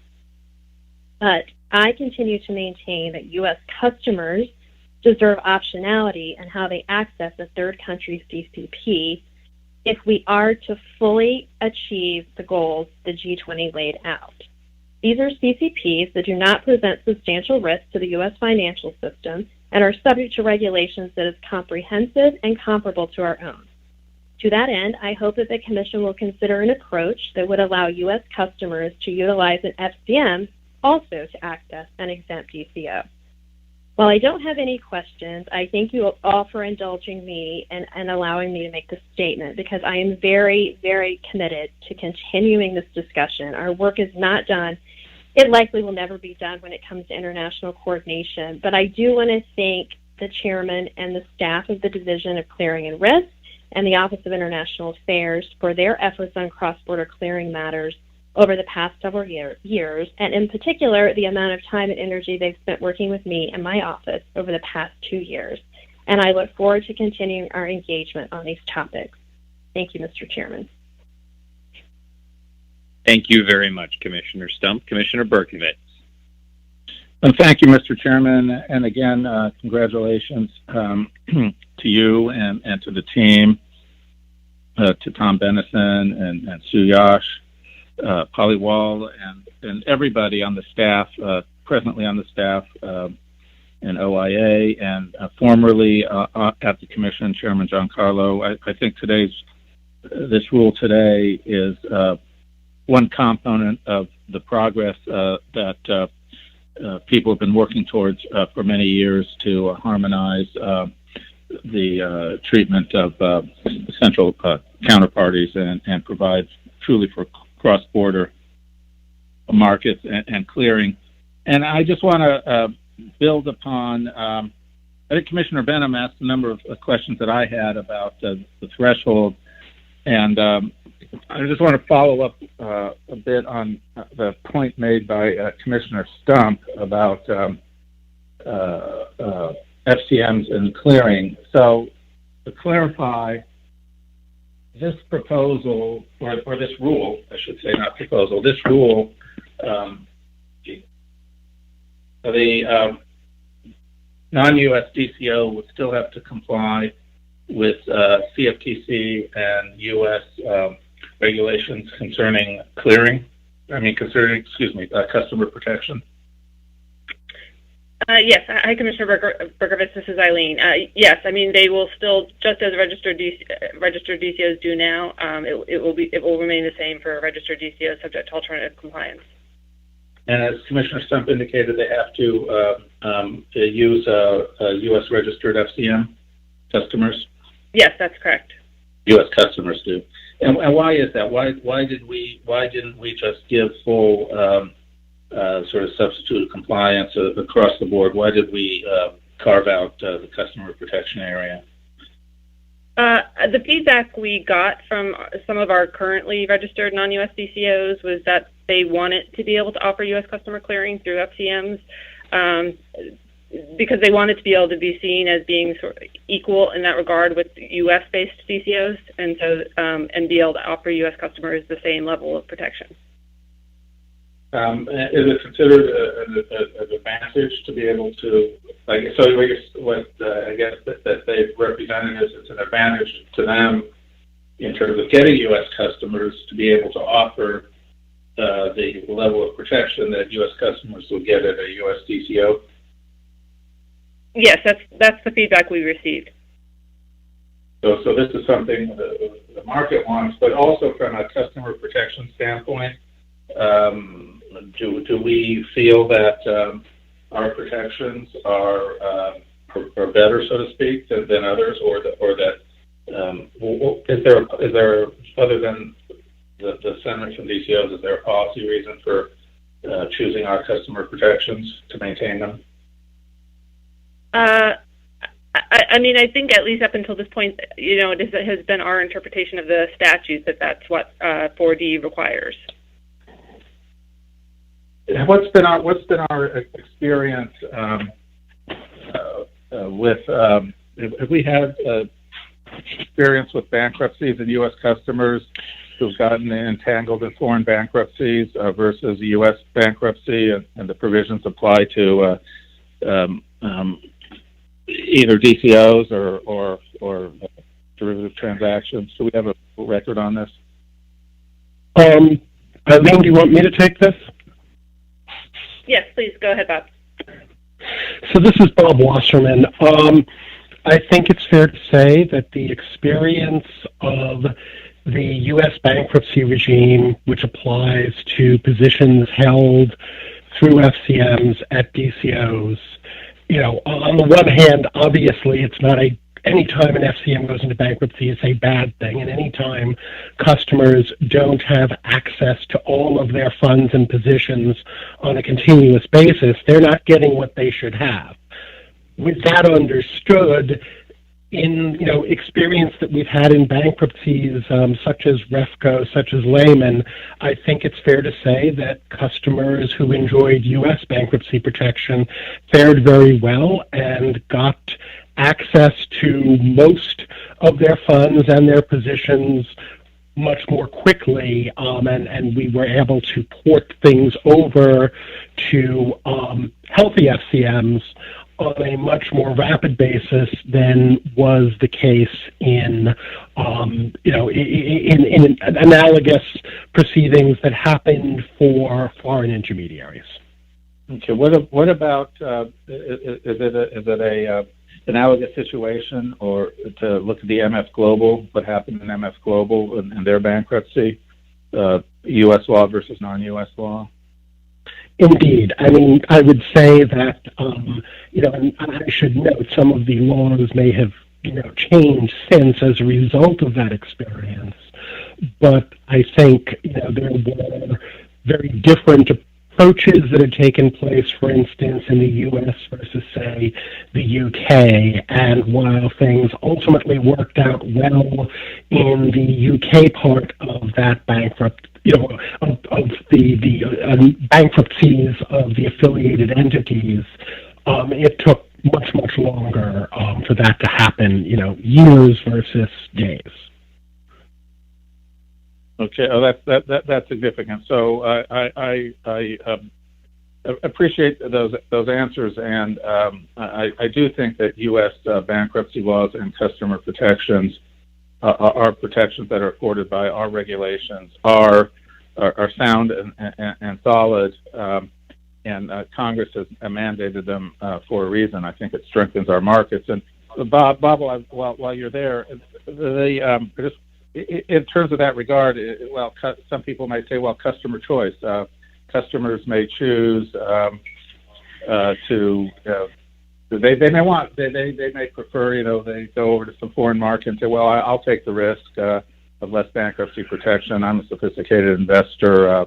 Let me choose if I want to take that risk. I don't need Big Brother watching over me in this regard.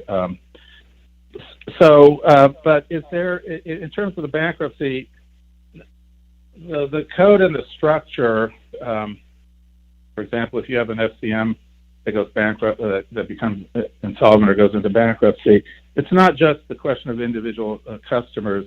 This is also sort of a systemic, I don't necessarily mean threat to the entire financial system, but systemic at least in terms of the market and that clearinghouse and related participants, because it's all intertwined, what one customer be able to get from the FCM versus the other customer to get from the FCM. So you're not necessarily just affecting yourself. There's the ecosystem that you're operating in is affected by the bankruptcy provisions. Is that sort of an accurate way to view it?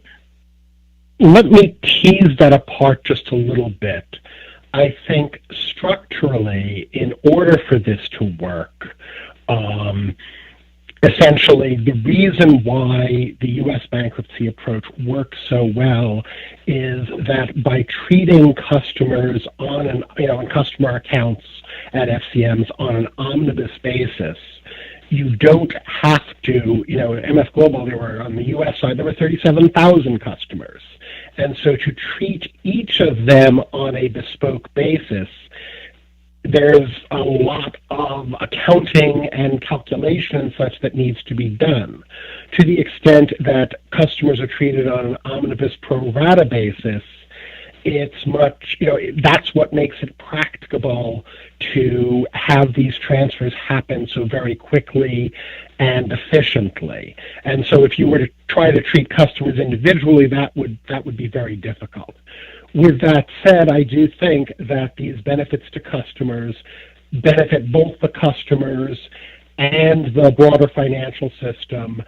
And frankly, I think folks come to the U.S. because I think, obviously I'm not an entirely unbiased observer, but I think how well those bankruptcies provision work is a, if you will, discriminator in favor of coming to the U.S. because, of course, our bankruptcy provisions apply to anyone who, any customer of an FCM. It doesn't matter whether they're U.S. based or otherwise.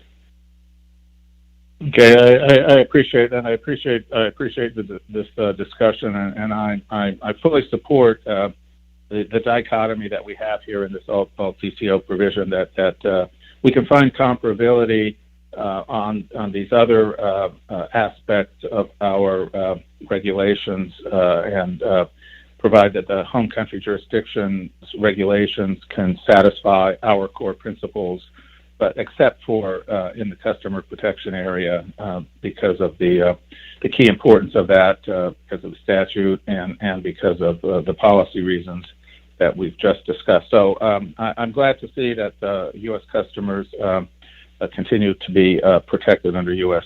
Bankruptcy law in this approach. And again, I thank you for all the work on this, and I'm supportive of the provision. Thank you very much, Commissioner Berkovitz. Are the commissioners prepared to vote? Or so let me ask you this. Is there any commissioner not prepared to vote at this time? Okay. Then since that is the case, all commissioners are prepared to vote. Mr. Kirkpatrick, will you please call the roll for the vote to adopt the final rule on registration with alternative compliance for non-U.S. derivatives clearing organizations under our Parts 39 and 140. Thank you, Mr. Chairman. This is the Secretary speaking. The motion now before the Commission is on the adoption of the final rule on registration with alternative compliance for non-U.S. derivatives clearing organizations under Parts 39 and 140. Commissioner Berkovitz. Commissioner Berkovitz votes aye. Commissioner Berkovitz votes aye. Commissioner Stump. Commissioner Stump votes aye. Commissioner Stump votes aye. Commissioner Benham. Commissioner Benham votes aye. Commissioner Benham votes aye. Commissioner Quintens. Commissioner Quintens votes aye. Commissioner Quintens votes aye. Chairman Tarbert. Chairman Tarbert votes aye. Chairman Tarbert votes aye. Mr. Chairman, on this matter, the ayes have 5, the noes have 0. Thank you very much. I'm pleased to say that the ayes have it, and the motion to adopt the final rule is hereby approved. Well, our final agenda item for today is a supplemental notice of proposed rulemaking for the Part 190 bankruptcy regulation. To present on this issue is the division, also from the Division of Clearing and Risk is our Chief Counsel and Senior Advisor, who we recently just heard from, Bob Wasserman. Bob, the floor is yours. Thank you, Mr. Chairman, and thank you, Commissioners. I very much hope that everyone is in good health. And before I start, I would like to, in particular, thank my OGC colleagues, and specifically Mark Pfeiffer, or particularly Mark Pfeiffer, for very extraordinarily timely review and some really critical help in drafting this supplemental proposal. Of course, any errors that remain are mine. So on April 14th, the Commission approved a proposal to update comprehensively its Commodity Broker Bankruptcy Rules, Part 190. Based on the comments received, an important part of that proposal has caused a great deal of concern. Today's supplemental proposal would withdraw that part of the proposal and replace it with an alternative designed to steer between Scylla and Charybdis, between a potential risk to financial stability on the one side and harmful treatment under bank capital requirements for FCM exposures to systemically important DCOs on the other. That Subpart C of the Part 190 regulations proposed in April would establish a bespoke set of regulations applicable to the bankruptcy of a DCO. Within Subpart C, Section 190.14 addresses operation of the estate of the debtor clearing organization after the bankruptcy commences, which is often referred to as the order for relief. And part of 190.14 was a proposal that was intended to provide a brief opportunity after the order for relief to enable paths alternative to liquidation, namely resolution under Title II of Dodd-Frank or transfer of clearing operations to another DCO, in cases where a short period of continued operation, no more than 6 days, might facilitate such an alternative path. The aim of that proposal, found in subsections 190.14 B2 and 3, was to avoid a DCO's bankruptcy filing having an irrevocable consequence of termination of clearing operations, an event that, in the case of a SIDCO, would likely be disruptive of markets and possibly the broader United States financial system. However, a number of commenters indicated strong concern that this approach, if it were effective, might interfere with DCO rules concerning closeout netting for the purposes of bank capital requirements. These requirements are established by the regulators of the banks and bank holding companies that many clearing members are affiliated with or part of, namely the FDIC, the Federal Reserve, and the OCC, who I will refer to collectively as the prudential regulators. in order for clearing members that are bank affiliates to treat their exposures to DCOs on a net basis, those rules must fit within the definition of what is called a qualifying master netting agreement, or QMNA, under the regulations of the prudential regulators. That definition requires that any exercise of rights under the agreement will not be stayed or avoided under applicable law in the relevant jurisdictions, under the Federal Deposit Insurance Act, Title II resolution, or similar laws in foreign jurisdictions. And unfortunately, a Chapter 7 bankruptcy does not fit within that list. And thus, to the extent that any proposed rule under Part 190 acts as a stay, it would undermine the QMNA status of DCO rules. That outcome is simply unacceptable. We have already dealt with the problems created by the supplementary leverage ratio, and we would never recommend doing anything that would attract harmful treatment under bank capital requirements. As a result, today's supplemental proposal would withdraw proposed subsections B2 and 3 of 190.14. Instead, the supplemental proposal includes a different means of fostering the Title II resolution of a CIDCO for a brief period after a bankruptcy filing. Now, resolution under Title II is designed to address cases where the failure of a financial company and its resolution under the Bankruptcy Code would have serious adverse effects on financial stability in the United States. The FSOC has determined, under Title VIII of Dodd-Frank, that the failure of either of the two CIDCOs would likely threaten the stability of the broader U.S. financial system. The process for placing a financial company into Title II resolution, often referred to as key turning, is deliberate and intricate. In the case of a CIDCO, this would include a detailed written recommendation by each of the FDIC and the Federal Reserve concerning 8 statutory factors, and then the Secretary of the Treasury would need to make a determination in consultation with the President of the United States that each of 7 statutory factors is met. Following that determination, the Board of Directors of the financial company may acquiesce or consent to the appointment of the FDIC as receiver, or there may be a period of judicial review, which may extend to 24 hours. By contrast, a voluntary petition in bankruptcy immediately constitutes an order for relief. Accordingly, there exists a possibility that in the unlikely event that a CIDCO would consider bankruptcy, the CIDCO could file for bankruptcy before the key turning process to place that CIDCO into Title II resolution would have completed.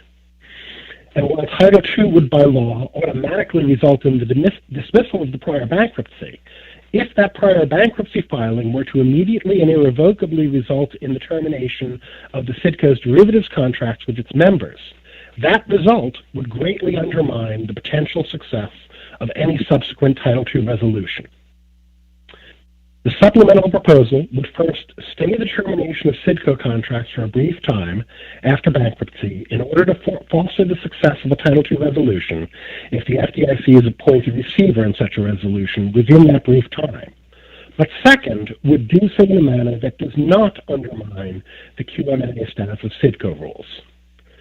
As we've seen, the present regulations of the prudential regulators make any stay under Part 190 inconsistent with QMNA status for DCO rules. Thus, to meet that second goal, the prudential regulators must take action sufficient to change that result. Now, in a number of analogous cases, the prudential regulators encourage a limited stay period that begins with the commencement of the bankruptcy proceeding and ends at the later of 5 p.m. on the business day following the date of the commencement of the proceeding and 48 hours after the commencement of the proceeding. For simplicity, I will just refer to this as a 48-hour stay. And while the stay period in the prudential regulators' rules does not apply to a contract with a CIDCO or indeed any other central counterparty in bankruptcy, it would appear more likely that the prudential regulators would be comfortable with and thus willing to make changes to the QMNA definition that would conform to a stay period that is of identical length to a stay period that they already use in other contexts. Thus, the supplemental proposal would provide for a 48-hour stay. Unlike the original proposal, there would be no continued collection of payments of initial or variation margin during the stay period. Rather, the termination of contracts outstanding at the time of the order for relief would simply be stayed for the stay period. Now, this would be far from ideal. Risk levels would increase during the stay period, as the design of CCPs is based on daily collection and payment of variation margin, as indeed all regulations require. However, in a context where the CIDCO is already in extremis and collection and payment of variation margin is impracticable, such a stay may be the best available among a list that is limited to painful choices as compared to, for instance, immediate and irrevocable termination. I would also note that the supplemental proposal only applies to CIDCOs and not to other DCOs. That is because there is a low likelihood that a DCO that is not a CIDCO will be the subject of a Title II resolution.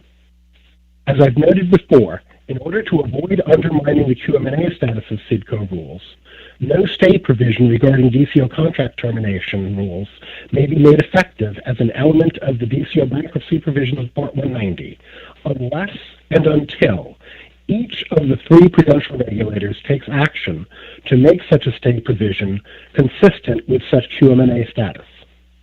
It is, I think, our common goal to complete the work of amending Part 190 in one coherent rulemaking. Moreover, the inclusion of such a stay provision, contingent on action by the prudential regulators, might well encourage those prudential regulators to take that action promptly. Accordingly, the supplemental proposal provides for what might be called a springing provision. That is, the implementation of the stay provision would become effective only after each of the three prudential regulators has publicly taken action sufficient to make it consistent with the QM&A status of CIDCO rules.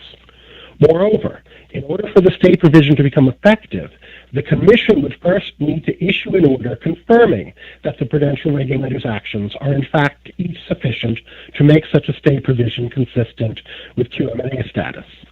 Of course, as a practical matter, before recommending such action to the Commission, staff would work with staff at each of the prudential regulators to confirm their understanding. Nonetheless, to provide yet further assurance that we won't inadvertently undermine the QM&A status of DCO rules, under the proposal, the Commission would be required to provide an opportunity for public comment limited to this issue before issuing such an order. By providing for a brief post-bankruptcy stay period for CIDCO contracts, but making the effectiveness of that provision contingent on prior action by the prudential regulators, we can, like Jason and the Argo, with the aid of Thetis, pass safely between Scylla and Charybdis and promote financial stability without incurring damaging treatment under the prudential regulators' bank capital requirements. Thank you very much. Thank you very much, Bob, for that excellent presentation. This is Chairman Tarbert. To begin the Commission's discussion and consideration of this proposal, I'll now entertain a motion to adopt the Part 190 supplemental rulemaking proposal. So moved. Second. Thank you. Okay, well, I will now open the floor for commissioners to ask any questions about this supplemental proposal. I'll begin, and just by saying that, as Bob and others know, this is sort of a area of interest of mine personally. I have been working closely on sort of the interrelationship between the financial system and insolvency rules for nearly a decade. But I also remember back when I was my first-year law student 22 years ago, and in fact it was in September of 1998 when long-term capital management failed. And there was a big debate at that time that the bankruptcy stay on derivatives contracts, on swaps, was actually a problem. And so, of course, the bankruptcy code was amended to create qualified financial contracts, not subjecting them to the stay, so people could close out. Now you fast forward 10 years later, 2008 financial crisis. Well, the qualified financial contracts are not subject to the stay, and you have Lehman Brothers and other institutions, particularly Lehman Brothers. That's the main example where Lehman's failure led to immediate termination and a big perceived loss of value to the market, as well as a sense that it was very difficult for Lehman to continue to operate and transfer itself to potentially a buyer or some kind of other, so sort of to resolve essentially Lehman Brothers. That it complicated matters And more importantly, unlike the LTCM scenario, many people in the market felt that the immediate termination actually caused a massive loss of value. I'll pause there just to see if Bob generally concurs with what I said, noting that I'm not speaking in technical terms but in layman's terms. No, I think I do. I will note that, and I need to tease apart two things, because, even under Title II, where there is that sort of pause once the key turning happens, we did need to make sure that obligations to make payments to a CCP are not stayed, and they're not stayed even under Title II. In this case, though, we're dealing with, and the reason for that, of course, is we don't want to have a knock-on effect of having the problem at the intermediary, the entity, the clearing member going into Title II, have then a knock-on effect on the CCP. And of course, the basic structure of the CCP, you need to have every day either payment or default, one or the other. A stay would really be inimical to that. Here, what we're dealing with is a CCP that is already in extremis, right? The precedent here, or rather the condition here, is that the CCP, or the DCO rather, or the CIDCO, has filed for bankruptcy. And in any event, you're not going to be getting payments in the first couple of days, indeed perhaps for much longer, of a DCO bankruptcy. That would simply be impracticable, unlike some of the transfers we've done with FCMs. And so this is sort of a way to make the best of a bad situation and give a brief time for the key turning process to finish. But I don't know if that answers your question, Mr. Chairman. No, it does. And so the issue, though, is not so much here that people are concerned about a stay on closeout netting for the sake of there's a sense that closeout to have the stay here would in fact preserve value, would allow for sort of something beyond just sort of a liquidation. And the issue, rather, is not a philosophical debate, or at least from most of the commenters that we got, of closeout netting, the ability to be able to do that instantaneously or to have the stay, but rather, if you have that provision in there to have the stay, it could be undermined in central clearing more generally, because at this point in time, such a provision would arguably on its face, or even more than on its face, be at odds with the qualifying master netting agreement rules under the banking regulators. I guess I would say two things. First, I think, the biggest concerns, in talking, in hearing from the commenters and in talking to them, I think the biggest concern is under QM&A. I think, as noted in the proposal, the stay is not something that is, it is a painful choice. It is a painful choice. I would note that there are some DCOs out there, not all, but there are some who explicitly say that even in their closeout netting provisions, the closeout and the termination would not happen for some days after a bankruptcy. And so I think fundamentally that is not a big problem. But again, it is all of the choices in this sort of situation are bad ones, and the question is, how can you minimize the harm? That's right. No, and just to be clear, we are dealing with what I hope is such a small probability that no one will ever see it in their lifetimes, but it's incumbent upon us to plan for it nonetheless and game it out, in part because I think gaming it out also provides some clarity and can ultimately inform choices that people make today or in the future. So then I, from your comments, I think it's clear that if let's just walk away from a DCO at this point and just stay with a regular financial institution, a regular financial company that's not a DCO, and let's say that it's it falls under Title II of the OLA, or Title II of the Dodd-Frank Act, the OLA, a bank holding company or something like that. There, the 48-hour stay would apply that by operation of law, or would potentially apply, right? Well, yeah, once you go into Title II, there is a stay that applies automatically, basically to give the FDIC a chance to actually, take control and get things going.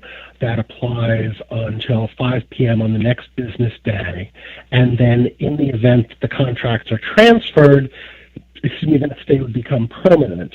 Given that the FDIC's standard approach to resolution is to transfer the important contracts to a bridge entity, thus that would effectively happen. And that would apply, either in the context of, a SPIFFy or, systemically important financial institution, or a CIDCO. Right. But if we're outside of the OLA and we're just in bankruptcy, the federal regulators have recognized, for purposes of the QM&A definition, the bankruptcy of certain entities, or certain the allowing of a stay in certain kinds of bankruptcy, but not necessarily at this point the one that we're contemplating. Indeed, and in fairness, when transparency compels me to admit part of that is because we wanted them to stay away from things involving central counterparties. But upon the further intellectual development of this, we realized that in this very narrow context, it is important to be able to have this kind of a stay. Right, and so they've gone beyond just simply the OLA, which is sort of automatic by operation of law, and had in fact extending it to the bankruptcy procedures. And I think what we're trying to do is link our stay to their recognition or further rulemaking. So the situation that we're contemplating herein, the insolvency, the bankruptcy code insolvency of a CIDCO, is also covered. Yeah, and I think the actions that they've taken, both in terms of their regs and in terms of basically encouraging very strongly what's known as the ISDA stay protocol, has been really to foster resolution, foster the opportunity for resolution. And so the hope is that having them basically have just a small addition to something they've already done, in the way and to the extent they've already done it, that would be a much simpler and a much more comfortable step for them to take than something that's very different. Okay, great. Well, I thank my fellow commissioners for indulging me in this, but I think it is really important. Again, I've emphasized the importance of finalizing Part 190, which would update our bankruptcy rules for the first time in 37 years, because again, the customer protections, everything that Commissioner Berkovitz touched on this. They're all very good, but you don't know how good they are until you actually need to use them in an insolvency situation. So it is really important that we game things out. With that, I will turn to Commissioner Quintens. Thank you, Mr. Chairman, and thank you, Bob, for putting the supplemental before us to try to air a potential solution to some of the concerns that have been raised that could still allow us to go final with the bankruptcy rulemaking by the end of this year. Let me just ask quickly if that is still a possible scenario to review the comments on this supplemental and try to meet that target. Absolutely. I mean, this is a very narrow issue. We have been and are continuing to work on, incorporating the comments on the rest of Part 190 and address those, and basically ultimately the final rulemaking. And so the work on this is very, very important, but it really is a fairly narrow issue within that. And so the other 97% of the text, if you will, is already being worked on, and that's continuing on in parallel. And then we will obviously take on board the comments on this with respect to how staff recommends to the Commission to deal with this narrow issue. But all of the rest of that work is ongoing and continuing in parallel. Okay, great. Thank you. Given how you described, I think the challenges around this particular issue, I'm sure and have already heard, a lot of questions and I don't want to say concerns, but different points of view around what the supplemental proposal is trying to do. I believe it's important to put it forward so that those comments can be officially received and reviewed, but I also wanted to make sure that we're through the supplemental proposal, we are retaining all flexibility in reaching that final product to go in multiple directions, as opposed to being limited by what this particular supplemental proposal is advocating. Yeah, no, I mean, I think it's fair to say that this is a proposal. And, obviously we will, in making our recommendation in the Commission in determining what to do, we'll be taking on board the comments that we get on that proposal. And so while I think this is, in fact, a good way of walking this very narrow tightrope, obviously, at the end of the day, after the comments, the Commission might decide to go with this, the Commission might decide not to go with it. And so certainly that is not constrained. And again, everything else is, in any event, being worked on in parallel. Okay, thank you. Thank you for that assurance. I don't think I have any questions. Again, Bob, grateful for your work on this and in short order, and pleased to support this to put it out for that public comment. Thank you, Mr. Chairman. Thank you, Commissioner Quintens. Commissioner Benham.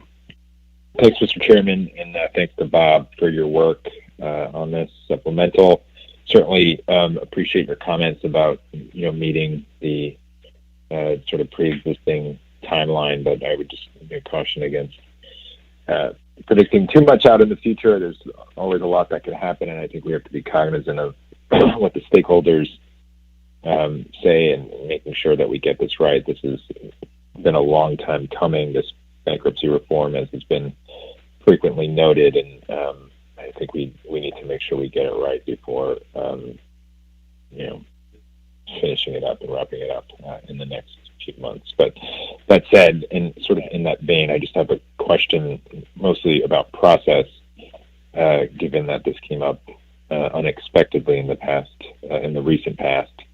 There's no rule text in this supplement, is that correct? We just sort of lay out some,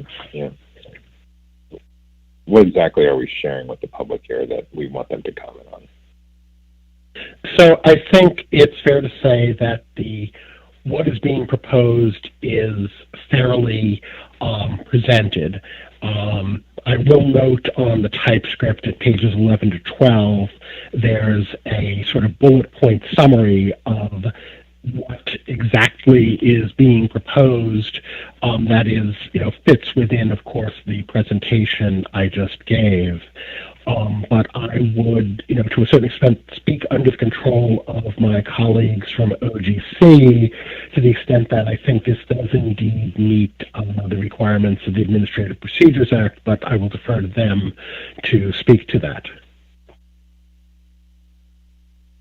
If they'd like to jump in, that's fine. If not, I trust that obviously this has gone through the rigors of the agency and it's up to snuff to be put out for public comment. But my larger point in this is that we have to be careful in the next few months as we consider this, as we consider the public comments, it'll obviously take a few days, if not weeks, to get it published in the Federal Register. And if we truly do have December as a target, notwithstanding the reality, Bob, to your point, that this is just one small part of the larger proposal, a lot will depend on what we hear back and whether or not this fits into the rule nicely, and if this is clean enough that we could move forward with the pre-existing sort of timeline that we've had. So I'm glad to support this. Bob, thanks again for your work, and thanks, everyone who had to work on this in short order to get it done. But I just would emphasize to my colleagues, and I hope the public, that we'll be careful and remain vigilant and being cautious and patient to make sure once and for all we get this bankruptcy revision, which is much needed, correct. So thanks, Mr. Chairman. That's all for me. Thank you, Commissioner Benham. Commissioner Stump. Thank you, Mr. Chairman. I would like to take the opportunity to thank a few folks as well. I want to extend my thanks first to the commenters that brought to our attention the risk that our original proposal might inadvertently undermine the qualified master netting agreement status of DCO rulebooks. I think that it is in that spirit that we have put this rule, the underlying rule together, and I think we will all benefit not only from the input of the commenters, but the potential that such a technical rule may, in fact, we may find mistakes, and we may find items that require a reconsideration by the public. So certainly it was not our intention, and it is imperative that our regulations work with and not against the bank capital requirements established by the bank's prudential regulators. So I look forward to receiving comments on whether the supplemental proposal accomplishes that.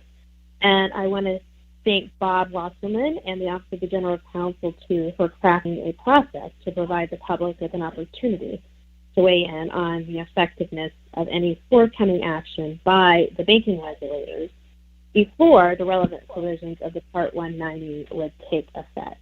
And because the supplemental proposal no longer contains the types of limitations and qualifications that were included in the original proposal, I also think it is important and that we receive comments regarding the implications of imposing this type of mandatory stay on the netting and closeout of contracts with SIDCOs that might become the subject of a bankruptcy case. So with that, again, I have no questions. I think everyone who has contributed thus far to making this rule, and it is a monumental rule, to making this rule the best rule we can have. It is an overhaul of Part 190 is no small task, and so many people deserve our gratitude. So with that, I'll turn it back to you, Mr. Chairman. Thank you very much, Commissioner Stump. Commissioner Berkowitz. Thank you, Mr. Chairman.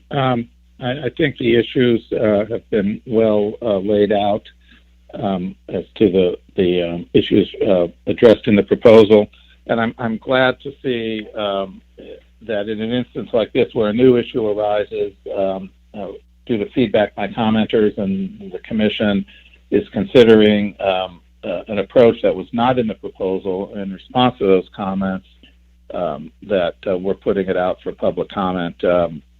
Although in such an instance, if something wasn't a logical outgrowth of the proposal, the APA requires it to be put out for notice and comment before you can go final. But it's also a good practice for the reasons just described by a number of colleagues to seek public comment on this from all interested parties. So I'm glad that the issue has been identified and that we're seeking public comment on the resolution of the issue. In response to the discussion about whether the timeline for going final on this, what's the timeline in this proposed supplemental for comment? How long do commenters have after it's published to comment? So I will note it is stated as 30 days after publication in the Federal Register. I would defer to Secretariat or OPA colleagues, but I would hope that we might before it gets published in the Federal Register, that the document would go up on our website, but the actual timeline would be based on the Federal Register publication. That'd be great. I hope we can get it out to the public on our website as soon as possible. And I would just note that 30 days is a relatively short time period. So commenters, I urge commenters to recognize that and get us the comments quickly. Just a final note, Bob, you mentioned the Greek mythology and us trying to narrowly go through Scylla and Charybdis in this, and I hope at the end of the day, in the Greek spirit, that we eventually do relieve you of the Sisyphean task that you've been at for a number of years.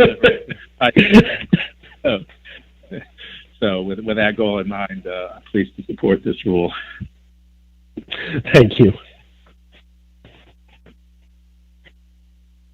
Thank you, Commissioner Berkovitz, and absolutely, we've had the new practice in line with our transparency to see if we can get out draft rules or the draft rules, soon after the open meeting, if not the same day. So I don't know what our capacity is, but we get this supplemental notice out ASAP.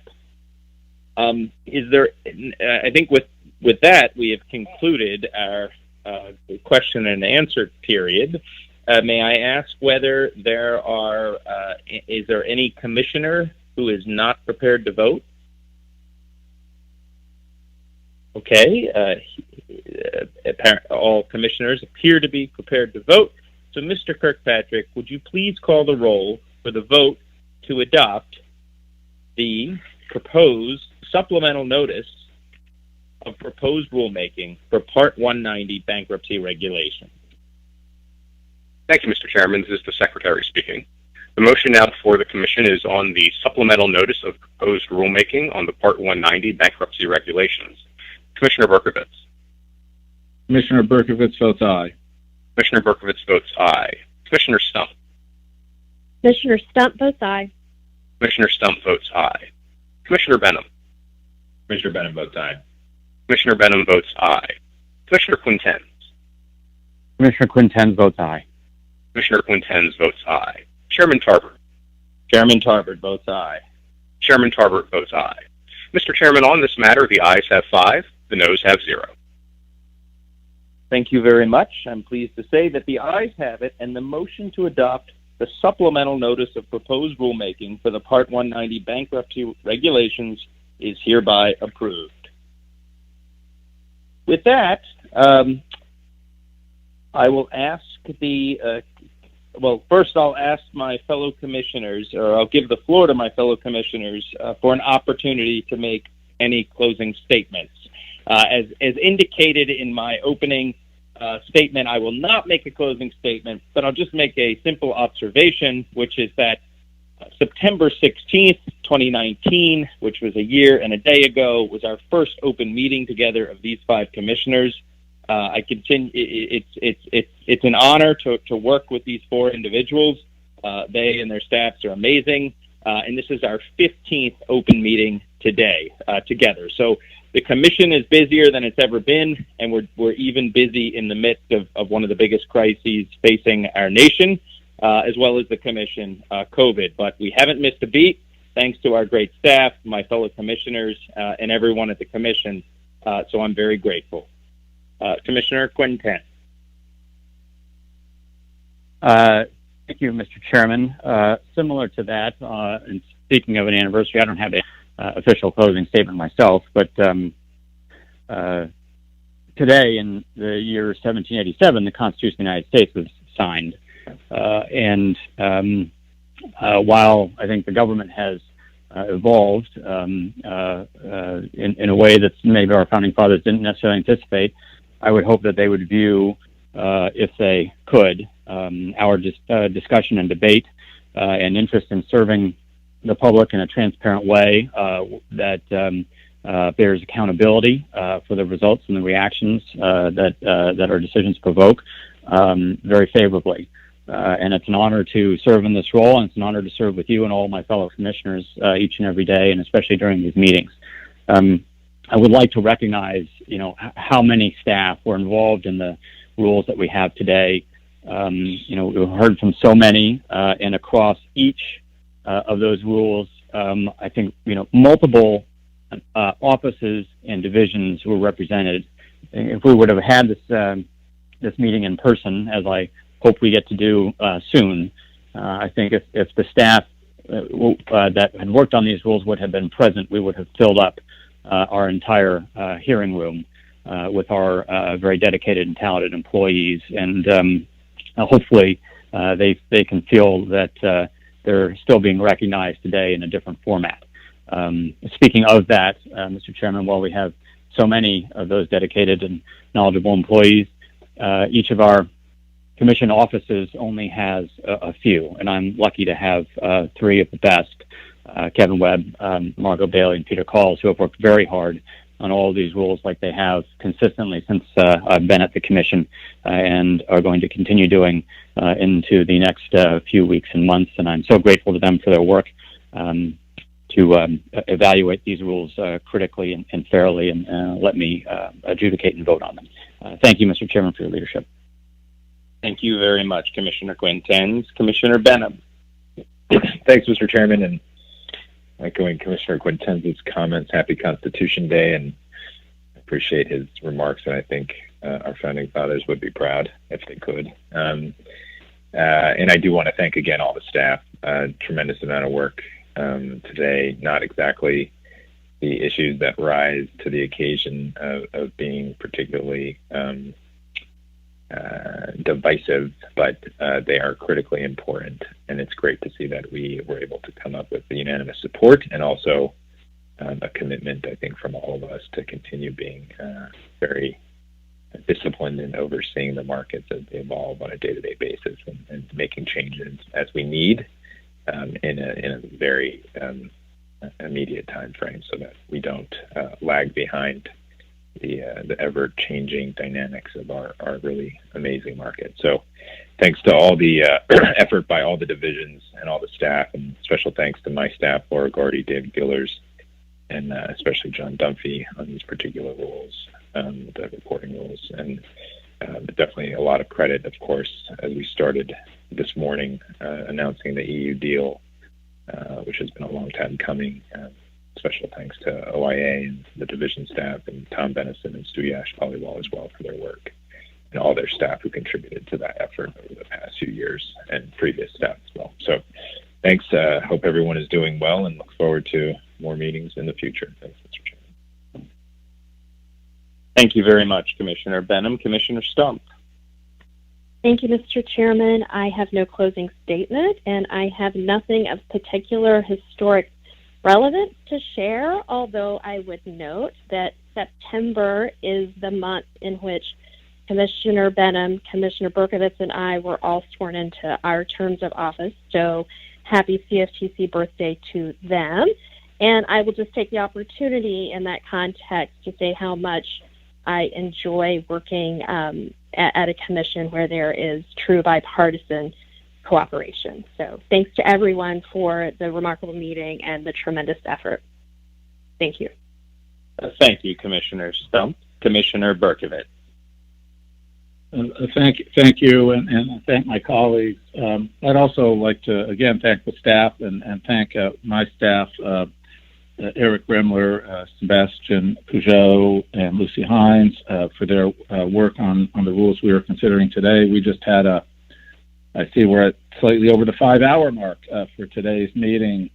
So in order to be able to do a 5-hour meeting and be able to intelligently discuss the hundreds of pages of rules that we've had before us really depends upon the whole team of people supporting us commissioners to be able to distill the important points, to focus where we need to focus on, and to discuss, engage in the discussion that we had today. There's a tremendous amount of work that actually goes into enabling us to have this discussion today. And I want to thank my staff and also the work with the divisions and the staffs of the other commission offices in terms of setting the stage for today's meeting and getting us to where we could approve these 5 rules. I'd also a couple other points. One is in recognition of Constitution Day, and it wasn't a part of the Constitution in 1789, but the First Amendment to the Constitution is particularly relevant in a way that doesn't get attention so much. And we talk about public comment, and we've been talking about the public comment period and how appropriate it is to get public input. But the First Amendment has a number of rights that we're all very familiar with, and the most important rights that we have in this country as Americans, and what really sets this country really apart from much of the world in terms of going in this direction back in 1789. Certainly the First Amendment to the Constitution, and the First Amendment, we're all familiar with the freedom of religion, freedom of speech, of the people and of the press, the freedom of the press, the right of the people to peaceably assembly. But the last right in the First Amendment is the one that doesn't get the attention that the others get, and that's the right to petition the government for a redress of grievances. And that's a First Amendment right that people have, to petition government for redress of grievances, and that's what much of what we do when we seek public comment and input from the public. We're not a bunch of bureaucrats in Washington decreeing these things in a vacuum.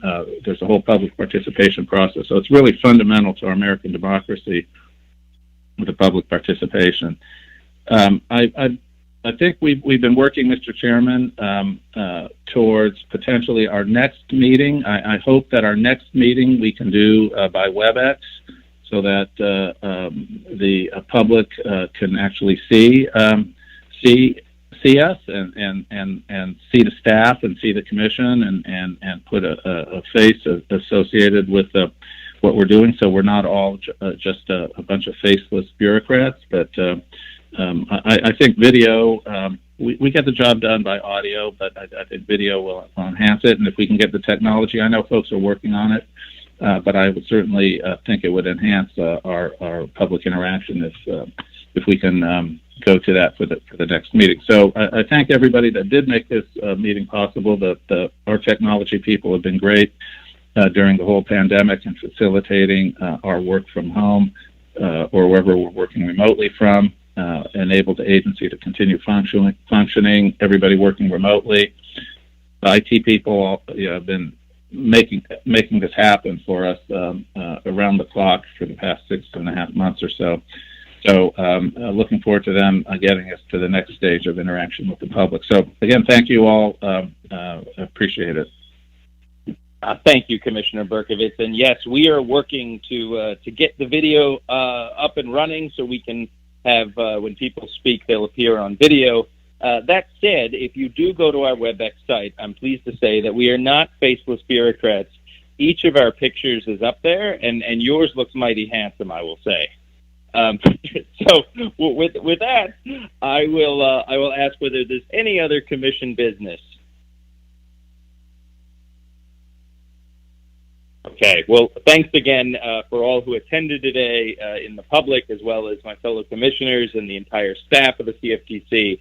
There being no further business, I'd entertain a motion to adjourn the meeting.